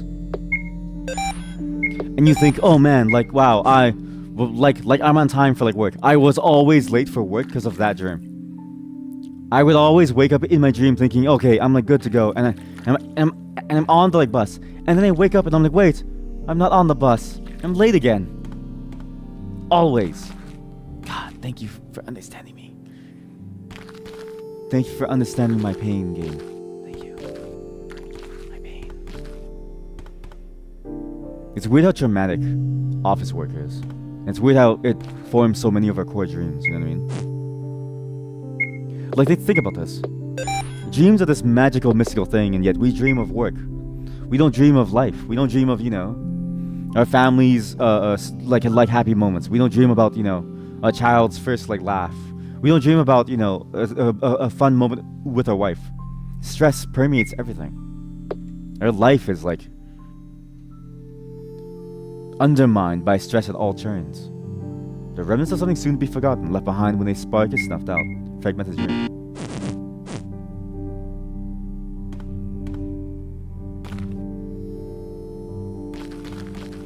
Oh god. If it wasn't for the chain speed, I think this would be amazing. I think the chain speed needs to be like 100%. You instantly snap to the next axis. Because doing that would immediately allow you to like do anything else. As it stands, you spend more of your time waiting and hoping for the game to finally catch up to what you want it to do. And that's why control schemes are hard for games, right? Because it's all dependent on like, okay, does the abstraction work to like give you the ability to feel free in how you want to move? It's a very hard thing to like, do well, I think. Also, that tree was just like wasted.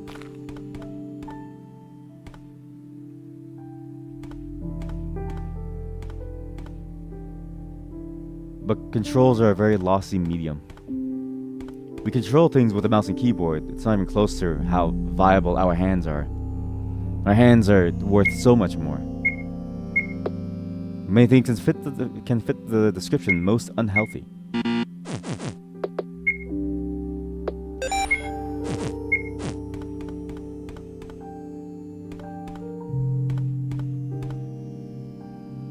It's why I always find that controls that immediately map to what you want to do to be the best. As broken as it is, instant dodge roll, the moment that you press a button, feels the best. Because in your mind, you would have dodge rolled there immediately. But you get to press the button, wait for the button to wait for it to register, wait for it to know that you tapped it and didn't hold it. Like there's a whole sequence of events that has to happen technically that doesn't matter to you, the player. You press the button to perform some action. The game does all that stuff to see if you can. But you already know that you want to. It's that disconnect right there. That you want to, but whether you can or you can't. The portals stitched themselves shut long ago. What thou shalt find within has been lost for as long as I can remember.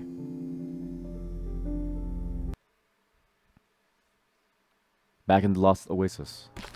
With more rocks.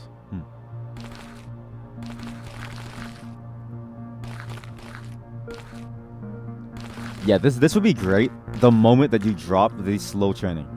The very slow training. The moment you drop that, I think this game all of a sudden becomes like a very interesting idea that could absolutely work way more. Bleach White long dead, but evidence suggests nevertheless that something else once thrived here. Hello. Giant animal. Camel? Camel. Bucket.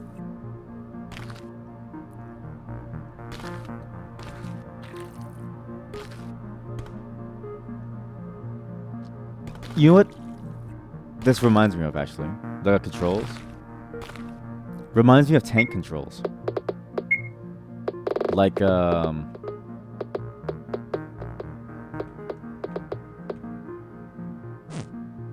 we go. Reminds me a lot of tank controls in like a Resident Evil game. Which again, it's not bad, but wait! Panchin. Pause. Panchin. This is, okay, I know this is weird and scuffed, but this is the only way that this is going to work. This game is an idle game, where all we can do is wait for Panchin to go through some like thing. Alright? We have to keep switching. God damn it!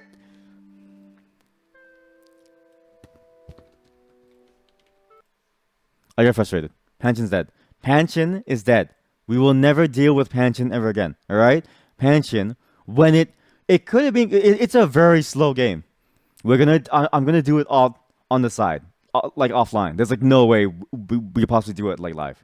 That's gonna take forever, a long time to make work. My God. But yeah, tank controls aren't necessarily bad, right? Tank controls done well add tension in the sense that like you're out of control of the game. I clicked. The problem is that that's not really what you want to have, right? Sometimes you don't want to be out of control. Sometimes you want to be as in control as you possibly can. Because when you're out of control, you're at the mercy of what the game feels like you should be doing.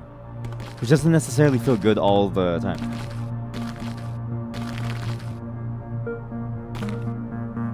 Iridescent shell. A scallop-shaped shell lined with iridescence. Half buried in the sand, it shines brightly. When do I use these? Cactus man. Erase cacti. Erase them? Why am I... Is that bad? I feel like that's like bad, no? That feels awful. Should I really be erasing something that used to be alive? I don't know.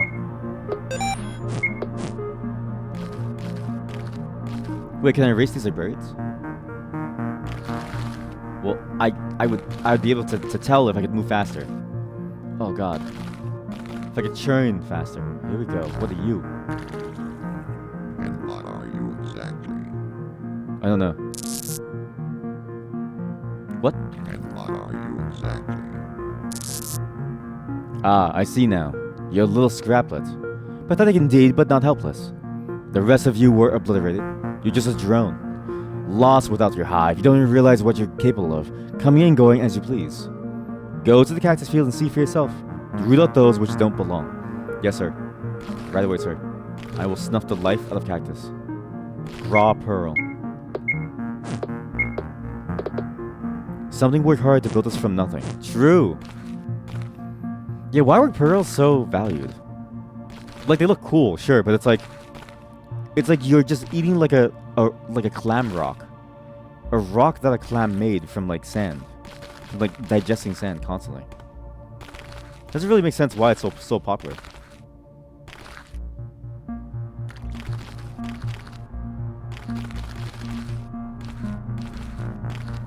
Oh, there you are. There we go. A persistent scrap indeed. Do you feel your purpose yet? This place is cleansed. For now, you are dismissed. What? Wait, take this. Receive Neural Spark. It is of no use to me. May it better serve you. Neural Spark. Oh, it's not even like here. Save.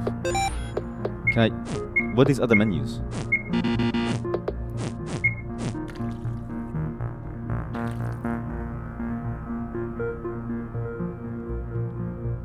Oh. Look, to be fair, again, these are Game Jam games, right?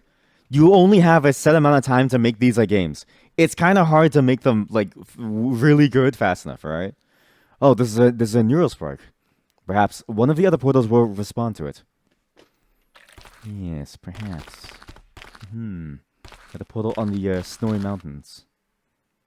All the items are back on the map.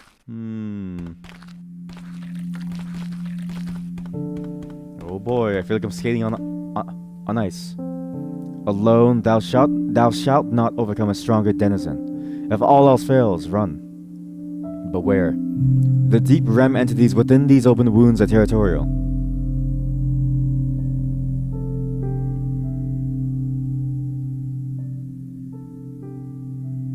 This music sounds like it's from a whatchamacallit, like a sleeping thing, like a sleeping video. Fail to load asset, image/parallaxes/starlit sky. Watch as I fix this. Parallaxes/starlit. Watch as I fix this. Watch this. Chat, watch this. This is gonna be the funniest thing ever. You're gonna really enjoy what I'm gonna do modding this game live.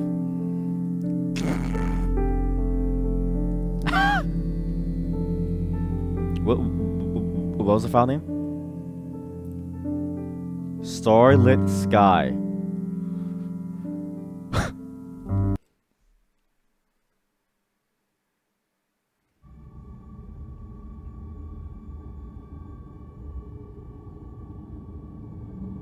Ah, it didn't show up. I was trying to. I put the German face map as a skybox. I was hoping to show it as the sky. I was hoping to do a German face map sky. It was really close actually. Good concept, but bad execution. Eh? It's like a night is warm. It's like a night is warm. Get out.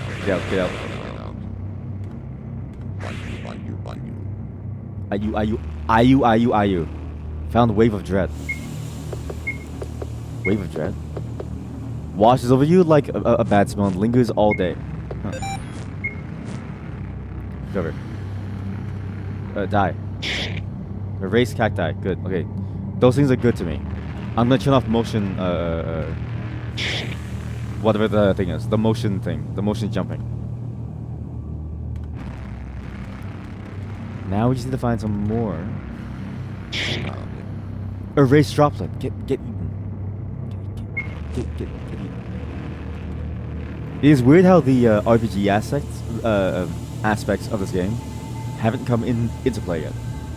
Except for the very slow churning. The very slow churning is a very RPG thing. Night sweats. With time, hundreds of cups of liquid slowly drain into your mattress.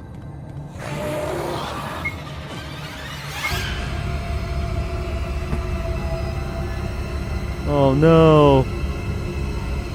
They ate her, and then they're gonna eat me. Oh my god.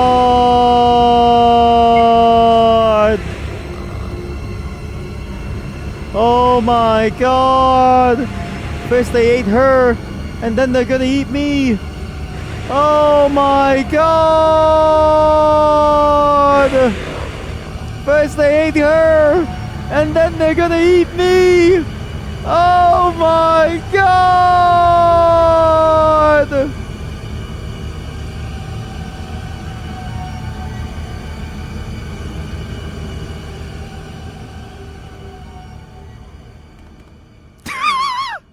That's what that song sounds like.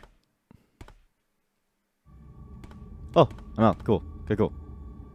Deep regret. Fragmented dream. Oh. Deep regret. There must be something more you could have done, but you didn't do it, remember? What does that mean? Someone dead? Did someone die?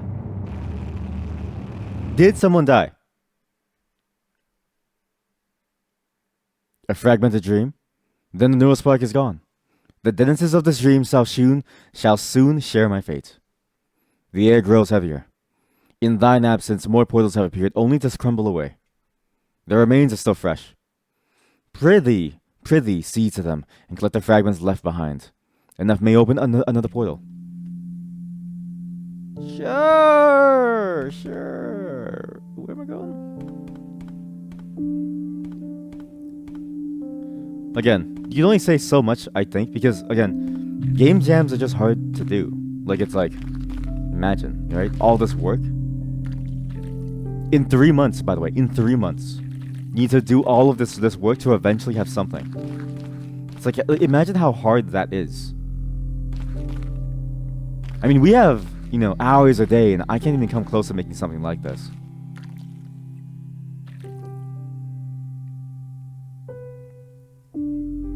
It's just the reality that, making things is hard. Very hard. As much as we want it to be easier, it can't be sometimes. Sometimes all you can do is just try your best. Try your best. Shit's locked. Shit's locked. Shit's locked? What? What's this? Shit's locked. What? Oh, God. And it's a very interesting concept, right? You can definitely see that there's something here that they really want to do in like full. But that needs, it just needs more time to cook. But that's why game jams are fun too. You try it, you see if the concept kind of works out, right? A game jam is meant to sort of like push you to see, okay, like, would this concept that you're thinking of like work in some way? It's not meant to be like a speed run of like game development, even though it happens to be. The skill it teaches you is not the speed run. The skill it teaches you is to release often, release early, and just try and see if this concept works. That's the beauty of a game jam. To try it and to see if it works. The air grows heavier. Okay, yeah, okay. I have all my fragments. Prepare thyself before pressing on, thou hast seen all thou wish to see. Yeah. Shit's locked. What?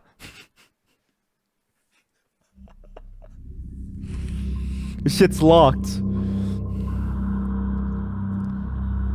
He's like, are you ready to go? I'm like, yeah. Shit's locked. It's like, I guess shit's all locked up. Can't go in. Door stuck. Abandoned lab. See? And then you get into what this game is trying to do. The directory office is locked. Shit's locked. Eh? Oh. Eh?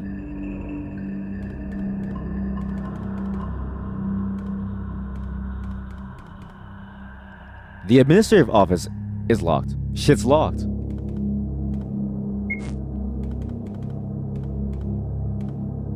Huh.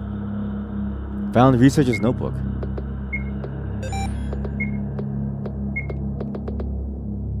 The scrawlings inside are completely illegible. I wonder when this game ever uses the RPG aspect. But I do like the idea of collecting items just to see what they mean. Right?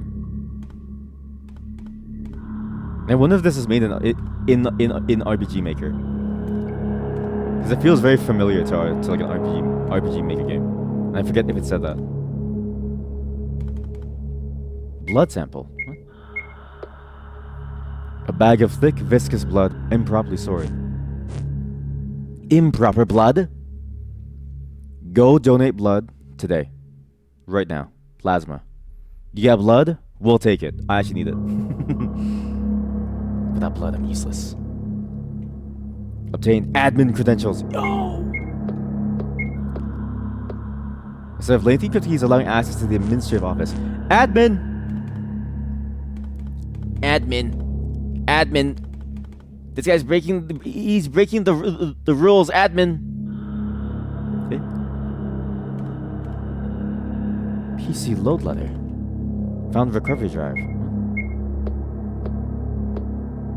Cicero is written on the plastic casing in scuffed permanent ink. It's encrypted. Shit's locked. Shit's locked. Let me in. Cicero. Greetings, admin. How may I assist you? Aw, I'm off center, so we lose the effect of its face. Hello, Cicero. What are you? I am the cross-interfacing codec, encryption, and remote operating system. Please call me Cicero. Greetings, admin. How may I Well, assist what happened here? you? An anomaly compromised the grid and released a specimen from the lab. My reserve power was enough to secure the facility and contain the specimen, but the damage is extensive. My office let you review my system logs, but much of my memory has been compromised.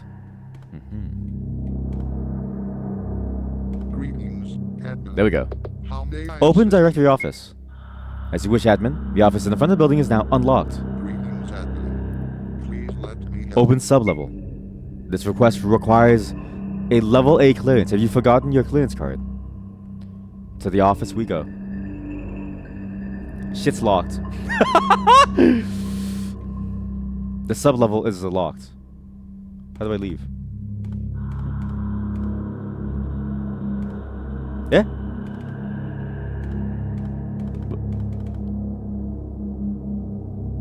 I know what I need to do. I need to go back and get the thing by opening the door. But the sublevel is locked.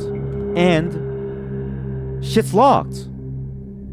Shit's locked. Shit's locked. Shit's locked. Shit's locked. Shit's locked. Shit's locked. Greetings, admin. Please let me help. Shit's locked. I think it stops here. Maybe it's not fully done. Again, game jam stuff is like hard, right? It's very hard to sort of finish everything all in one final thing. Now we're just stuck. We're just stuck. I don't know what to do. Oh, I don't know what to do. I don't know what to do. What do I do?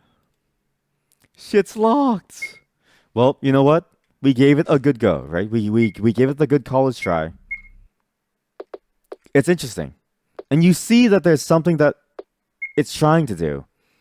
And you see that there's a possibility of it getting even crazier, right? I can't wait to see what else is like there. But shit's locked. That's it for Hypnic Chain. This next one is a song Right here is when I thought this song would be good because the next game is going to require this for you to listen to the song. I really enjoyed this song. I think this song is fantastic. And I think you'll enjoy it too. Again, it'll be linked in the VOD description. But if you're watching this on the YouTube VODs, well, you don't get to see it. Do you know why? Copyright. I'm not here to steal people's songs. I'm here to show you them so that you will go listen to it yourself. Message is pinned in chat for those watching. The song is called Blind Faith by Haywire. There's something about the way that piano ballad is played. The way that it's composed, the way that it's played, there's something about it. It is such a good song. I really like the composition of it. And the way that it goes into that like very interesting sort of like genre switch almost, right? In the middle of it, all of a sudden it jumps into this weird like feeling. It sounds like a song straight out of a game in the middle, right? And it feels like this like weird story that's like being told where it's like you go on an adventure and then you come back and then things are just chill. And you sort of like wind down and you feel that nostalgia for what once was, right? You miss that adrenaline almost from your adventure and then you rest. You relax. Then the song ends softly. That song has a very nice ethereal feeling to it as well that I think fits today's segment. So I wanted to play it for you. And there's a couple of other songs that fit that too today that we're going to be playing more of. Two more actually as we go down this like list. We have about 4 hours left to play through all of these, so let's see how far we can go. This next game is called Vignettes, The Dream City. It's a demo. The description of this game is this. In recent nights, your dreams have been haunted by a city of unknown origin. It stands as an enigma to you, with parts of its design and structure seemingly mocking the familiarities of human architecture. Feeling drawn to something, you begin exploring the city. Vignettes The Dream City is a dungeon crawler. This is why I thought the song would fit, because a dungeon crawler implies a lot more stuff to it and a sense of adventure to it. Set in the surreal city you've been dreaming about ceaselessly for months. Throughout your exploration of the dream, you can meet other dreamers, find rare loot, discover unknowable truths, and damage your psyche forever. All within the dream world, of course. It's about 1 or 2 hours of content, so this will be a longer one, in this game. This game was made by a developer named Figglewatts, with many special thanks to Sphere, Tito, Roy, Wayne, Triss, Nikki Cowper, Gil, Digital Tchotchkes. I know Digital Tchotchkes. What? Not like know them, but I've heard of them. That's the one name that I recognize. I swear, don't they have like a channel doing like random stuff? Yeah, they're like a video game maker. Yeah, I remember seeing. I think we played some of their things on the channel. I'm not sure, but I've seen their name here and there. Let's see how this game goes. It's going to be a very interesting one. And just, again, this is going to be yet another slower one. So let's see how this goes. No! Don't click on the DLL. I'm attempting to open a DLL file. No. Wrong file. Sorry.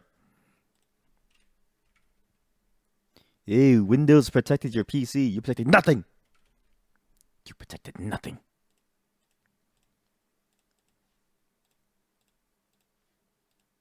Again, apologies. Gotta wait for the game to load, and then we can show it.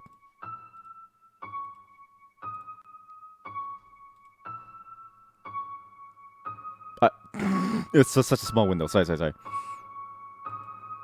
Oh god. Fit the screen. Come here. This is Vignettes, The Dream City. Vignettes, I like the word a lot. There's something about the way that word is. It's like I forget what the word means, but it's like, like you have vignettes. Okay, I'm gonna stop trying to sound smart. Let's just go into it. All right. I cannot sound smart for the life of me. Let's just do it. My name, Stick. But I know what it is. I can use it in a sentence, but I don't know what it is. You know what I mean? Sometimes you learn language by way of just knowing the term for it. In recent nights, your dreams have been haunted by a city of unknown origin. It stands as an enigma to you, with parts of its design and structure seemingly mocking the familiarities of human architecture. Feeling drawn to something, you began exploring the city. As you grew more adept at navigating the dream on subsequent visits, you realized you weren't alone in the city. Shadows move in the periphery. Other explorers, you hope. There's a pull to the city that seems to go beyond mere curiosity. It's as if the city itself knows what lurks in the darkest corners of your mind. It bleeds into your waking life, as though the very walls of the city were becoming engraved in your psyche.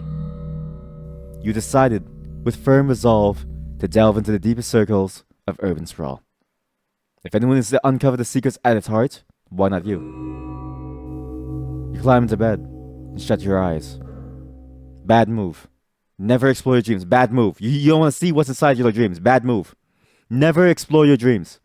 Let your dreams be dreams. Don't do it.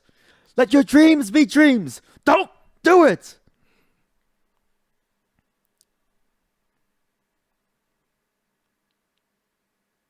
The game froze. Give the moment. Let it cook. Let it cook. Imagine me doing the Shia LaBeouf thing, but I just say, don't do it. Let your dreams be dreams. Don't do it. Sometimes you just need to not do it. Fight smashed in statue. What does that mean?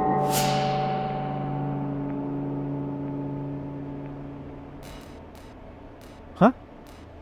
You can barely see it, sorry, but it's an RPG. Item. Focus? Shout. I shouted for 5 damage.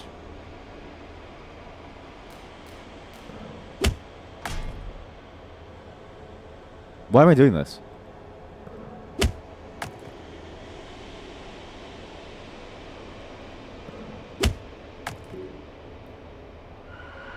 Why am I doing this? This is the tutorial. This is the tutorial. That's like a training dummy, like in WoW. Like you're like, hey, I got a new build. I got a new item. I have Thunder Fury. I wonder how my DPS is. And then you do it and you're like, well, Warrior sucks. And then you respec into Enhancement Druid. Hey, Dreamer. Oh, you're back. I didn't see you come in. Please leave me be. I had to run in with one of the others. I just don't have the will to go on anymore. You need to work through anything, just use that statue opposite of us. You need to work through anything. Alright. No need. I know what I'm doing. That's weird. Determination. Focus. Determination being health. What's that? Status? Equipment. Thank you for having a hover system where you also show the name of the thing. Jellyfish Charm. What's that do? I'm assuming these are focus. Shout. While it may feel cathartic, it is not the most effective solution. Inflicts a pitiful amount of determination damage. Rest. The spaces between are as important as the words themselves.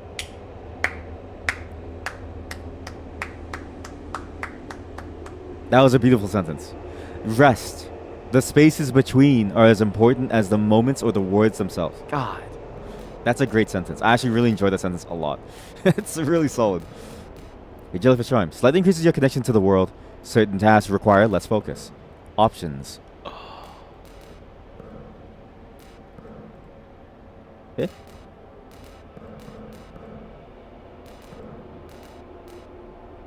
Aha! Aha! This might be the best game ever because it just solved every single issue that we had by the way of options. Pick a blue can. Pick a... What is that? Myrrh. Blue can, myrrh. Myrrh! The complex scent lifts you from the dream slightly. Be careful not to overuse should you wake yourself entirely. Blue can. Accounts conflict over the meaning of the symbol. Reality is what you desire.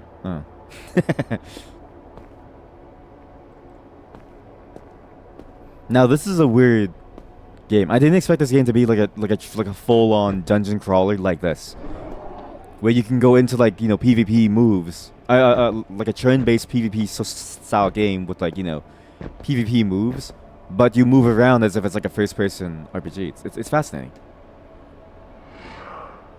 You look like you're positively brimming with agency. Have they seen you somewhere before? Or maybe you look new. Anyway, I'll give you some advice about this place. You're very unforgiving here if you let it. Just keep in mind that you always try something else if your determination wears thin. If you're confused or unfamiliar with anything, have tried leading into that feeling. Let your curiosity guide you, as there are always new pieces of information to discern about the world before you. Finally, be tenacious. Lots of things here are not what they seem. If you awake, you need only sleep once more to return, poised to try something new. Oh, one more thing. Encounter your agency. Time sands can tether you to this realm should you need to take leave. In a high enough concentration, you need to use them to elucidate your knowledge of this world.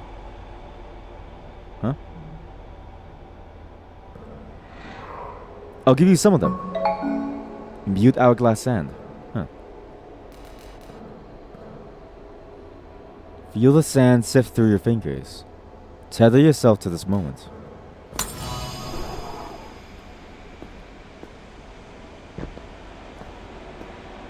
If you sleep forever, eventually you die. At some point, you do need to wake up in order to feel things, right? You can't just sleep forever, Chad. Sometimes you need to wake up. Smell the ashes. Oh! Tormented Dreamer. Attack.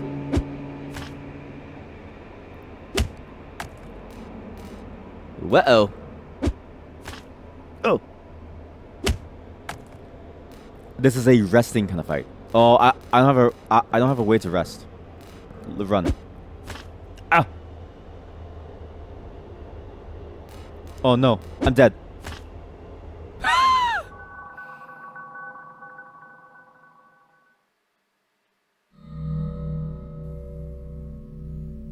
You find that your drive for continuing in this dream has reached its end. You can feel the weight of your body in bed as your reality returns. Beams of golden sunlight stream through your blinds, casting long shadows across the room.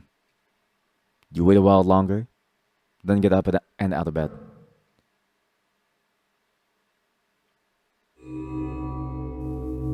You climb into bed and shut your eyes. You can't escape the dream. You always want to come back. There's something pulling you back at any moment. You can never truly leave. Wake up, dreamer. Dreamer, wake up. Dreamer. Time to go to school, dreamer. Dreamer, don't let your dreams be dreams. Just do it. If they see you, they'll chase after you.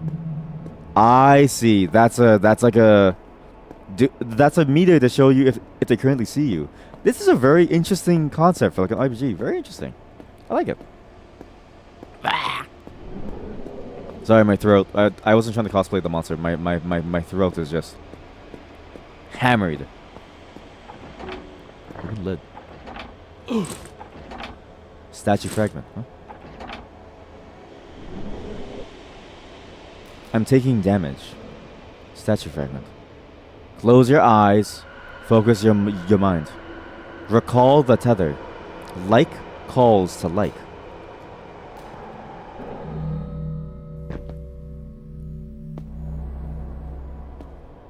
Hey, yo, what's up, man? You look like you're positively brimming with agency. Yeah, okay, cool. Can I have more? Can I have more?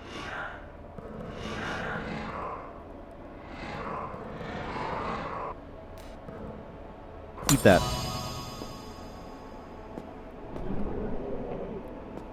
Alright, we are feeling some kind of way, chat. We're feeling some kind of way. So that one wakes you up, this one keeps you in. Slightly aids your focus when used. And you can only rest outside of combat, I think. Oh, resting is saving. Oh, yeah, I see.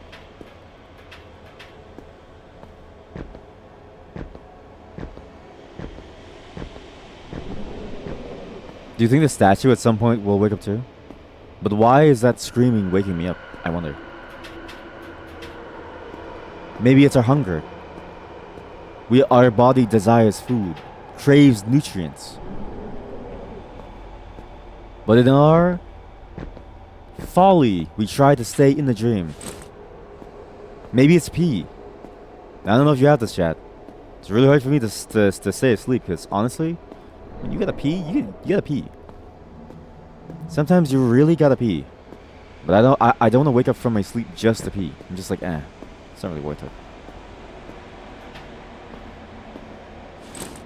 Pink chunk. Stay away from me.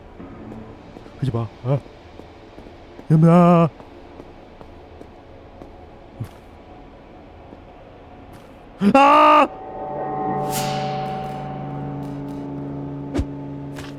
Break your determination. Break it. 6 damage. What does this do? What is pink chunk? Healing. Shout. This is hard. I'm getting demolished, actually. Ah, you're not focused. You're right, because you wake up. You can't focus on the dream. You wake gasping for air. Something pulled you out of the dream with malice. You're sure of it. Beams of gold sunlight stream through your blinds, casting long shadows. You wait a while longer and then get out of bed again. Then you climb into bed and shut your eyes again. Back to sleep. Back to sleep. Go to sleep. Little streamer. Take my sands of time. Take my sands of time. You're gonna need it to stay awake. That door is probably gonna open the moment that we get enough sleepy time. We need to find some more goods. We need to find more things to aid us in our adventure. I'm simply too weak. Maybe because I'm only level 1, right? We need to do more things in order to level up. More stats, more dots. Hey, locker room. I hate locker rooms. They're stinky, they smell. People in them suck. Everyone's always so muscular in them, right? Like, damn. Pound the flesh given willingly. Slightly restores your determination when consumed. Pink loaf. Multiple elements combine to create this item. Resulting through the free sharing of information that this recipe may be passed on. Restores your determination when consumed. Alright. By the way, the game's menu has no FPS limit. So because it has no FPS limit, when you go into a menu, performance of everything else drops. It's trying to struggle to like render things. Hello? Nothing is perfect. You look closely enough, you'll find imperfections. Everything is limited to just a representation, even in the current reality. Stop focusing on the detail, and the imperfections can align, creating an illusion of reality, or an image. The beauty is, you get to decide where to draw the line of imperfections. Simply draw your line and do your work. Then it's up to everyone else to align. Huh.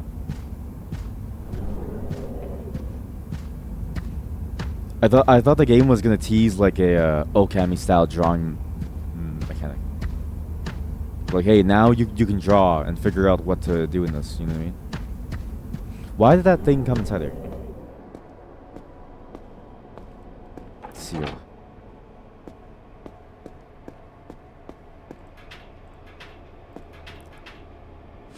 Shifting stone. What's that? Reality is a supple form that, when contorted, intentionally or otherwise, allow one to shift between subplanes. The shifting stone was found to be an excellent tool for enhancing local contortion ability. Sure. Your shifting stone has no effect here, but it would somewhere else.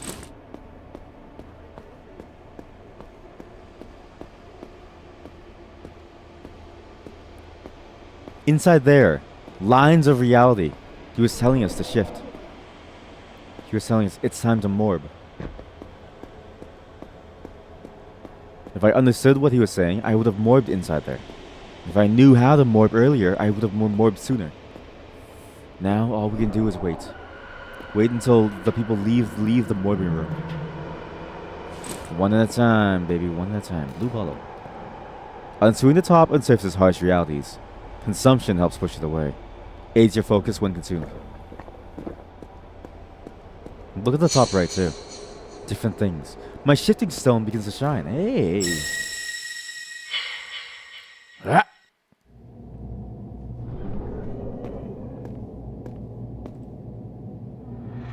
I've given up.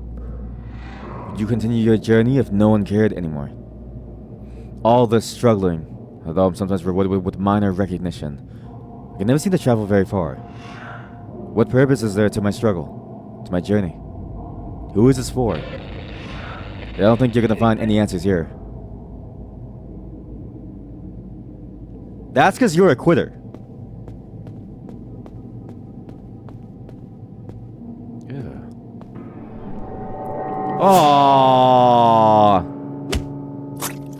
Oh, it's weak. Ethereal chain. What? My agility fell by 10%. Dude, I have 1 agility. Why would you lower it down even more? Whoa! It's weak, I say. This thing can't do anything, I say. You found your drive has reached its end. Okay. Beams of sunlight. Alright, wake me up. Wake me up inside. Wake me up. Alright, climb in the bed. Shut my eyes. Wake me up inside. Alright, come on. I will say the combat is quite hard. The combat is quite deadly. I need more sand. Do you have sand? You ain't got any more sand for me? No more sand, really. You ran out of sands of time?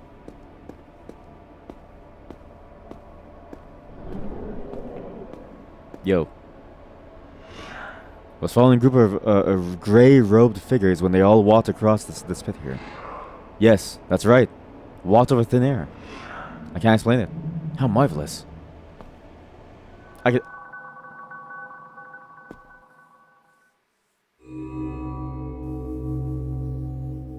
I thought I was able to do it.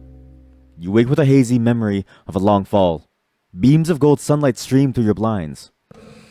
Well, okay, that's...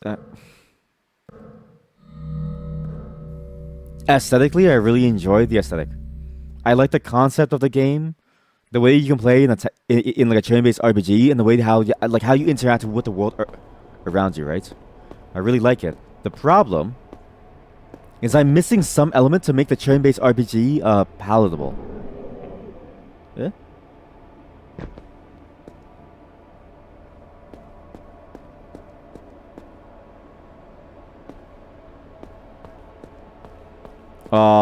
I fell into the Home Depot zone. Chat, I'm in the Home Depot zone. You know what I mean? Because you go and you buy your drywall, and it's like, okay, yeah, sir, do you want a 128 by 128? All right, sir. Drywall sections that way. Go over there and pick up your drywall, sir. You want stucco with that, or you want railings? Lumber. Listen, buddy. Lumber is an all-time premium, all right? We can't just like give lumber to just anyone.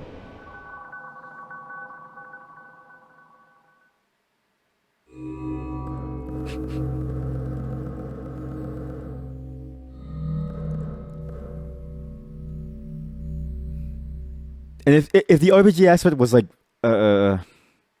more easily understandable, I could see this being very, very good. But I'm missing something.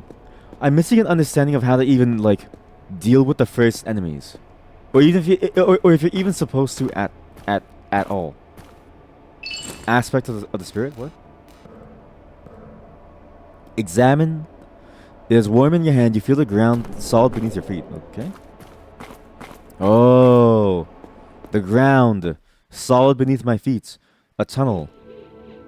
No.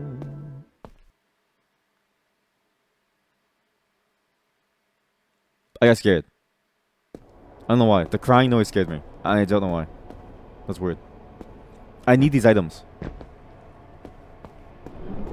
Watch. I have aspect of spirit now. Watch me.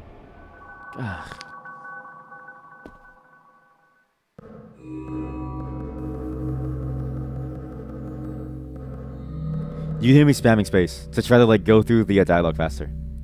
Again, it's very interesting. I really enjoy what this is trying to do. It's just... It really does take a while to like, you know, start to come online, I think. Because you need to fully explore every bit of this map to really see everything. Now, I could sequence break it, but I'm worried about breaking the game. So we go the way that the game intended.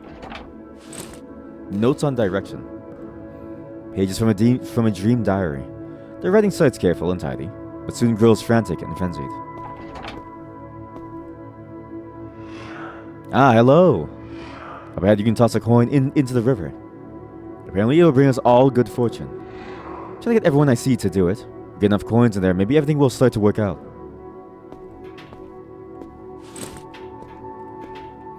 I always wondered why people believe in that, you know? Throwing money into like a river or something, or like the whole like throwing trinkets into something. There's a crouch jump. It feels weird, right? Because good fortune comes from saving what you have. And yet for some, good fortune comes from giving it to some unknown deity. It's the way that we ascribe meaning to so many different complex things. Awakened Echo. While temporary, no presence is felt without leaving a trace.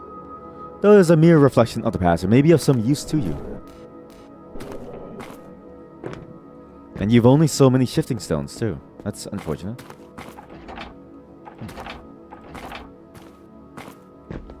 Now I feel like I did the wrong thing because I'm down one shifting stone because of the snail.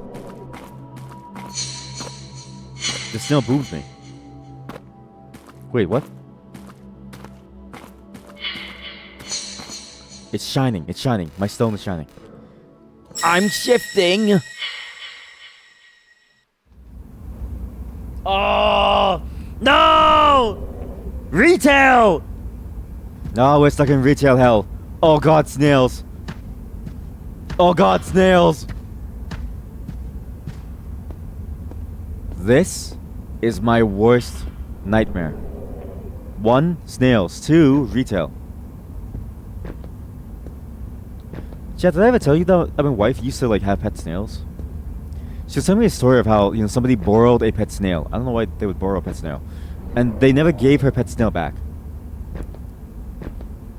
Stacy, you son of a gun. Give my wife snail back. She worked hard to raise them. Bismuth Bell. I'm gonna give you the bismuth. Science joke. A lustrous bell. Its peal can be heard from miles away. It is said that once rung, it can be heard by the ringer in the waking world, as the occasional ring in your ears. The consequences of this ringing are yet unknown. Greatly increases your agility. Oh-ho. Oh-ho!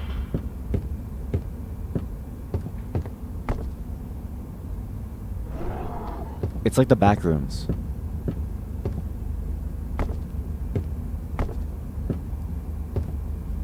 How the hell do you make that jump? I need to get on top. Oh, the ladder. Right.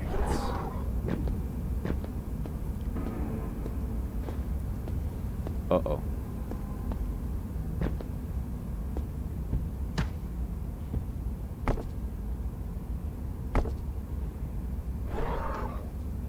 I find it interesting how that weird scream keeps trying to wake us up. It's a very strange way of doing things, but I really enjoy it in like a way. Like, sure, you can shout and stuff, and you can try to push out of it, but the truth is, you will have to wake up at some point. Whether to pee or due to hunger, you don't really know. There's just something. Something somewhere at some point you will wake up. And you won't like it. And you will go back to the dream. And you will dream of a better world. Ow. 2 spirits. That is very scary. This reminds me of like Counter-Strike maps. Zombie maps in particular. Where they make like one small pixel to try to like, you know, make like a cool looking map. And you need to find that one small pixel to like walk on to find some secret room. Very reminiscent of that style of map development.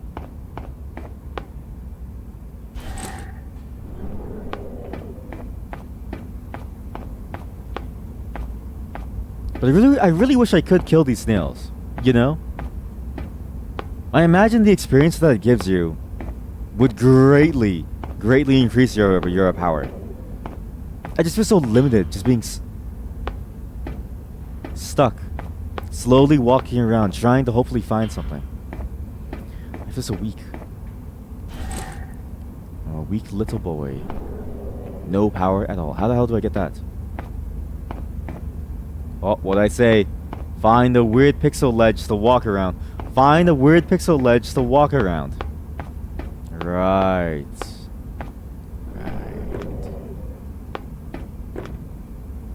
Maybe not. Snails. These things do 20 damage. I have 10 health. And I don't know what my stats scale on. Like, what does this stat necessarily scale on? What does it make stronger? I don't know. How would I go there? It seems really impossible, actually. Maybe I need more jumping height. Oh. If I had more jumping height, I could make it. Hello? You guys good? Why are you guys hanging out in the corner of the mall? What's up? Don't give up. You have miles to go before you sleep.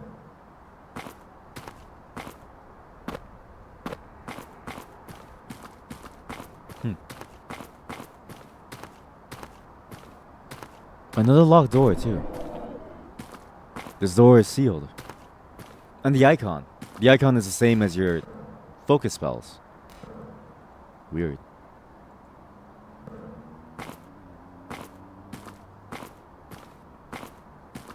I wonder how you would be able to enter those. I'm assuming we need some more trinkets. And I do like the use of the blue focus as a way of, like, you know, forcing you to make progress. So you can't just stay in farm constantly, and you can't just stay in like soak in the like highlights all the like time, right? Focus on the sand.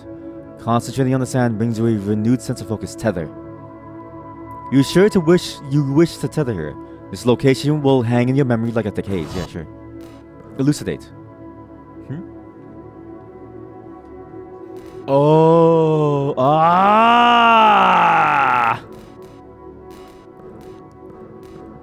Elucidation, shout. Oh, you get to level up the spell. Oh, attack. That's how you do it. Oh, that's how you do it. Tether. It all makes sense now. Now it makes sense. I was like, how do you even progress? You find those things to increase your stats. I get it.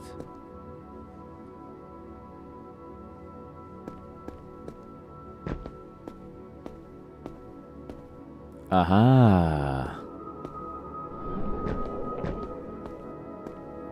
I really enjoyed this perspective of the game. Now that I know how the RPG works, I do want to talk about the perspective. I think the perspective works really well. Again, first-person exploration games are usually hard to make it work. But here, I think it works very, very well. You get to explore like a weird-looking, like, wild landscape.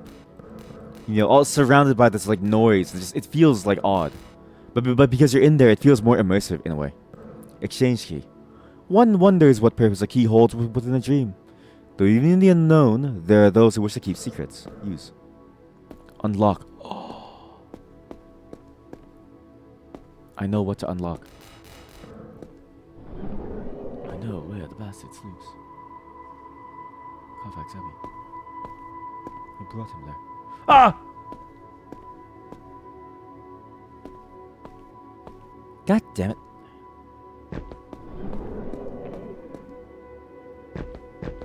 Okay, what are the odds that we can sequence break ourselves back to where we were? I don't have to redo that whole map.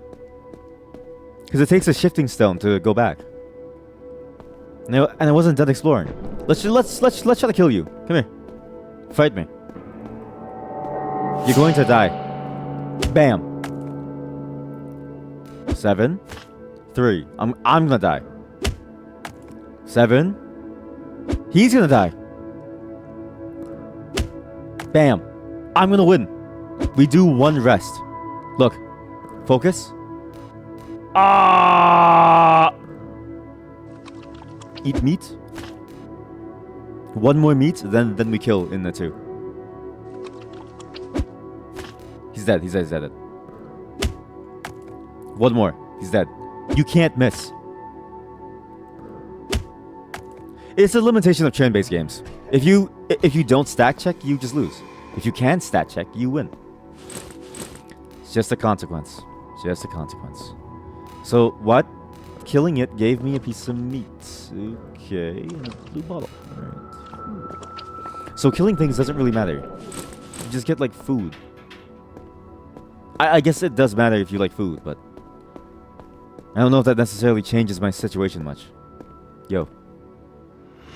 Are you looking for the coin toss? It's down there on the jetty. Everyone loves it when I toss a coin in. It makes me feel great.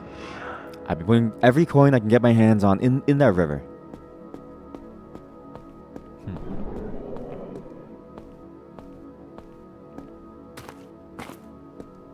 I wonder if shifting stones respawn.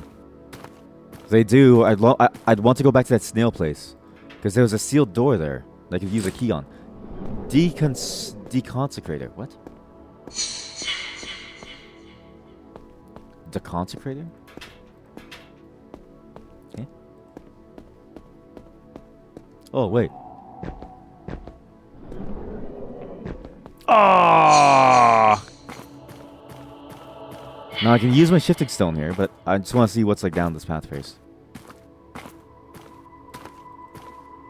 What's a deconsecrator?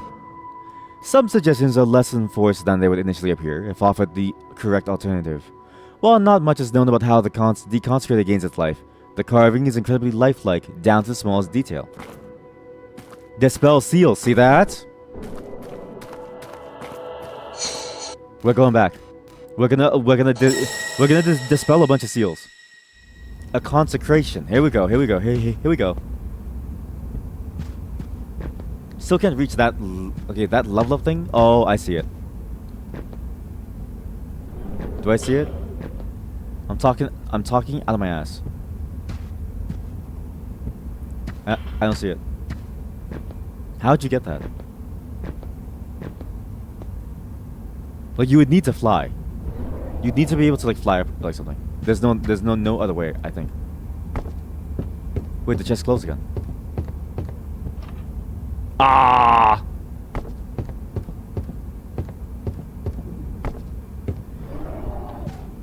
Weird game mechanics. At some point, right? You run out of stuff. You don't have enough like stuff. You only find things once. Shifting stones you find once. If you use them all, are you stuck forever in this like endless like landscape of like nothingness? Where's the eternal shifting stone? I don't know. Seems weird.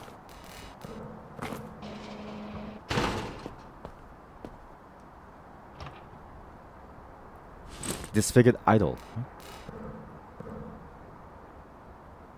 The skull is marred, yet the base on which it stands is smooth as polished stone. Do not look into its black eyes. They are said to be a portal to a less pleasant dream.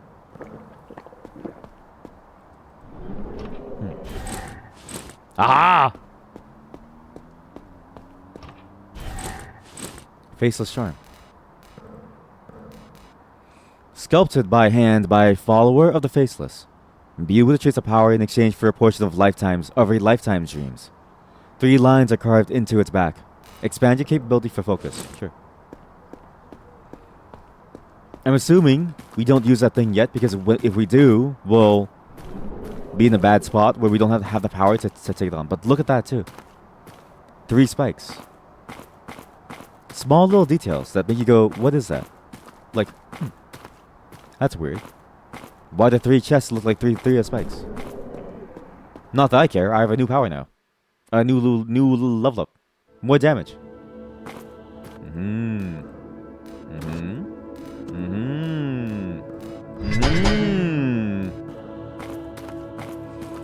We are golden.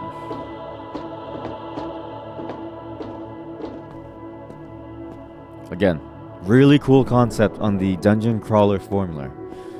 I do wish there was perhaps a bit more done to it to make it flow a bit better. I mean, stamina in general is kind of annoying, but just to make it flow a bit better. But really, this by itself is still really good. This is all you really need. Anyways, let's sequence break. Why wait when you can seek his break? I'm trying to do like a strafe jump, like it's in Quake or something. I don't know why.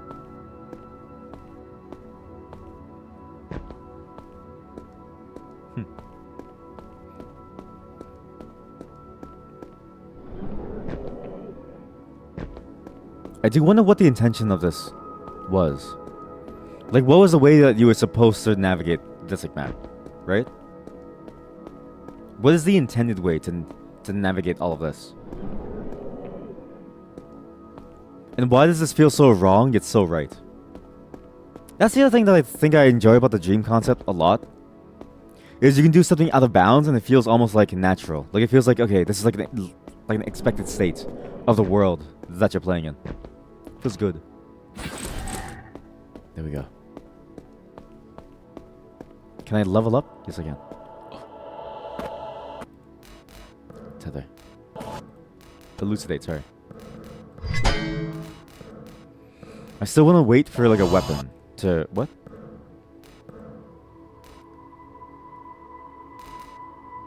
That's a weapon? Disfigured idol. Yo! Sick. Yeah. Alright, equip this. Okay. Now we're cooking. Now we can kill things and farm meat and soda.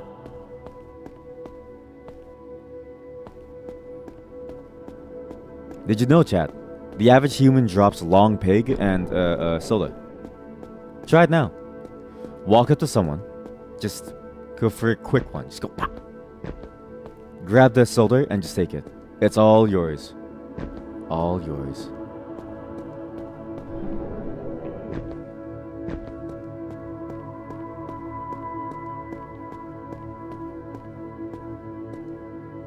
Where the heck do I go?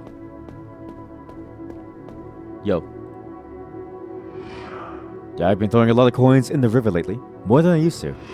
If I do when enough people are around, seems to raise my profile somewhat. It's good because it allows me to put more of myself out there. But I don't know where the coins are going.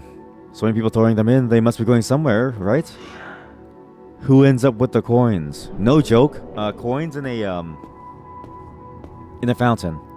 The coins actually go to the city. So they spend money to have a guy like stand in the thing and to like fish out every single coin. Usually by like a net or like something, right? Sorry, I hit the mic. Then they just take the money and they just pocket it. So really, you're not giving money to some luck demon or some luck monster. You're giving money to your city. You're paying extra taxes. Look at them all tossing their coins. Don't they have better things to do? Someone should put a stop to it. I will. I'll kill them. Oh, you don't want me to kill them? Oh, I see. Fine. I won't. I shan't. Not shan't. Shan't. Another deconsecrator. What? Oh, they're one-time use. And another jellyfish charm.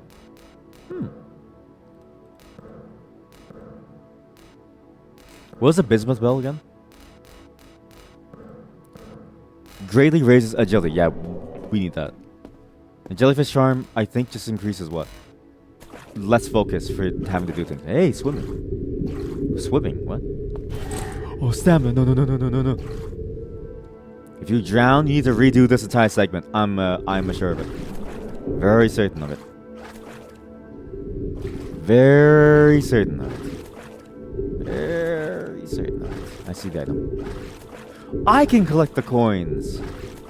Yeah.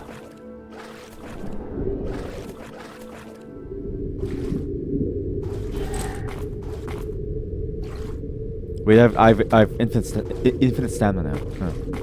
I broke the game. Oh.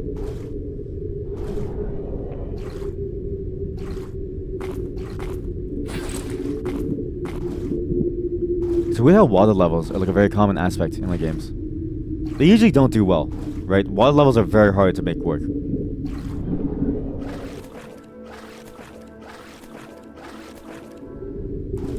And it's entirely because of how frustrating they can be to navigate. You move very slowly. your freeform movement, but usually that freeform movement doesn't really lead to much. It's not like you're moving freeform around some like space or anything. You're just moving freeform in like an infinite pool of like water. Basically. Oh god. Oh god. Oh boy. Wait. Everything's lagging. Alright, that was weird. The moment that I get here, everything lags. This particular section... Oh, something's wrong here. Something kills my FPS if I look that way. We can't look. This is a workaround to not lagging out. If I even look over, everything dies. Like my game cannot handle that like patch. Oh my god! What is that? Why is it lagging so much? What is that? It's just that one segment of the map. That one small segment. What is that? What the? Jesus. Alright, we will never look back there ever again. My god. That nearly crashed the entire stream. Very, very close.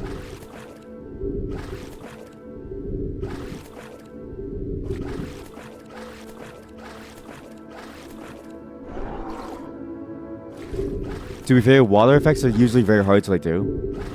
There's always some weird issue with like a water effect somehow. And almost always, a strong water effect is gonna demolish your GPU if it just goes. It's very hard to do in a way that doesn't demolish everything. Very hard. But that was like insane-o how much it almost crashed the entire stream actually. Huh. I've never seen that. Time to look straight up. Wait a minute. Hold on. Yeah. This game nails it. This game nails that like look and feel. It really does. Now to avoid that with that like one centerpiece there, just go sideways. Just ignore the water patch here. Just ignore the water. Just don't look at it. Don't look at it. Look away. You're gonna crash. Don't look at it. No. What a workaround. This reminds me of how I played Dragon's Dogma 2, where I need to constantly look to the side and avoid NPCs to have like more and more FPS. Not that I would kill an NPC, but if I had to, I would. I would. Absolutely would.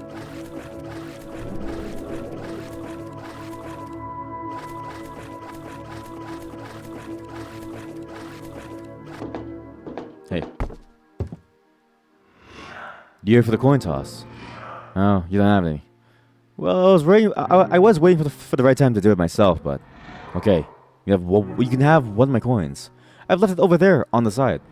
We've had all sorts here throwing their coins in over the years. We're really making the world a better place. A better place?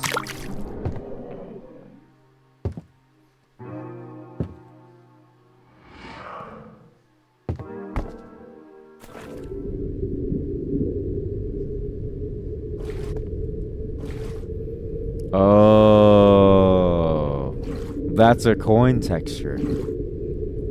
Oh, I get it now. Because I was like, what is that weird suspicious looking pile? It's like, that looks very familiar. And now it makes sense. Yeah, giant coin pile. Oh god.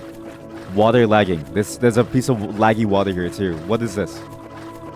Why is there laggy water? What's this? I can't look. Otherwise my GPU goes on fire. Why?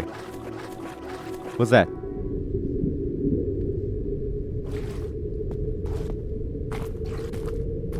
Huh?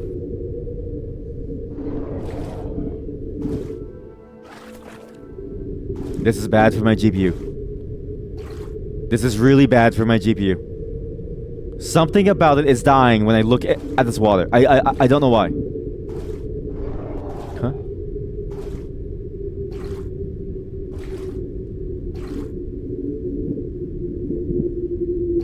Is there a limit? A way to limit the thing? VSync. Off. Oh. Holy cannoli. Window mode. Do not turn off VSync in this game. You turn off VSync, your computer will explode. Like, actually. The problem is that games run at an uncapped FPS. For a simple game, that's really bad.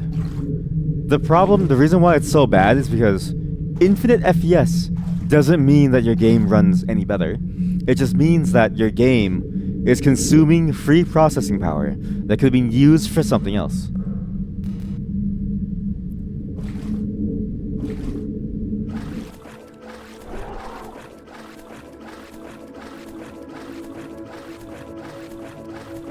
It's usually why a lot of games, tend to put like an FPS limit somewhere. So you don't go like too crazy. I mean, most games are limited by the hardware of the time. But we're gonna see a problem in the coming years of like games being so easy to run that they melt computers. Like I'm not even kidding you. It's a problem that you can kind of predict now, kinda. But when it happens, it's gonna be like disastrous. People's GPUs will actually melt, running like a million calculations every single second, because it's so like free to like do, right? It's so free, so painfully free, and it just dies. All right, if you bother me, I swear to God, I will kill you. Carrot. Yeah. Do not let dreams distract you from your baser needs. But if you eat in a dream, do you eat in real life? Think about that.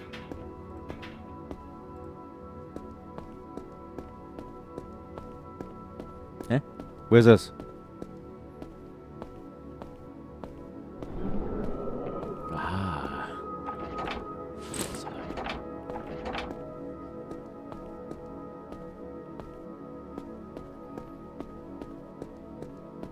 This is a weird game. It's a very interesting dungeon crawler. I want to see it all the way through, because it's only 1 to 2 hours, right? And I kind of want to see what concepts it's like playing with. But boy oh boy, is your movement speed slow.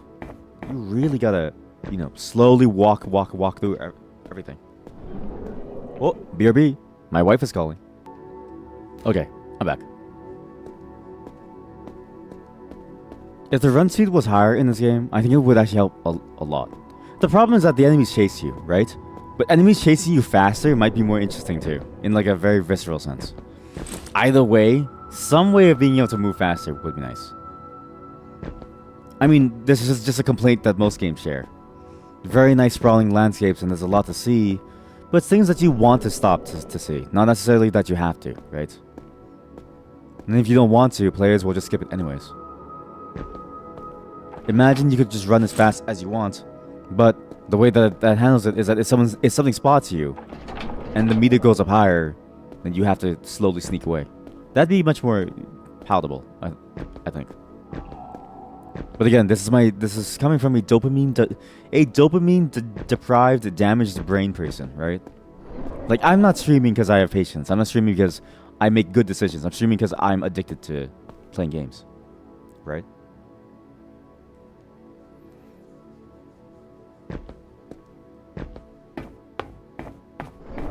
Oh god, Jesus. I don't know why that scared me.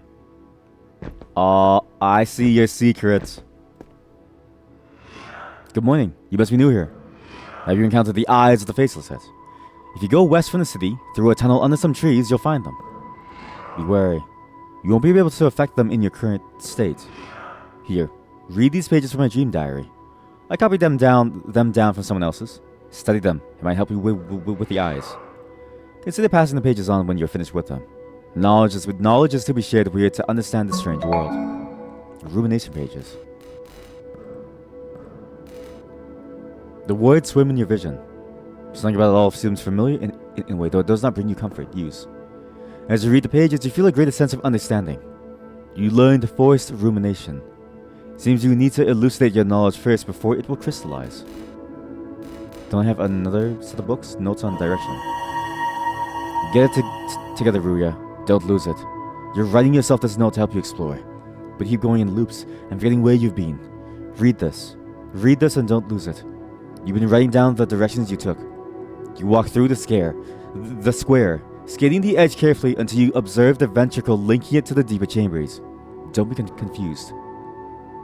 Past the monolith, skating its edge, you avoid the ventricle chambers. Don't lose it. You ascended the stairs and turned right, through the tunnel, skating the edge of the path until you reach the deepest ventricles of its chambers. Read this. Don't lose it. In the deepest chambers, you emerged back to the brightness and air of the streets.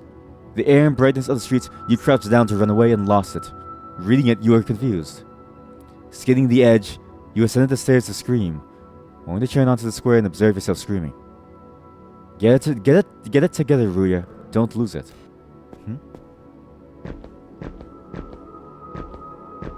It could be that corner that we found. I think that's the start of it.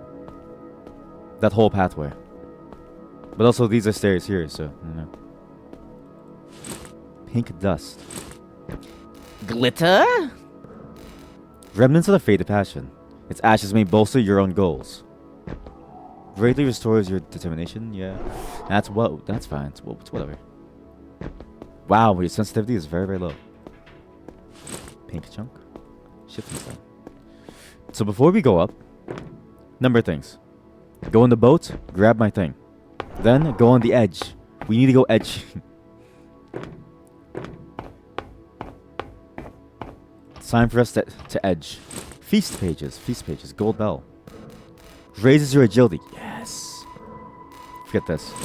Gold bell.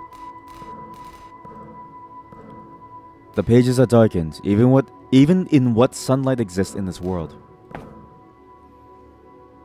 As you read the pages, you feel a greater sense of understanding. You learn Shadow Feast. Okay, so that's a new skill. Which is, examine. Call forth a shadow creature to feast upon the foe. Inflicts medium determination damage. Or its rumination is, every soul has that which they would rather not ponder. The dream grants an escape, though it appears the gift may be revoked. Deals small, rapid focus damage a random number of times. One other aspect that I really enjoy about this game that I found interesting is the idea of a shared dream space. You know, the U.S. military actually tried to, try to see if that could work. The reason was, if you could train soldiers to share in a dream where you could do anything, you can transfer your learnings to real life. You learn how to fight in a dream, how to stab someone, how to kill, how to do anything. You carry that into your real life, and you're as good as gold. The problem, as you can imagine, is that it doesn't work. It's not real. It's never been real. It simply doesn't work.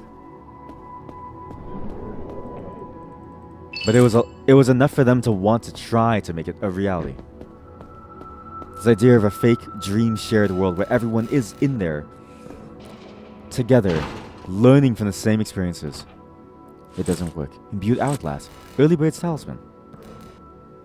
Direct your attention elsewhere. Strengthen what is initially weak. Weaken what is conditionally strong. Improves defense. Hinders focus. We are now even more and more into the dream. Ever more deeper into the dream. Oh wait, that's a save. That's just a portable save. I'm so stupid. Oh. Well then. Oh! How much is our defense? Was it worth it? That's pretty worth it. Plus 20 is insane. Wait a minute. Now wait just a gosh darn minute. I know we're down bad now, but we kill one person, we get that bottle. We can live for as long as we want. In fact, I'll do it now. Apple, pink dust.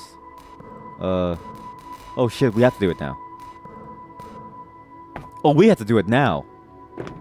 Before it's too late. I'm gonna wake up from this dream. Oh no. What's myrrh? Using myrrh would have no effect right now. Well, I had to do something. Sorry. There's a corner. That corner lags everything. It's not even bad to reset necessarily. It just means we have to walk all the way back here. All the way back over. In fact, I should take it off now, actually. There we go. Temporary. A temporary elucidation. Need to kill this thing. Yo. Time to die. Quickly now. Hit me. 3 damage still. Defense sucks. Defense does nothing. Defense changes nothing.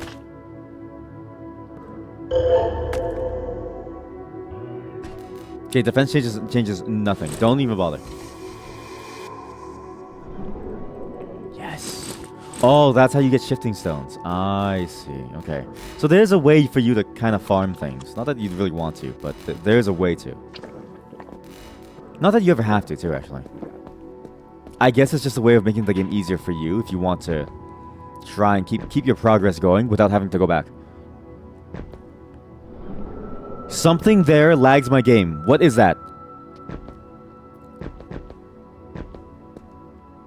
It's the reflections! Do you know why it lags my game? Look at the sky. There's nothing. Look how far away the skybox is. I bet you it's reflecting that entire space. Oh my god. Yeah, don't do that. Try not to do that. That's pretty bad. That's like really bad.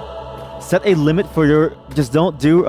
either don't do reflections, or set a hard limit on how many times it can reflect. Because that is insane. That's why that patch of water happens too, I think. Although maybe the water is a different thing, because there was a weird thing over there. Inside the water, there was like a weird triangle. But for that was for sure the reflection of the whatchamacallit. It could be a shaded thing too. I don't know. I'm talking out of my ass. Until if I can profile it, maybe I would know. But I can't. We're doomed. We're doomed. We're doomed. We're doomed. We're doomed to lag for all of eternity. I'm lagging out. Yo, he's gonna lag switch, bro. Bro, he's lag switching us. What the fuck? Huh?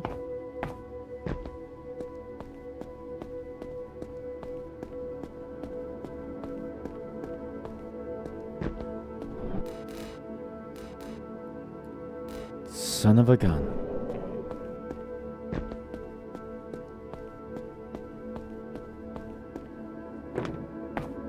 Is this map done? I think this map is done. Like where else do I go? I think that's it. We've gone up, we've gone down, we've gone all the way around. I wonder if you need to kill things to get deconsecrated now. This is one thing that I think the game isn't very clear on. Fuck! Is that it's not very clear on, like, okay, how do you get more deconsecrated, right? Because they seem key to finding things. They seem key to doing things, too. And also, again, the movement speed. It's a very slow game. Slow games aren't bad. Foreboding natures are very, very interesting. It's a interesting aspect of storytelling that allows you to communicate ideas in a way that adds tension almost naturally by the way you deliver it. Because you force the player to think about it, right? To ruminate on it. The rumination. The problem is that if you force it on a player, your player is then forced to just slowly make their way through. And once they're done thinking about it, there's no way to speed it up. Right? If it should last only as long as your player thinks about it, how come it doesn't speed up when your player is done thinking about it, is done appreciating the life space? There is a limit. It can only go so far. And when you reach that limit, can your player speed it up? If no, that's a problem. Not like a problem, but it's frustrating. It's annoying. It's frustrating.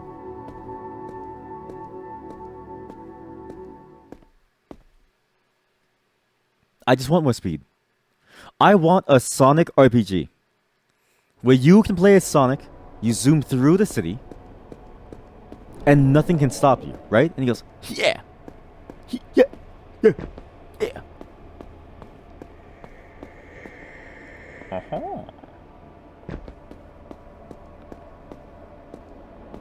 I'm shifting. We gotta go up. Somewhere in this city, we have to go up.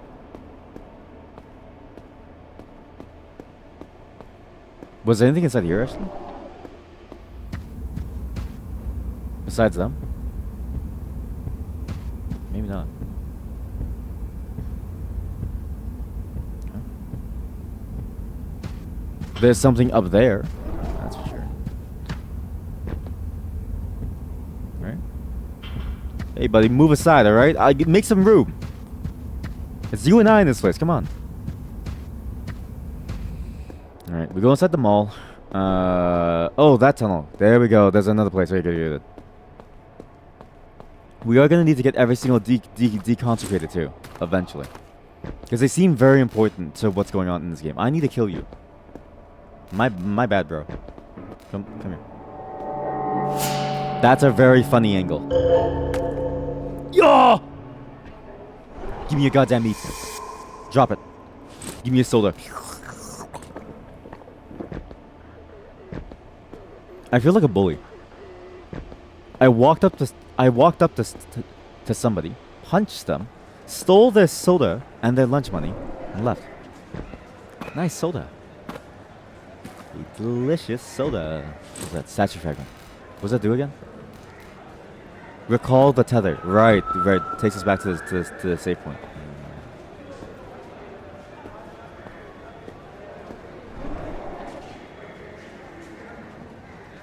Liminal Mall.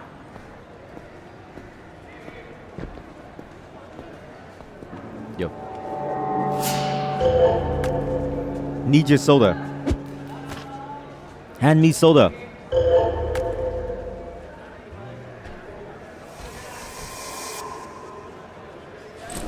Ah, I gave him meat. No, I don't need meat. I need soda. God damn it. What's a guy gotta do to get soda around here? All right, how many people do I need to kill? Give me your soda. Give me your soda. Surely killing dreamers would be bad. Well, you're not killing them, actually. They're falling back asleep, right? It's why when people knock someone out, they say, shh, go to sleep. It's what they say. It's a very safe thing to do. Little nappy time. Just a little nappy time. Just a little nappy time. Have a nice little nappies. I have a key.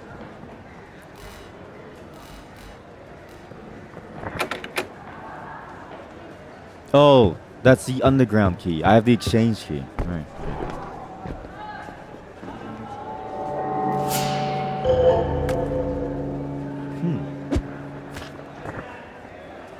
My damage is highly variable.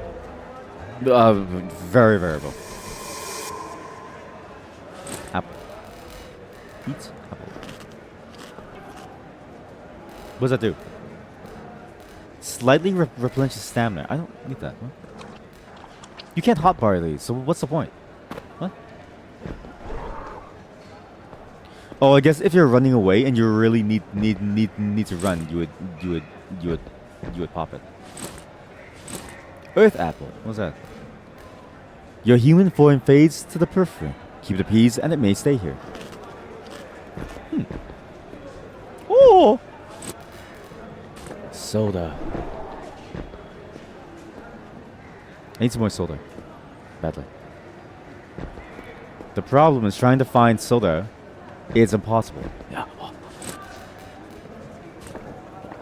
I'm like a dog. I'm eating out of like trash cans. You know, a dog tries to eat stuff on the floor constantly. She's a born scavenger, I think. It's very difficult to keep her from doing it though, because sometimes, I mean, most of the time, it's really dangerous for her too. But please drop your soda. Give me a soda, please. I need soda. Ah, give me a soda. Come here. Drop it. Soda, too!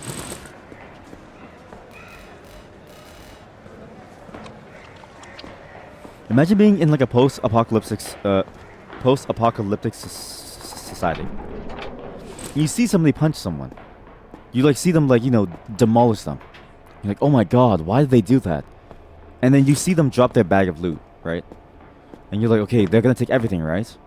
And all you see them do is they take the one can of soda. And it's like, oh my god, this guy's a monster. Lucidity pages. A seal seems to bind the papers together at spine. As you read the pages, you feel a greater sense of unsettling. You learned lucidity. What's that? When negotiated with correctly, any obstacle may prove valuable. May prove the valuable first step on a new path. What?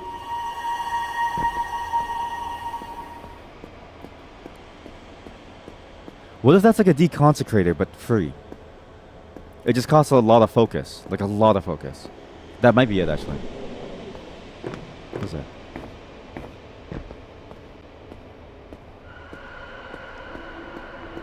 Soda?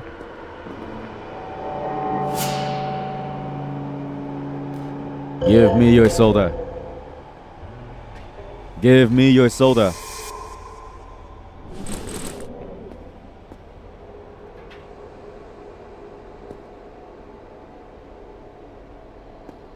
Sorry, you may hear some background noises from time to time. Give me your soda. Give me your soda.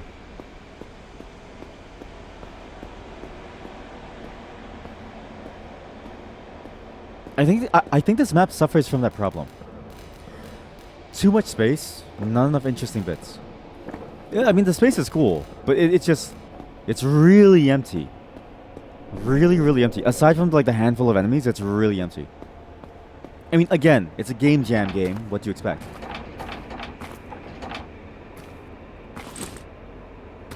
But I still think it's maybe valid to say that. Maybe. Am I valid? Watch this. I'm a genius. Whoa. I'm a genius. I see the angles. Yo. Easy lap.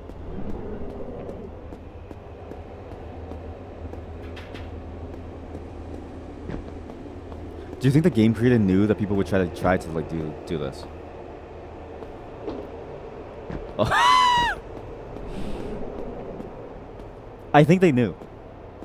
I think they knew because they added a ladder right down there where you're supposed to go. I think they knew. I have a feeling they knew that you were gonna try to do this. I have a feeling. A slight hint. An inkling. An inkling.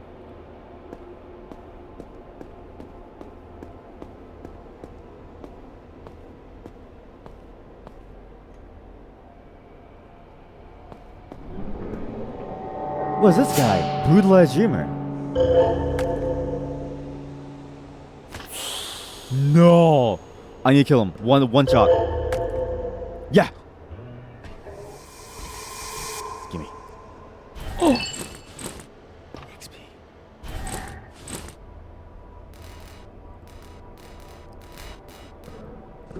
That was so worth.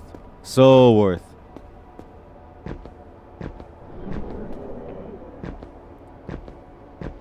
That was good stuff. That was some solid stuff. Okay, what? Oh my god. Why is there just a party here? Sorry, give me one moment. I need to respond to some messages. Alright, I'm back. Sorry about that.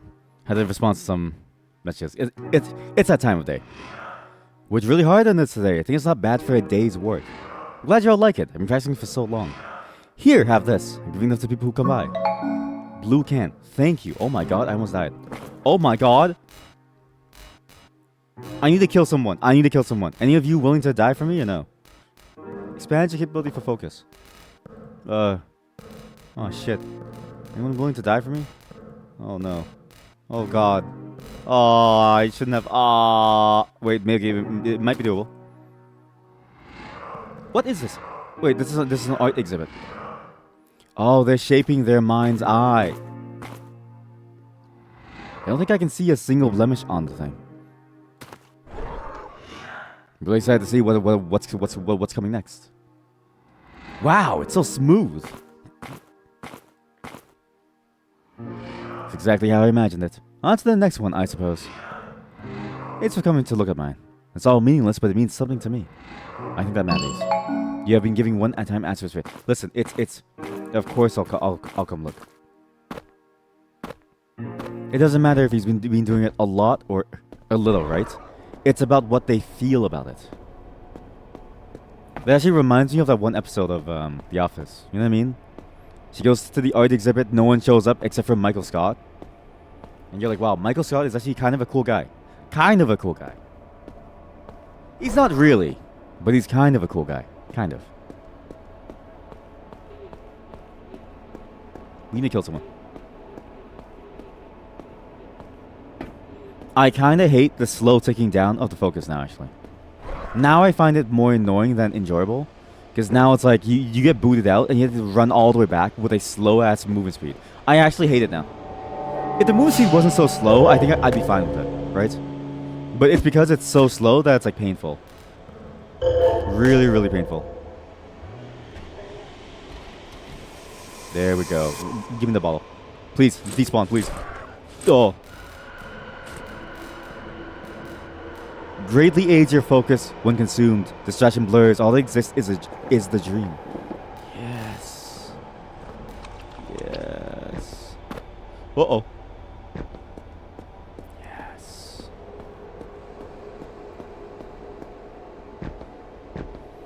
And it feels like you're not really playing the game. It feels like you're playing managing stats. You know what I mean? Again, cool concept, but it feels like you're just managing stats? Stats. Save. Elucidate. Attack. Weapon. Yes. Spell. Elucidate. But that's the only spell that I really want to elucidate. Wait, what? Okay. What does lucidity do, I wonder? Tether. Let's try it. So I try it now. Lucidity. Use. Focus on steel. I knew it. It is. Perfect. Perfect. But again, you see the problem, right? Your focus dies over time very, very slowly. So you need to be very, very fast or you need to spec into focus. It's like, it kind of forces you into playing a certain style. Because otherwise, it's just not going to work. Now I need to die. I just need to die. Now I need to die. Oh. That heals you. I didn't know that would heal you. We got some items. Cast iron belt. I want to read it. Sorry. What? An old dull bell. It barely makes a sound. Slightly raises your agility. No, I want the other one. Wait, what? There we go. No, not other race. Gold bell. Maw pages. The sound of rumbling can be heard only in complete silence. Use. As you read the pages, you feel a greater sense of understanding. You learned Ma's sigil. It seems you need to. Okay, what's Ma's sigil? The sigil wishes not to be understood. It only communicates its hunger. It inflicts medium focus damage. Yo! Sick. Ethereal locket. It seems to hold some sort of crest, though nothing you recognize. Looks like it could be open. They get a strong feeling that you should not. Improves your defense. Good. For free, dude. For free. Yeah. Watch this. Watch this. I used to do this a lot in like in Counter-Strike and the Half-Life custom maps. Never mind, I can't do it. Basically, you can. There's a small window where you can jump out of a window.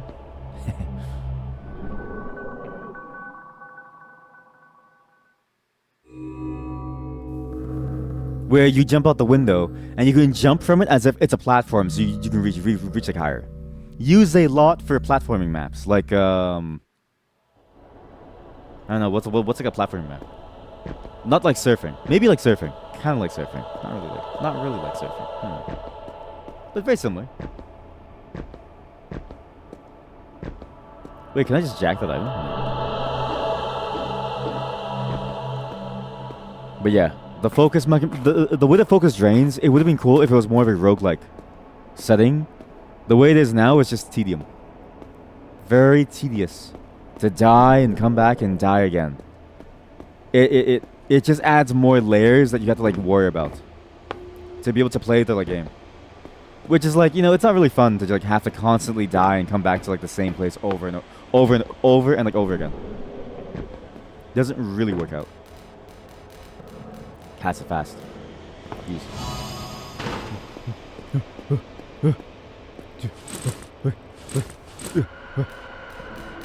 Trinket. Here we go. Jellyfish charm. Old ring. What's that? Increases the limit of your determination. Too large for your finger, yet too small for your wrist. Something greater than yourself wants to wear this ring. You only hope to achieve the same vigor. It increased by 12. That's okay. Well, it's useless, but true. Next stat points we put in are going to go towards focus. It's unfortunate, but we have to. Because otherwise, you just keep losing time going back and forth. And look at what the game is now going to force us to do. Right? Look, this is what's going to happen. You can't use it, so you need to like die. Like you need to die soon. I'm gonna go down. I'm gonna shout at something. It's like, it's so boring. You know what I mean? It's very, very boring. To wait. Constantly wait. It's like, oh, what? Sucks. A lot of games do this, I think. They include cool mechanics that rely on time, right? The problem is that time mechanics are hard to do because it's so variable, depending on how the player plays.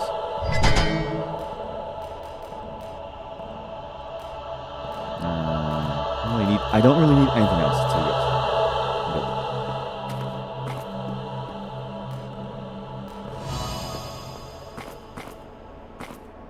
And because the time that you spend is variable, it might be that you don't have enough time to like do anything.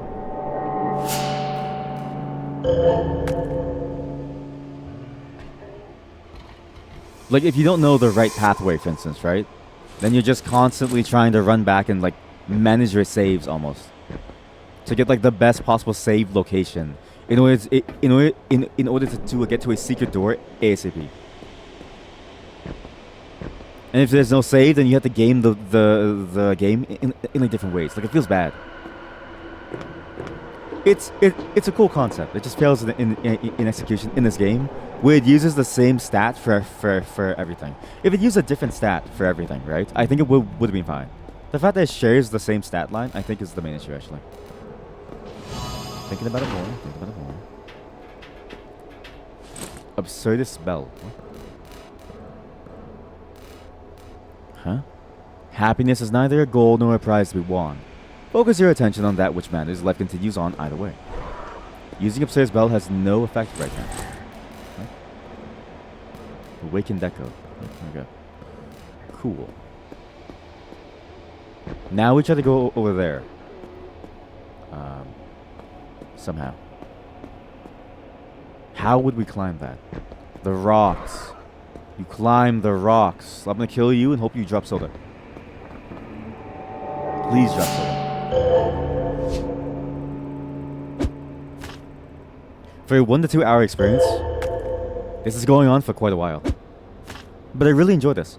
It is fun in its own way. It's a very interesting experience, and it makes you want to figure out what's like going on. It's just very difficult to get used to. Deconsecrated pain pages. What? You feel an itch you cannot quite scratch as you hold the pages in your hand. Phantom pain. A memory, however transient, holds its space within you. Though its shape fades as you return to it, the harm can only increase. Damage over time.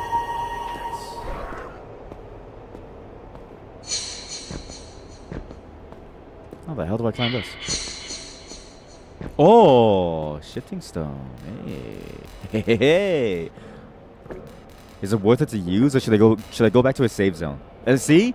Should I go back to a save zone before I do this? It's like it's more tedious than fun. You're more busy doing bookkeeping than actually like having fun.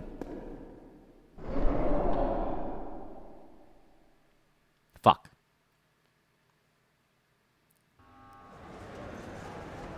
God damn it. Whatever. We use it here.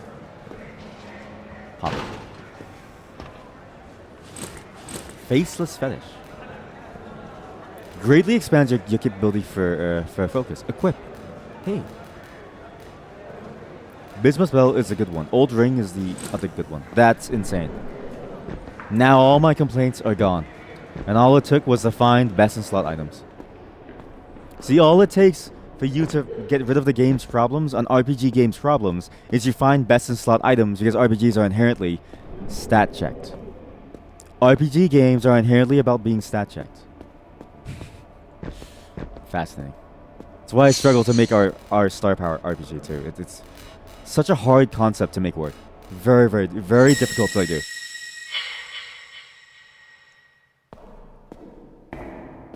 Also, the screen shake kind of cucks you. Kind of cucks you.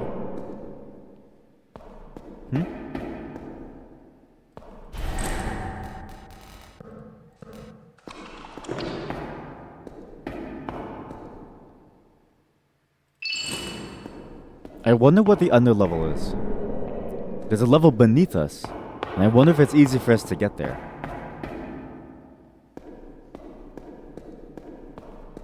Is it a natural progression downwards in this map? If not, do you have to make it like a very precise jump to find more secrets? I do like the mapping a lot. I really enjoy the way that the mapping has so many different secrets. It's actually quite good, even though it is kind of annoying, like here and there. Piano? What?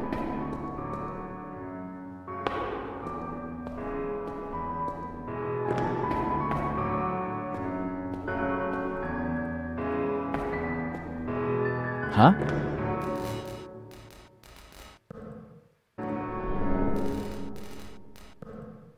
There was one other item somewhere that I could use. No, not shifting stone. No suggestion? No. There was one other item that had that same thing. Okay. So now we go down. Can I make this jump? I wonder. There's also an upstairs. There's actually a lot to this map. There's a lot of weird secrets here. Wait. Watch this. Yo, what'd I say? I knew it. Can't hide from me.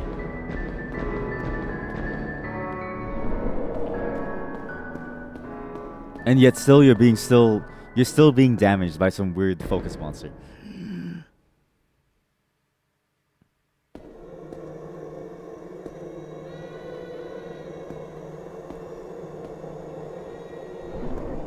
What the fuck?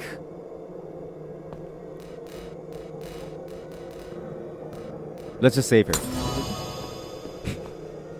Was that a bad choice? I think that might have been a bad choice. I have no clue what's going on here. This is a weird map. It kind of makes you go like, oh, what's going on here? You know what I mean? Like, what is all this? And the way you just appear here too, it's like, whoa. Almost by accident. I don't think I'm supposed to be here yet, actually. Think about it. Why did we go deeper inside the dream, right? That's strange. When we haven't even deconsecrated most of the upstairs map. It's odd. But it's good that we're here now, because, gonna be honest, not much time left. We've been going at it for a long day today. I want to go a bit longer, but there's actually things that I need to do, so... Unfortunately, this session will have to be cut short soon-ish. We can continue from it next time, though. Not tomorrow. Tomorrow's a bit more old software and stuff that we'll be checking out, but... You'll see it in, like, an offline video at some point, somewhere. As well as some other things I need to do as well, so... A bunch more videos will be showing up.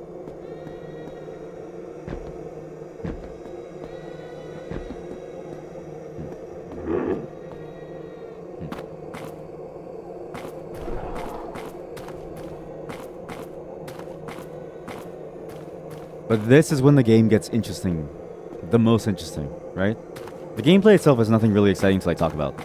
It's your average RPG system, where it's very easy to game, where you're all about stat checking the enemy. Where the game shines is in the exploration. Like many RPGs, it's about the framework that it's in, the foundational stuff, right? Less about the game itself. Like the actual gameplay mechanics. You're really just there to explore and see the world around you. and see the eyeball kill you, and see my frame rates drop as I go into water.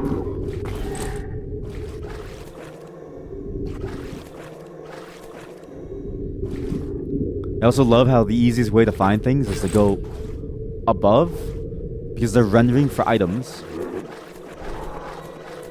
Sorry, I forgot. Water kills my GPU, and I don't know why.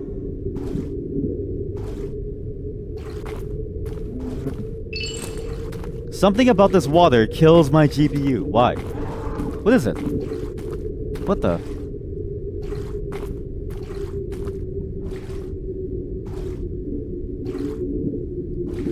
But yeah, it's a very interesting experimental game. It's weird how many games I want to see and like try to play through in like their entirety, right? And I think it was worth it because many of these games are very, very fascinating. There's always something weird and like interesting about them that I really enjoy. But boy, oh boy, do these games take time. This game jam actually has a lot of games that I think take a lot more time than you would expect. Most of the time, most games in these game jams tend to be shorter, especially the LSD Dream ones, right? The ones where you walk around and stuff. But there's some that build up, an entire experience designed to make you think and see things and explore every nook and cranny in order to understand what it is. I like those, but it took a lot of time. I gotta go. So this is it for the LSD Game Jam stuff. It's unfortunate that we had to end it here on the vignettes thing. I'll finish this off at some point later. But this is a very, very solid game. Again, it's just one of those things where it's like, anything involving an RPG will just be slow. Very, very slow paced. But it is very, very fun to play. Unfortunately though, thank you for playing. I mean, I'm gonna wish this. It's fine. Very, very fun to play. And thanks for showing up to see all these weird LSD games. The VOD for this is gonna be very interesting. Tried out a new format to make it, so that so I have even less things to have to edit. But it's gonna be interesting to see how this is gonna be viewed on YouTube. The VOD is going to be very, very unstructured in many places, and it's a very unstructured stream. It's one of those things that I prepare for like Sunday as like a for fun thing. But that's it for this session of playing through the LSD Game Jam games. There was like 2 or 3 more that I wanted to show you, that I looked at and I was like, oh, this is interesting to me, but I think we'll save those for some of the time. I really enjoy the LSD Game Jam every single time. I love the idea of like game jams in general. You give some kind of concept, right? You tell people, hey, like, have a game where you focus on some idea, like memories or dreams or something, right? And then you just tell people to go, like just go for it. You see what weird mechanics that people come up with, right? A typing game about poetry, an RPG adventure game where you explore things, a weird like roguelike, almost like dungeon crawler that plays a lot like Grimrock that has the Tetra Triad card game, right? So many different cool things. And some of them end up, being like just another expansion on the concept of an LSD Dream emulator. But sometimes you find real gems. And even if there's no real gems, again, it's commendable that people even make these games, right? It takes a lot of effort to make a game. Then it takes a lot of effort to even release a game. Like, to go through the full life cycle of a game, it takes a lot of effort. And so I'm very, it's interesting to see what people come up with. Very glad that we got to try this. Unfortunately, we don't have any more time. That's it for the LSD Game Jam 2023. Thanks for showing up. One of the more unstructured streams, but it's fun. It's fun. I find it fun.